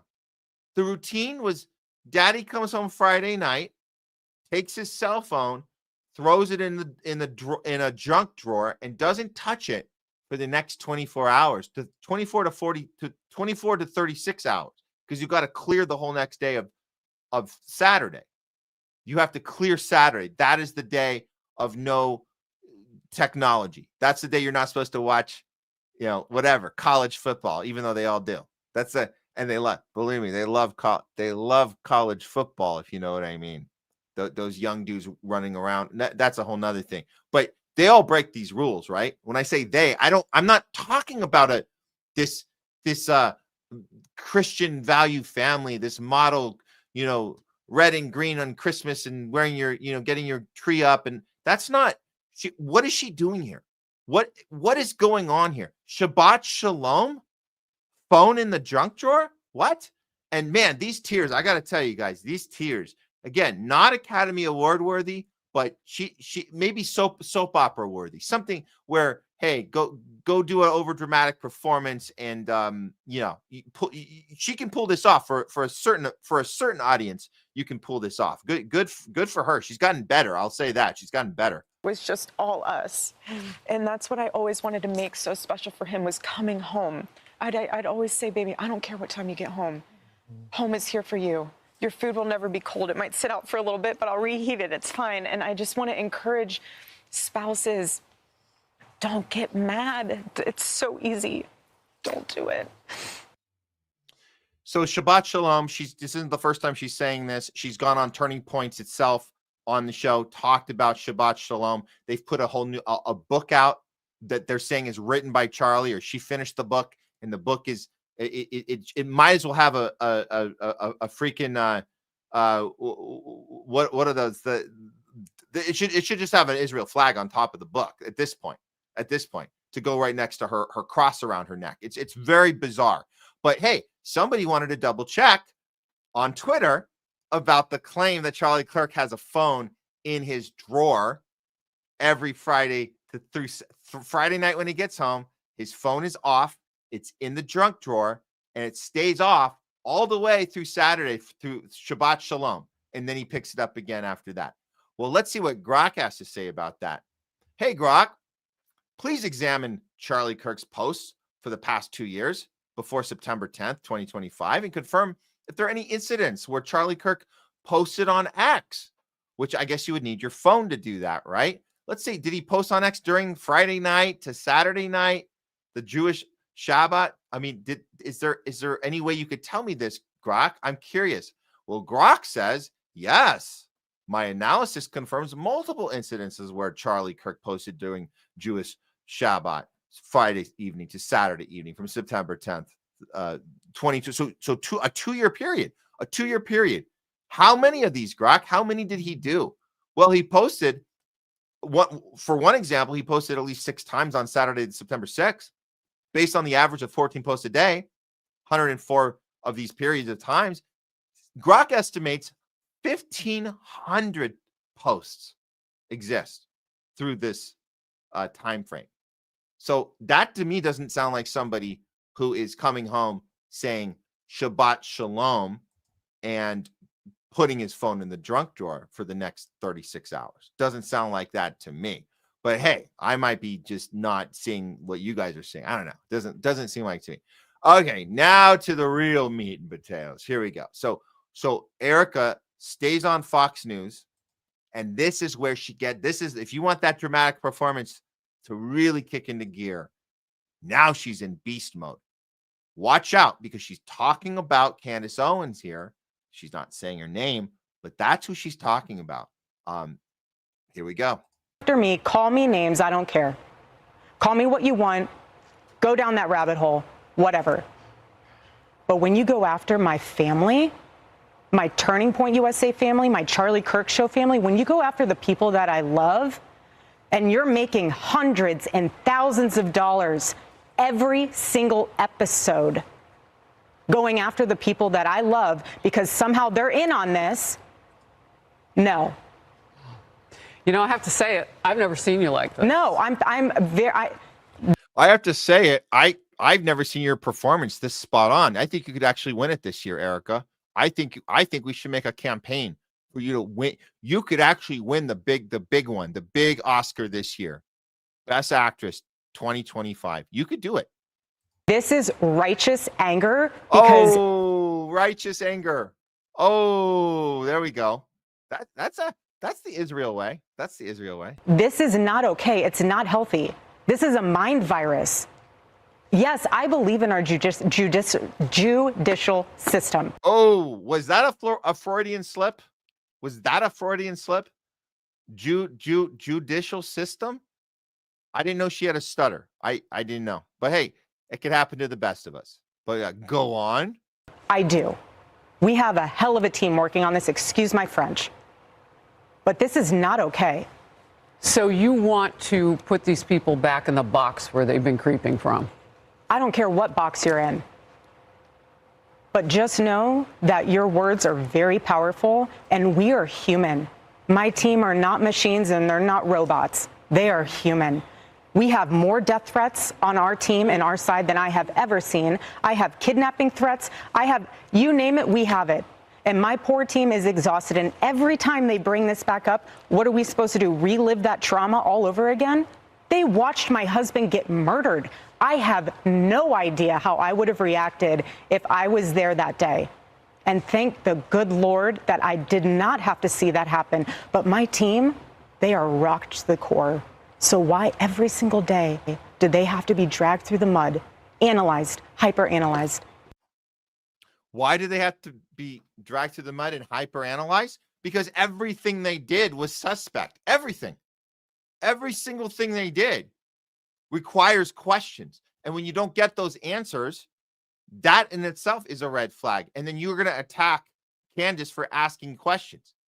Candace is a journalist. What are you? Are you doing any active investigation?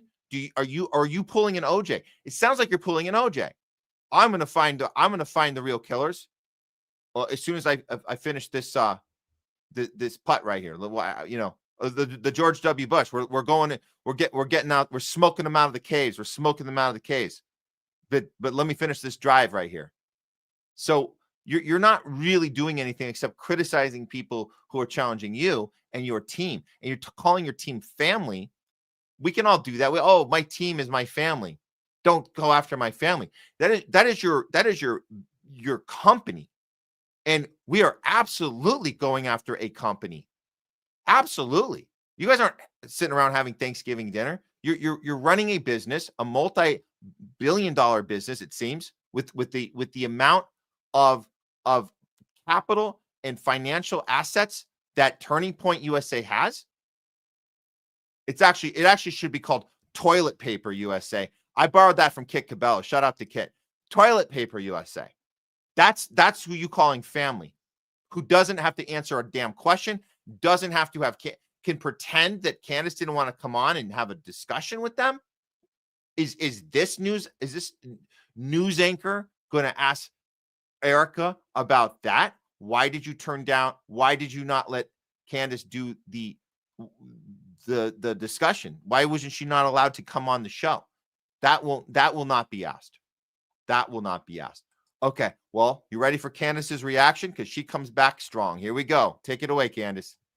I wasn't sure about Erika. I was waiting, kind of a situation for her to be in, obviously, having lost her husband, becoming the CEO and the chairman of a company. It's just a lot of transition, and it's nice to wait for more information before you prejudge or just make an assumption about somebody, and it maybe is not based in reality.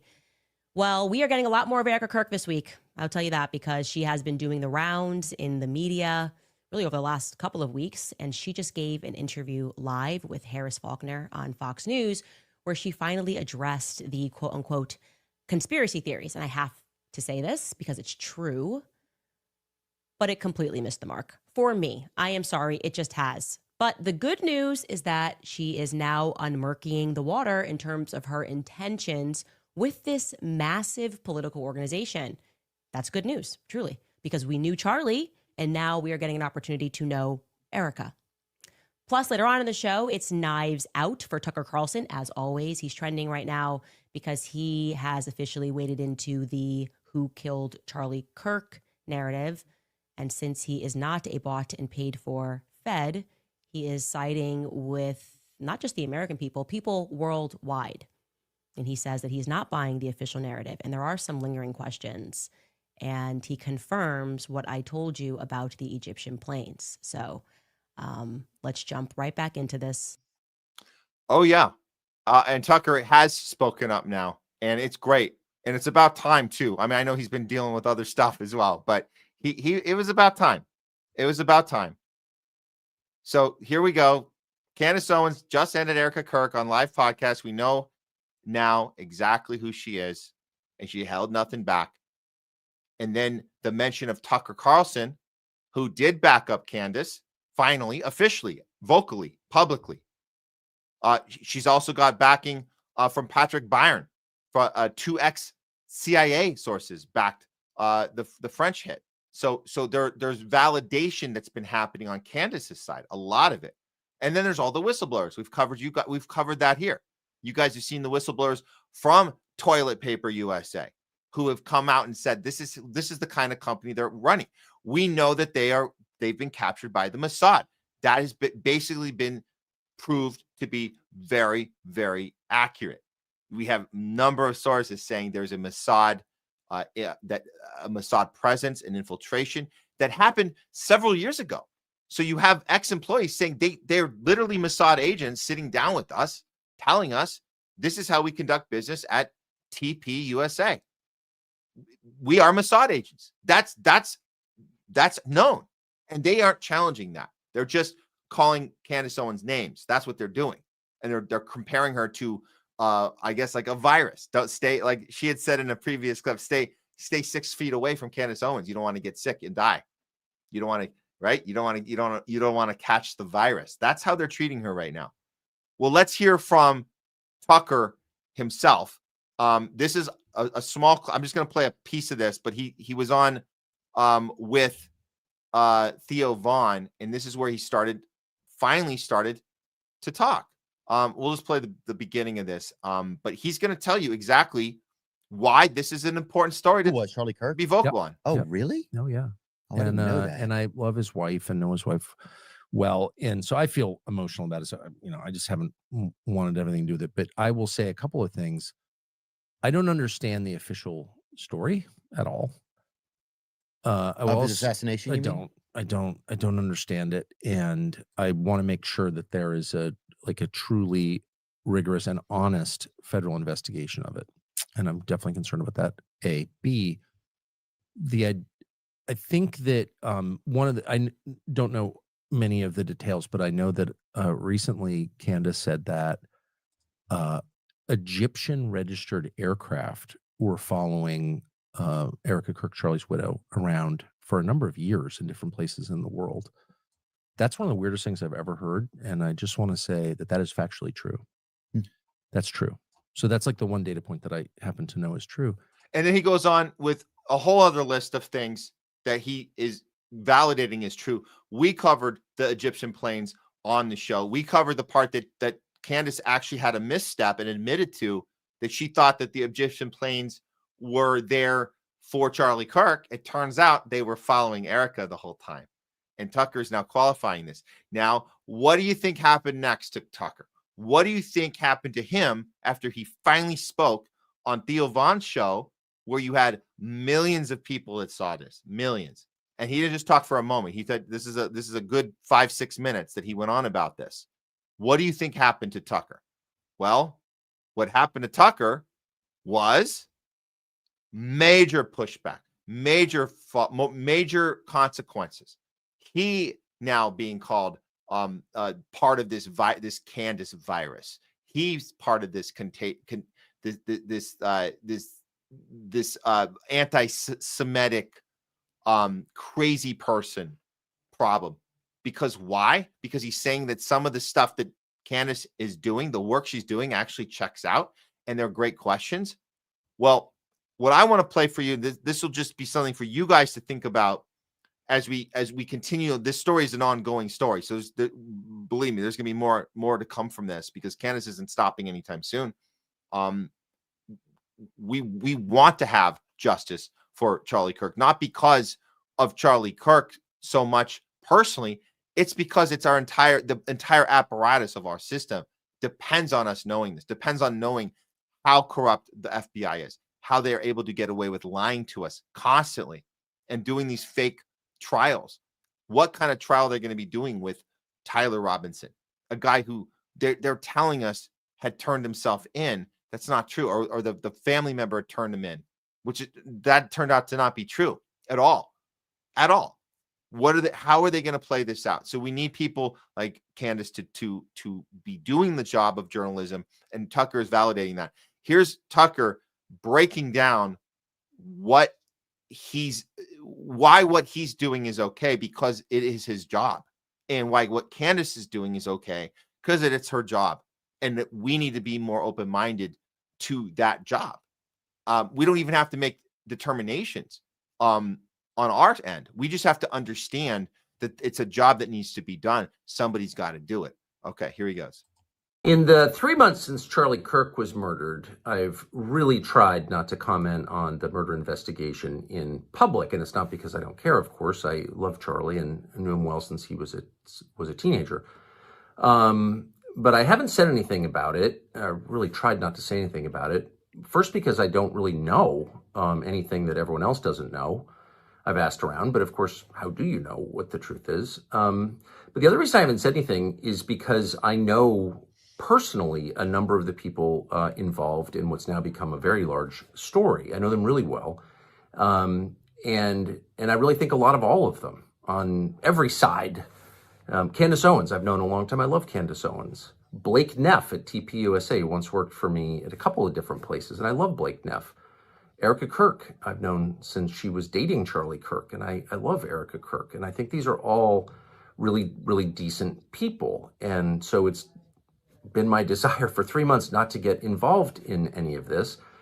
And in general, to think to myself, anybody who is earnestly searching for the truth, whether they're right or wrong, but as long as they're motivated by a desire to find out what happened and therefore honor Charlie's memory by getting to justice, anyone who's doing that, I'm not going to criticize. Again, no matter what track they're on, lots of us, and this has certainly happened to me, have good moments, but good motives, but wind up in the wrong place. But it's a sincere mistake. So that definitely happens. I have done that, and so I've just wanted to stay out. And then the other day, I had like a 3-hour conversation with Theo Vaughn, and it was not about Charlie Kirk or anything related to it, but that topic came up. And I said, yeah, and it was just the 5-6 minutes. That's all. So he did in for context, it was a 3-hour discussion. That was about 5 or 6 minutes of, but that was the most important part of it from what because that's the clip that's been shared around. That's the one clip. In fact, I don't trust the FBI. And that gave some people the impression that I was, accusing them of being involved in Charlie's assassination. And of course I wasn't. And I certainly didn't mean to. But it gives me the chance now to say what I think, which is that we should not necessarily trust the FBI. And by the way, why would we? It's not an attack on, the political leadership of it. I've known Dan Bongino, for example, for a long time and like Dan, and don't imagine he would ever be involved in intentionally covering up a murder of somebody. I don't believe that.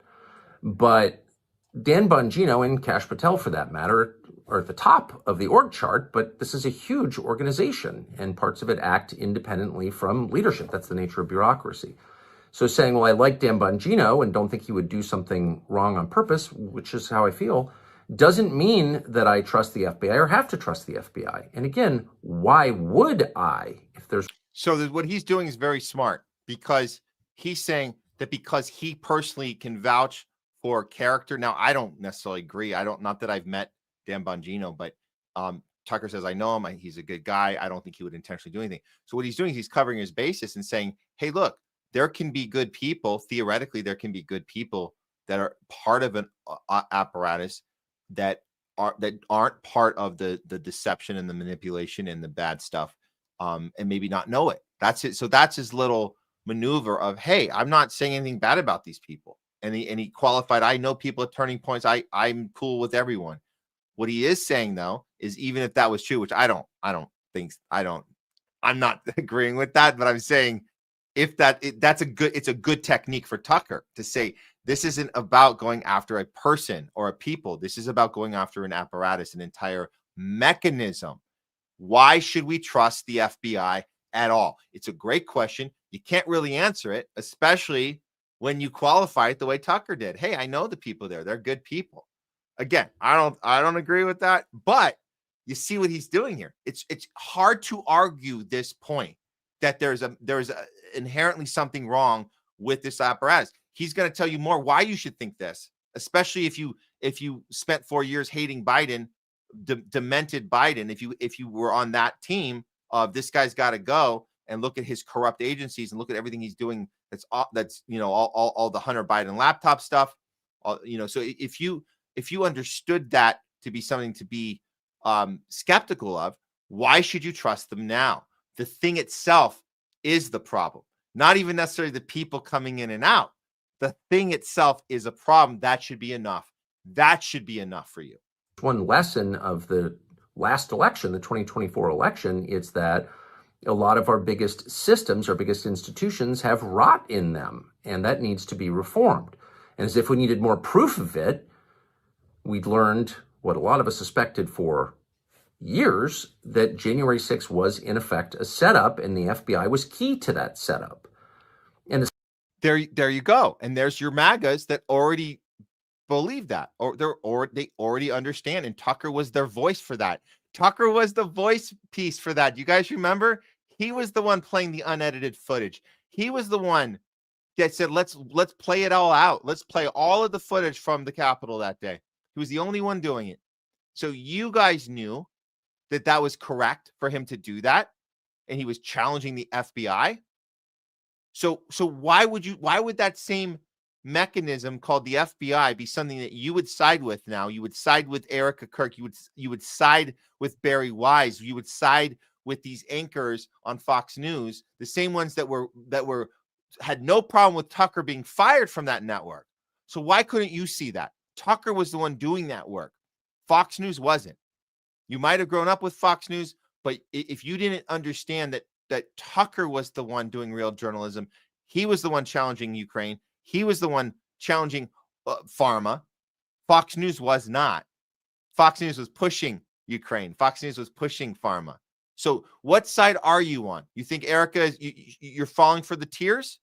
Are you falling for the tears? Or are you understanding who's on what side? Are you on the side of the contaminated mechanism, or are you on the side of the people and doing we're doing actual journalism here? Still not clear that everyone involved in that setup at the FBI has been fired or punished for that. So no person, no American is under some moral obligation to believe everything the government tells you, particularly institutions or agencies that have a long documented, factually documented track record of committing crimes, participating illegally in our political system, for example, as the FBI has done, manufacturing crimes, setting people up, distorting justice. That's the opposite of their job, of course, which is to get to justice through facts and then to tell the rest of us how they arrived at this conclusion, to prove to the rest of us that the right people are being punished. So we're not under any obligation.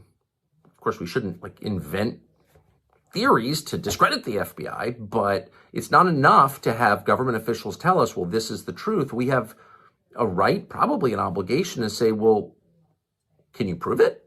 And if you can't, I don't have to believe you. So if there's one thing that bothers me above all about the investigation into Charlie Kirk, is that is getting lost. As people argue over what happened, we are potentially letting our largest federal law enforcement agency off the hook. It is the job of the FBI to find out what happened and to tell the rest of us, not hide behind, well, it's national security, confidential sources. No, tell us what happened. Show us what happened. Convince us what happened. That's your job. That's your job, Kash Patel. That's your job. You're not doing your job. That should be enough to be on this side. That should be enough. Erika Kirk is not going around saying, why isn't Kash Patel being more transparent with the American people? No, she's not talking about that. But that's what needs to happen. And it's not happening. We need people like Candace Owens and Tucker Carlson to do the job for them. That's what we need. And we shouldn't accept anything less. And by the way, when we do accept something less, then, new explanations fill the vacuum left by the FBI, which we pay to explain to us what happened. And so I'm going to really do my best not to talk about things I don't understand, state things as though I know them when I don't know them. I'm going to do my best to stay out of it because I love Charlie and I want justice to be done in this case. But the rest of us should remain skeptical. We have a duty to remain skeptical, and we should not be ashamed of our skepticism. Thanks. Wow. Again, hard to argue that. That entire, he made the argument, he set up the pieces, and everything he's saying, we need to to believe that is if the agencies that we pay for, our tax dollars pay for, if they're not going to do their job, we can't tolerate that. We either have to demand they do their job, or we do it for them, or both. But what we don't do is we don't attack each other for trying to pick up the pieces that were intentionally dropped. Even if you think it was accidental. It was accidental. Kash Patel just bad at his job. Oh, he just doesn't know. He doesn't know how to follow up with evidence that is sitting right on his desk. And he accidentally told us that that this is a closed trial and then the public isn't going to know anything more, and it's going to have national security implications if we do discuss anymore. And he's going to make it illegal for anybody that was at the crime scene to discuss this as well. He's doing a gag order on them. But that's perfectly okay, right? No, it's not okay. So there we go. Erika Kirk should be nominated for best performance of the year. I think she deserve it. She would deserve it. Oh, here we go. Longmeadow. 2026 Oscar nominations for Best Actress and their movie. Erika Kirk, My Team. Barry Wise, CBS News. Laura Loomer, Jigsaw Reborn. I like that. Jigsaw Reborn. So those are they're up against each other. Ooh, that's a tough one. I don't know who they're going to give it to. Actually, Erika Kirk, she's really like putting time into that leading lady performance. She's even working on her Oscar speech. So I think that's going to Erika. But that's a nice little lineup there. I might actually watch the Oscars this year. Okay, that's enough on that story. And I think I did say we had one more. Let me just do this one really quick. We'll do this one really quick because we just ran out of time earlier, but we got to do this one really quick. Okay. Here we go. Last segment of the week. Here we go, guys. You know what it's time for? But the virus stops with every vaccinated person. But this is a pandemic of the unvaccinated. The conspiracy theory about this related to vaccine, you're right. We have to really move at the speed of science. Doctors are baffled. They're looking into it. The rest of us are waiting patiently, see what they come up with. Why all these sudden collapses, all these medical emergencies, all this blood clotting and heart problems and neurological problems and young people, young athletes dying suddenly, dropping down in the middle of their matches and games and sporting events and practices. Why is all this happening? Well, don't worry. The professionals are looking into it. They're going to take their time. They're going to get it right. And they're going to get back to us. We just have to be patient. But in the meantime, rest assured, the rest of us can be 100% confident to know that we know what it's not.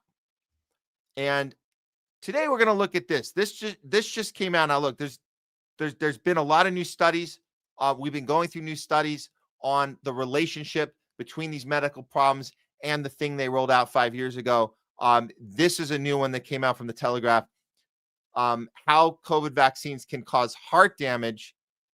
This is a piece by Sarah Napton. The immune systems triggered by mRNA jabs may inflame cardiac cells with young men most at risk. Scientists find. Well, I'm wondering why they're finding this out now, because we knew this 4 years ago or more. We actually knew this 4.5 years ago. And it was suspected even before that. So it's good that this is being reported right now. But the thing we'll focus on right now is the urgency of the MAHA movement to get this mRNA off the shelves, because we know it's not getting taken off the shelves. It's staying put. The recommendations are getting shifted around slightly.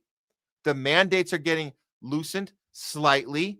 So if we have the next pandemic, we know that the mandates won't be as harsh, possibly, hopefully. But what is still going to be true then, that is true now, that it will be true tomorrow, is the mRNA gene therapy jabs will still be on the shelf. And they're being tried on other products outside of COVID vaccine. As you guys know, they've been trying it out on the flu shots. We know that they're trying to get mRNA in all of these different products into our food, into the vegetables and fruits, into this weird meat that they're putting out. It's like 3D meat. They're trying to put mRNA into that as well. So there's a lot of different reasons that this is an urgent matter. So the Children's Health Defense, which is the company, the organization that RFK Jr. started, they are still doing work that it's intended to do. The problem is that RFK Jr. is not aligned with this organization anymore. So the CHD has to challenge RFK. RFK is now the problem in the sense that he's not working to get any of their needs met. Any of the things that this organization stood for, the reason it was started in the first place, was to hold vaccine makers, pharma execs, shareholders, hold them accountable, and government officials as well, because they hold them accountable for pushing these insanity of laws onto the American people. Okay, so here is what they're putting out right now. Here we go. Okay, so the Children's Health Defense put this out. It says, breaking, we demand that the FDA to strip the licenses for all Pfizer, BioNTech, and Moderna COVID-19 jabs. We are giving the FDA a chance to come clean. So this is RFK Jr.'s FDA, by the way, as the Health and Human Services secretary. He should be the one doing this, but the CHD has to do this. So let's hear the clip of them discussing this, the challenge to the FDA by the Children's Health Defense. Okay, here we go. At this point, we're giving the FDA a chance to come clean. What we're asking them to do is to revoke the licensure for the Pfizer and Moderna products. And you know, because they're really EUA products in disguise. And then our last ask is for them to be properly relabeled or recategorized as EUA emergency use authorization products. This petition is important because it's the first one that I'm aware of where it's very comprehensively reviewing the biologics licensing application standard and showing that none of it was met by these mRNA shots by Pfizer and Moderna. And we're also uncovered the we're calling them mislabeled and misbranded, and we would like FDA to come to the same conclusion because these products were never previously approved on the market for anything, and they went on the market under non-investigational pathway EUA. And then in 2021, Peter Marks, then head of CBER at FDA, simply mislabeled them. He called them BLA when these products have never met BLA standards, not even a single BLA standard. And this petition outlines why. And also our focus, unlike other arguments that have been submitted over the years, we're not arguing anything about science or safety or efficacy. We're simply pointing at the standards and the boxes that need to be checked by the manufacturer to achieve the BLA compliance. And our petition states that these standards have not been met at all, not even minimally. The standards have not been met at all, not even minimally. So what is the FDA's holdup? Why are they not putting these? Why aren't they holding these pharma companies accountable? Well, it would be hard. It's hard for them to do that when you have Trump and his team inviting the head of Pfizer to the White House and awarding them a $60 billion deal.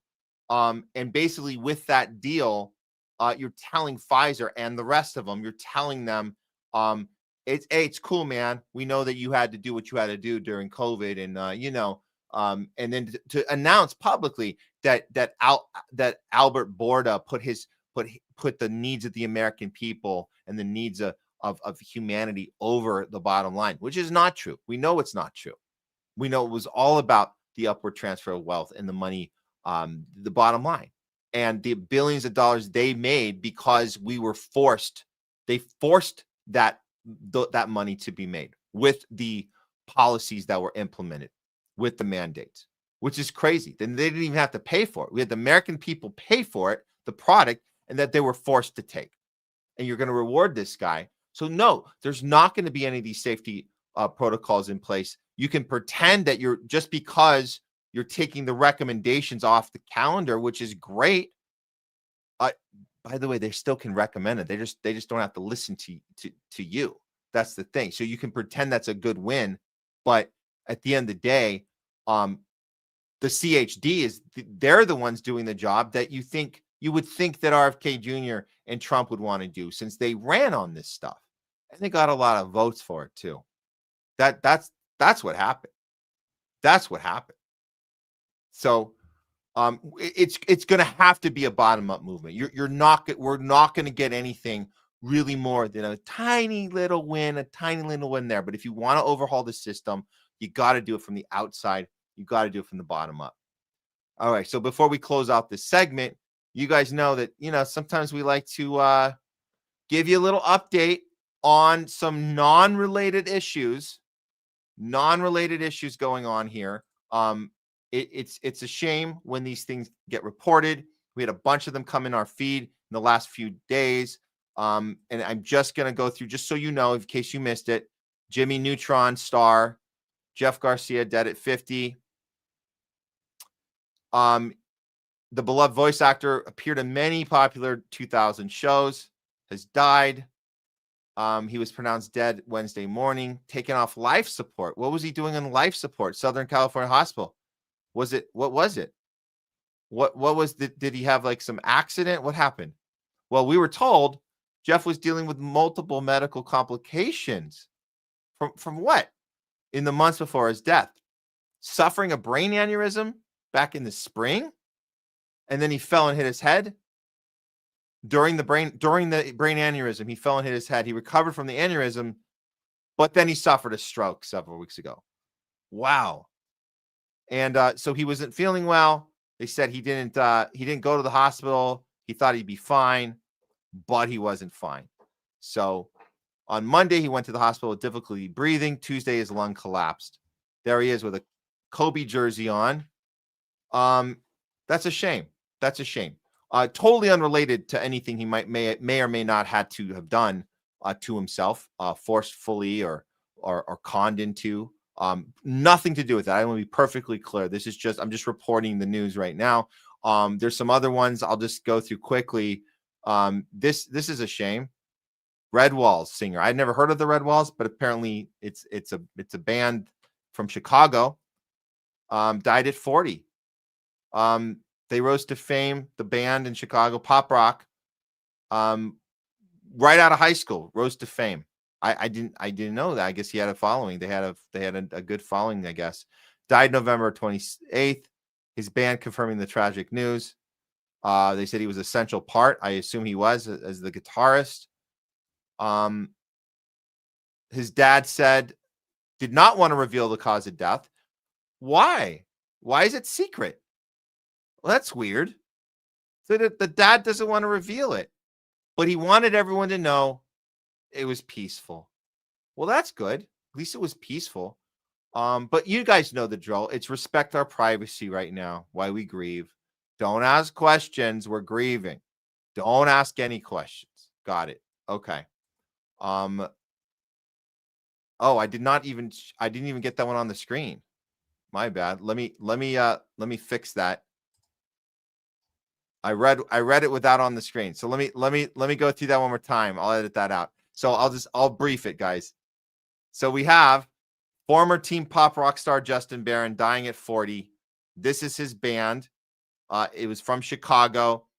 He was young when he blew up, got a fan base. 40 years old. He's dead. The dad says that he's not revealing the cause of death, but it was peaceful, and that's all we're getting. Just a perfectly normal happening where a 40-year-old drops dead. The dad doesn't want to tell us why, and that's it. That's it. So, and that sucks. That sucks that can happen. Okay, let's go quick. We'll do a couple more of these. Oh, look at this one. This is really sad. Ohio State dancer dies from rare blood disorder caused by what is it called? Epstein-Barr virus. Very rare blood disorder. How would you get a rare blood disorder? Well, it left her immune system compromised. There seems to be a lot of people with compromised immune systems these days. Very strange. Very strange. Okay. We'll do a couple more here. Okay, how about this one? Rugby player 23 dies suddenly just after celebrating his birthday. Oh my God, 23? Well, what happened? Was it an accident? Did he fall off of a bridge? Tragically died without warning on December 6th. He died hours after scoring for his team. Oh, he was playing a match. He was playing a match, and it was also his birthday, and he died of complications from type 1 diabetes. What? Well, that sucks. That's weird. So I guess that happens to young athletes. They just kick into complications with diabetes on their 23rd birthday. I guess that's the thing. That's pretty wild. That's pretty wild. Okay. That, I think that should do it. I might have one more. Yeah, let me do one more here. Hold on. I got one more here. StreamYard makes this hard sometimes. Okay, here we go. Last one. We have Rice University soccer player Claire Tracy dies at 19. Oh, what happened? Died on December 8th. They kept the death secret. Why is it all these? And she's a soccer player from Rice University. She died on Sunday the 7th. She was 19, and they're not going to tell us why. They're not going to tell us. They just won't tell us. Why is that, do you guys think? Why is it that they're keeping the cause of death secret? What is that? Are we just saying this is what respect the privacy? So we're respecting privacy. Okay, I see that one didn't make it on the screen either. Man, I'm having some technical difficulties. Okay, let me try that one more time. This is the last one. I promise, guys. This is the university soccer player Claire Tracy dying at 19. She's forever in our hearts. Just randomly, 19-year-old soccer player, Rice University, drops dead. They won't tell us why. Why? Why would someone like this just die and they don't want to tell us? This is the new normal? This is the new normal. This is how we're doing things now. We're equating people being on a need-to-know basis with privacy, needing to know actual facts, not actual what privacy is about. Privacy is about I want to stay. I don't want to have to keep answering doing a bunch of press conferences. I don't want to have to keep journalists hanging around my house. But you're not going to give out an initial statement of what happened. It's so weird because you would think, and I got to make this point because we're talking about college age kids. We're talking about young kids, really young kids in certain circumstances. I would say this. You would think that there would be this need for a community, even a school, a family, a community. You would think there'd be some element of that community that would want to engage with the rest of the community, engage with the public. Why? Because if you lost somebody too young, which is clearly too young, anything, come on, guys, you're in your 20s and you're dropping dead on your 23rd birthday. You don't want to talk about why. What is going on there? If you had somebody, I remember if somebody died in school, if it was from, I'll tell you this, if it was from a car wreck, guess what? The school would have an assembly, call an assembly, talk about seatbelts, or in a later generation, talk about texting and driving. There would be a message, right? Even in a suicide situation, you would have some sort of message about here's what you can do to prevent this. You would message the community with a message of how we can prevent this, because it's so effing tragic when a young person just drops dead. You're not talking about privacy when you say respect our boundaries. We're not going to tell you why. You're hiding stuff on purpose. That's not about needing time to grieve. You're going to deliberately deprive people of information that would help a community, help a school understand what happened so they can prevent it in the future. That would be something you could do. That we used to do. We used to do if there was a car accident, a student dies, right? A suicide student dies. A drug overdose. Guess what? Back to school. There's going to be a no, say no to drugs assembly. And there'd be like a kind of a, you kind of elevate that student as a victim of something, right? And then you talk about substance abuse. You use the opportunity. So why is there no assembly being called for mandating pharma products into our bodies that are poisonous, that might kill us? Why is there not an assembly? Well, we know the answer to that question. That's why. They're not going to call an assembly for that topic. They'll do it for everything else. They're not going to do it for that. And that's why we got to give them time to grieve. And guess what else? During that time of grieving, you have time for the rest of us to forget about it. That's really what it's about. So that's it for, we call it, we know what it's not. And that's because they make damn well sure to let us know that we know what it's not. Okay, that should do it for today's show, guys. Thank you so much.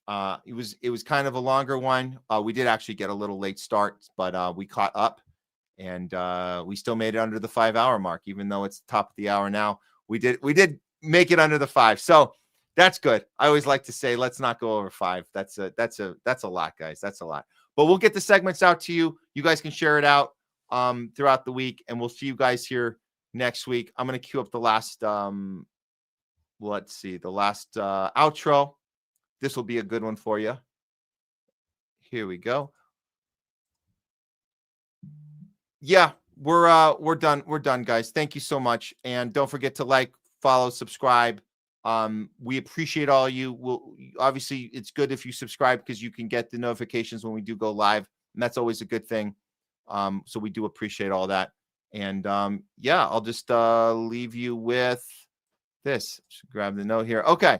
So thank you to our team. Thank you to Leslie for coming on. That was awesome, for talking back. Thanks to Jay Scott, as always. Great co-hosting. And of course, our guest today, John KLYCZEK. Thanks for him for coming on, and all of you guys and Do Dissidents rating our stream. We love that as well. And all you guys from Do Dissidents, appreciate you. And that should do it. Remember, when you go out in the world, remember to always go out with courage, with conviction, and principle. All three are very important. And we need them. We need them now more than ever. We need them now more than ever. We'll be back next week. It'll be our last week of 2 shows, I think, before New Year's. So we'll have our 2 shows, and then we're gonna have like a Christmas show. And then we are gonna announce the top censored news of the year. So that'll be coming up. We'll try and get some good guests before that, and see what we can do before we finish off this crazy ass year, 2025. Okay, guys, we'll see you next Tuesday. And on the way out, this is a good one. Another challenging of power, challenging of institutions. We have a Congressman, Benny Thompson, who's calling out one of Trump's appointees about some BS Antifa stuff, which is really funny. Now that you guys know the method, you know how these 3-letter branches of government work.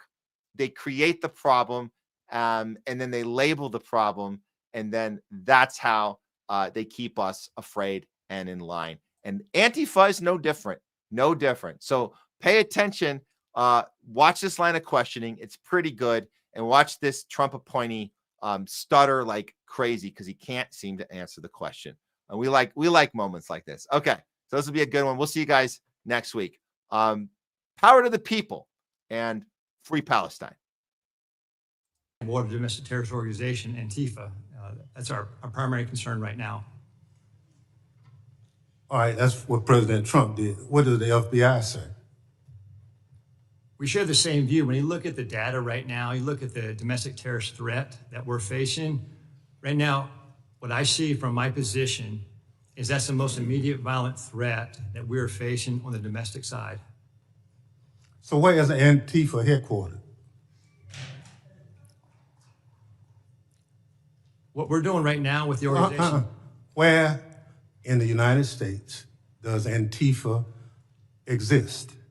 Yeah. If it's a terrorist organization and you've identified it as number one. We are building out the infrastructure right now. So what does that mean? We're trying to get the information. You say Antifa is a terrorist organization. Tell us as a committee, how did you come to that? Where do they exist? How many members do they have in the United States as of right now? Well, that's very fluid. It's ongoing for us to understand that. The same, no different than Al Qaeda and ISIS. No, I don't want you. I'll ask one question, sir. I just want you to tell us. If you said Antifa is the number one domestic terrorist organization operating in the United States, I just need to know where they are, how many people. I don't want a name. I don't want anything like that. Just how many people have you identified with the FBI that Antifa is made of? Well, the investigations are active. So you wouldn't come to this committee and say something you can't prove, I know. I know you wouldn't do that. But you did.